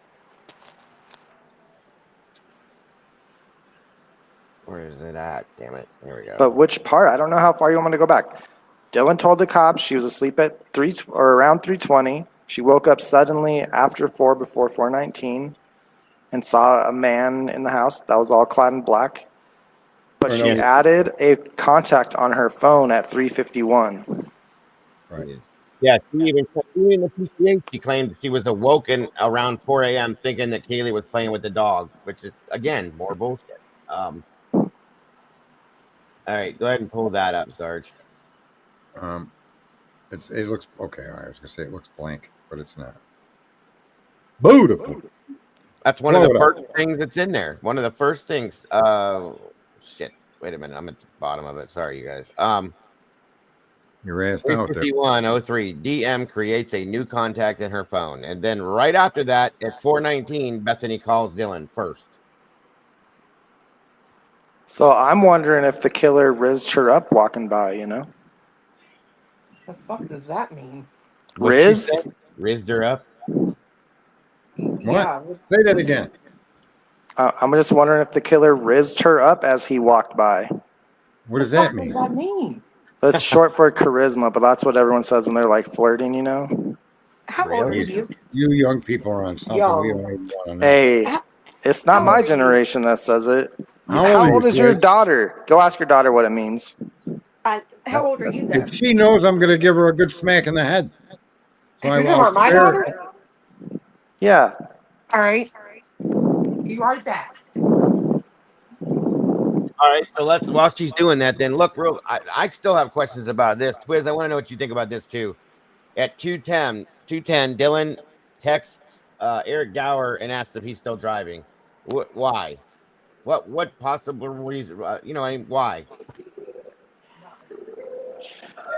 That's a good question. I have no idea. No one And does. of course, he responds and says, "Yeah, I'm out here driving." I'm done with these children, all of them. Why? Why? Why are you done with them? I just am. Your kid don't want to answer. She don't know what you're talking about, or Hell yeah, Yeah, she she knows does. what I was talking about. Told you. I never heard that in my life before you said that ever. Yeah, because I it's a have. really stupid saying. Twins, So how old are you? I'm 38. Oh my God. And you're saying Riz? Yep. I'm So what 32. you mean I don't by even that say is that. that you He wonder said, if he said I use charisma, Riz every day. but baby Blue I said can't even flirt. say it with a straight face. She said flirt with them. That's what it means. no? So He you says think it means you have charisma. It's That's short No. for charisma. Yeah. Riz. But it's It like, means let me get your number. yeah, you got to Riz her up to get her number, you know? so you Yeah, think that's not charisma though. Just blurting No, out, "Let that's me not get your charisma number." at all. you think that the killer stopped and flirted with her on the way back? It's obviously a joke, but Okay. yes. I'm just clarifying that. Just clarifying. Twiz has got the swagger of a college student, apparently. You guys, If you ask okay, me, Twiz has got the Riz. I you think, know how they have that picture of Brian with the thumbs up? yeah. Yes. Yeah. I say that he sent that picture to his mom while playing I Just Had Sex by Lonely Island. Oh my God. Twiz, you spend Well, too much. hold on. That's not near as Wow, bad. bro. That's not as bad as what I assume. I assume he sent it to Dylan to let her know he got home okay. Yeah.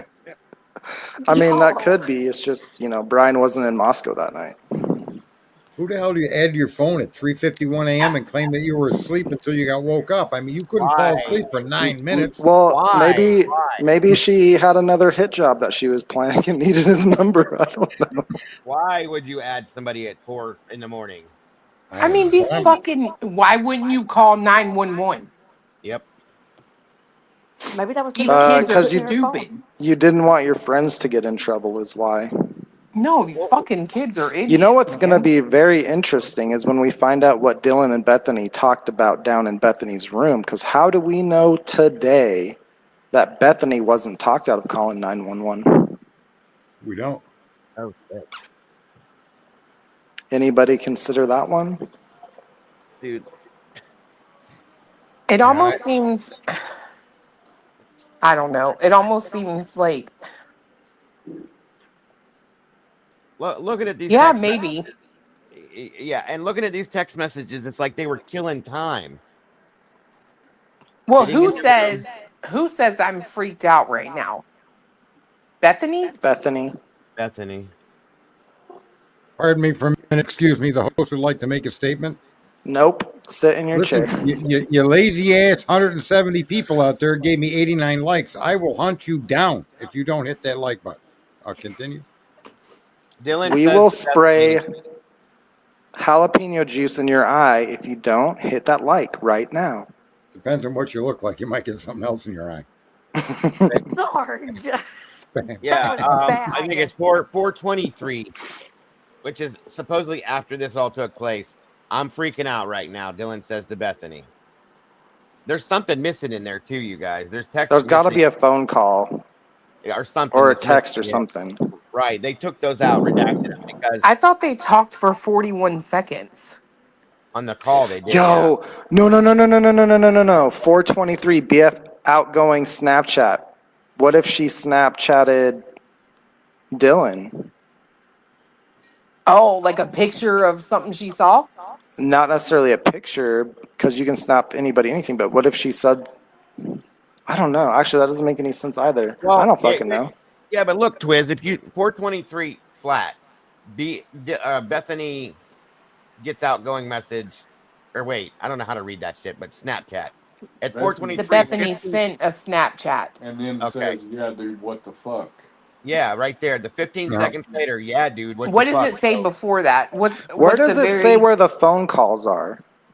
Is that on the same list? Are we missing a phone call, or is it have the phone call times at a different location? No, they're in here. They're in here. Scroll up and see where where the phone calls are. If y'all listen, I 4:20. can tell y'all a better way to keep up with it.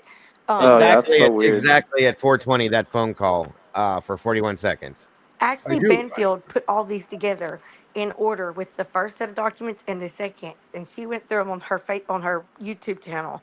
It's like a 10-minute video, but it literally has from where all the calls are within those documents, because there's some that you're not seeing right here. Yeah, right. I want people to remember a significant point here. Because back in the day when this first came out, I pointed out instantly that the download from the phones can only mean that these people were communicating. They were awake and aware. And I got told I was a victim shamer and nobody wanted to talk about it. Now here we are 2.5 years later, and that exact point is true. It's to the point where we need now to ask where the fuck is from 4:30 to 7:30? Where did the text after this list stops? What you mean to tell me these people just passed out and went to sleep? They were playing patty cake or something. Man, it just wasn't on the phone. I can't accept that. I just don't think that it doesn't fit.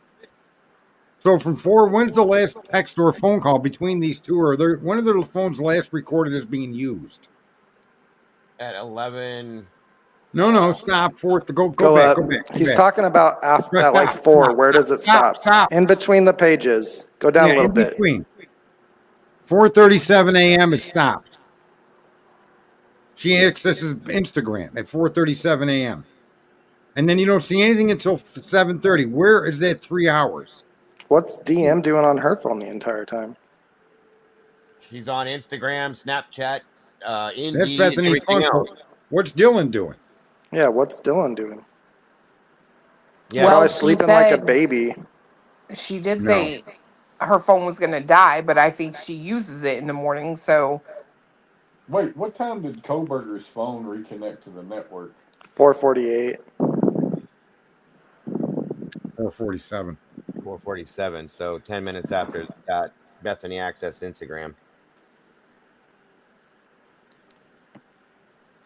Twiz, what's the drive from Moscow to Pullman? 10 minutes.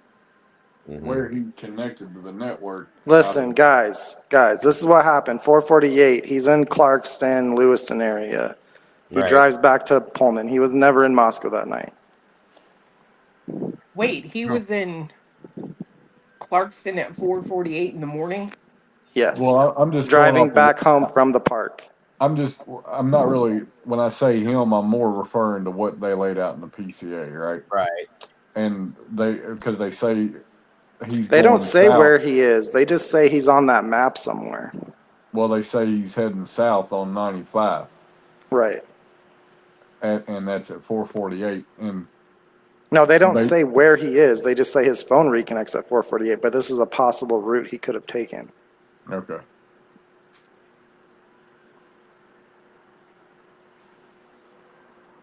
That's the whole thing. No one knows where he was at 4:48.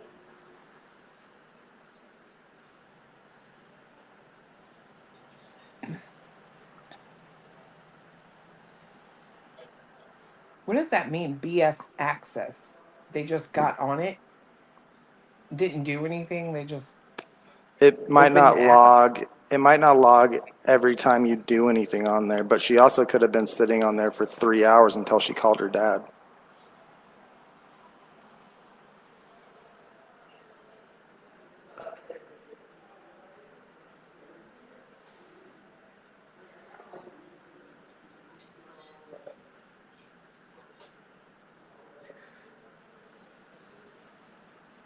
Yeah, that doesn't make sense to me. That whole Payne said he only had a possible route. Like with the way cell phones are today, that shit's on track.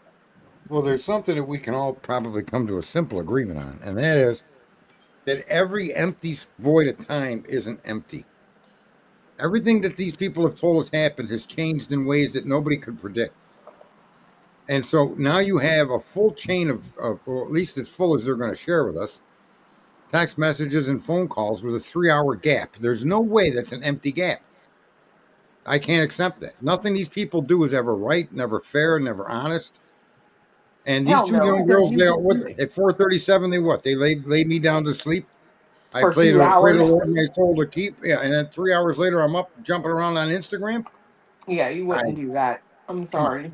Well, especially if they were drinking or Dylan was drinking, you're not going to lay down for 2 hours and get up after that. You're going to pass out till noon the next day or 1 o'clock.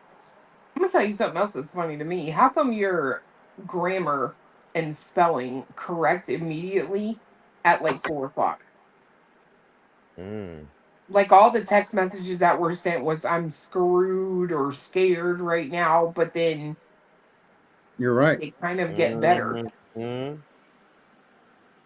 Because your adrenaline's gone, the event's done. Once the event ends, their texts start to clean up. If you look at the timeline in front of us, it may show that. Well, I'm going to bed, you guys, before I fall asleep on y'all's panel. Good night. Okay. I'll talk to y'all tomorrow at noon. Listen, we have a Good wonderful. night, Alabama. Nice meeting you. I was And going to it's, tell her we have a wonderful tradition, but you guys kept yakking, so I just you kicked her know, like you that. know, something else that bothers me too. Looking at this, Dylan and Bethany both at the same time almost. Okay, Bethany is calling Dylan at 4:19, but Dylan is calling. These are phone calls, mind you. Yeah, they don't call the same people.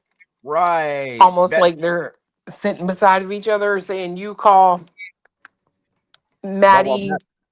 Yeah, Bethany's calling Dylan, and Dylan is calling Xana. Same Yeah. time.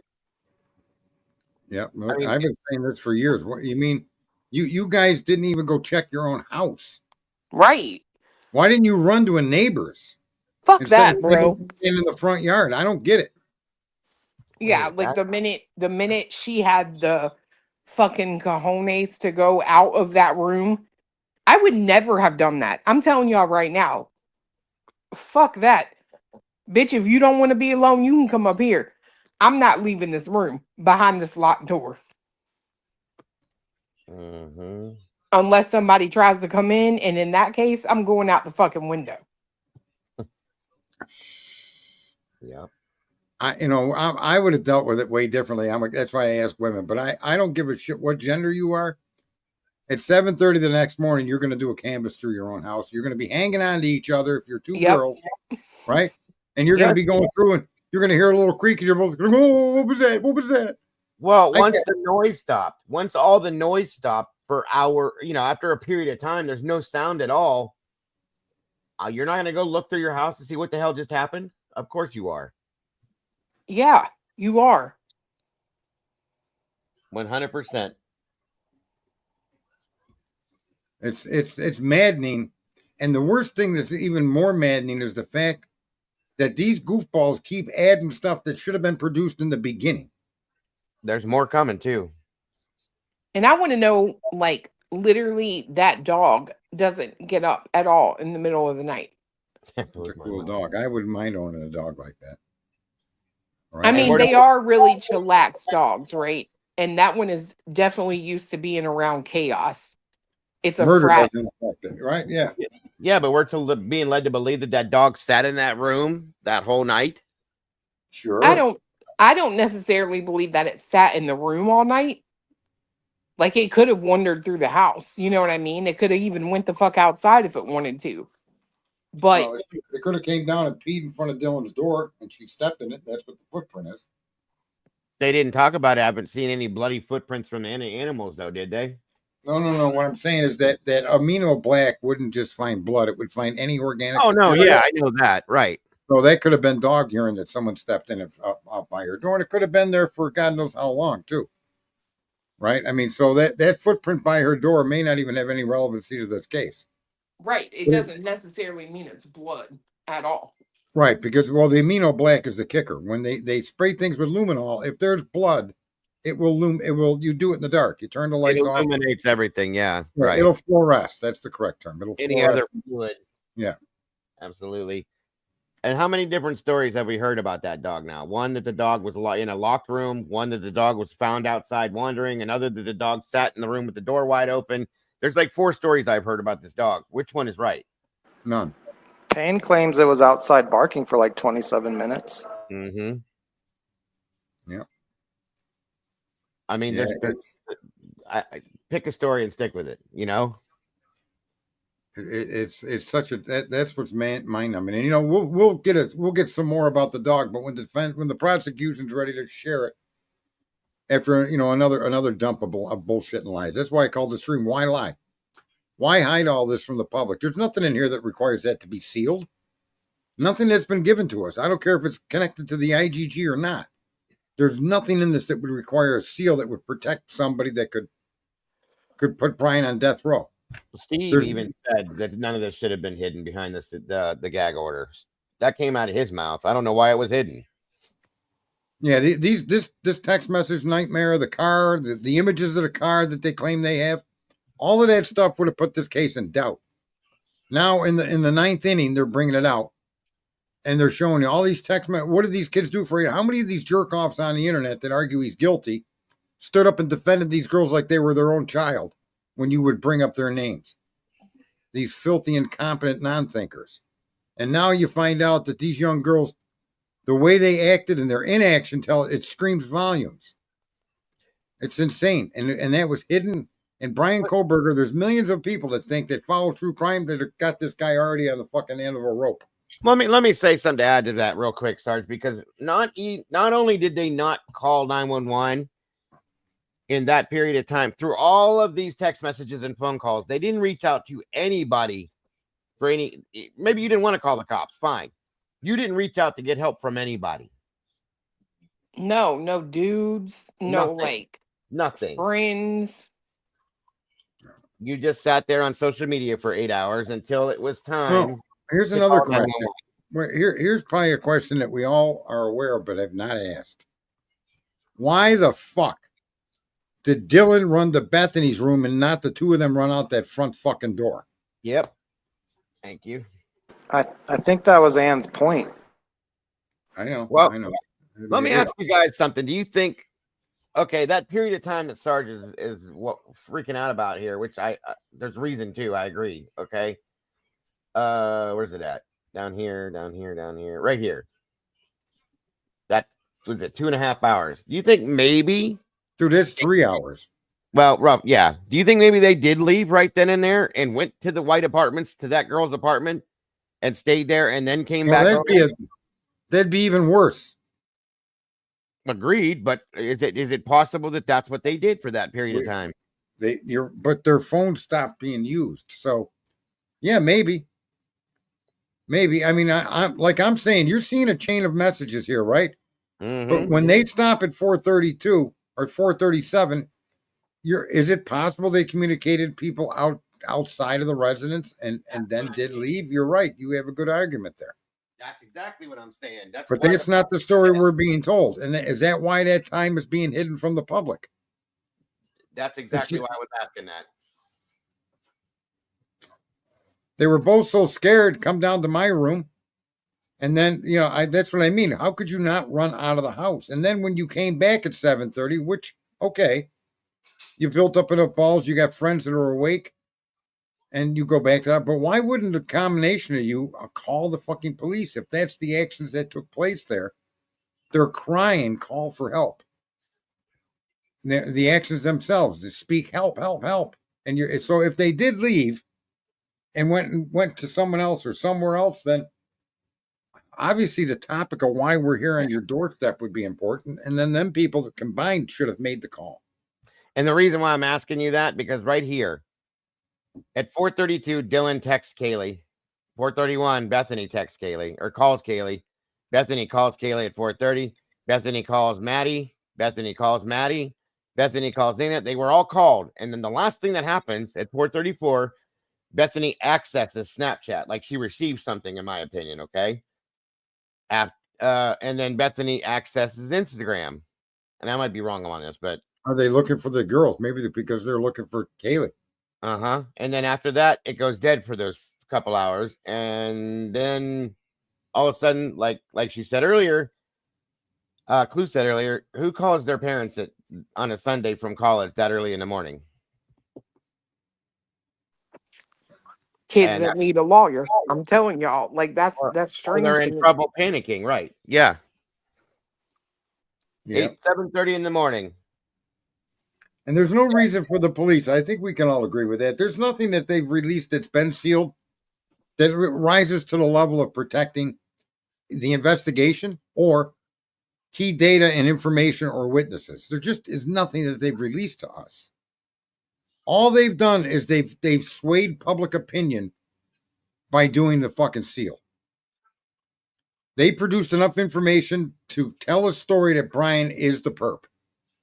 With all of this shit that was left out, that's relevant.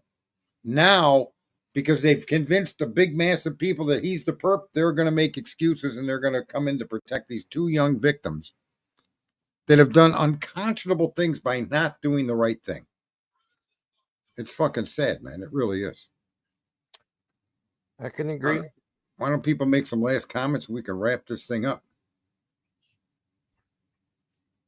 Sounds good. Twiz? You're the boss. Last comment, Twiz?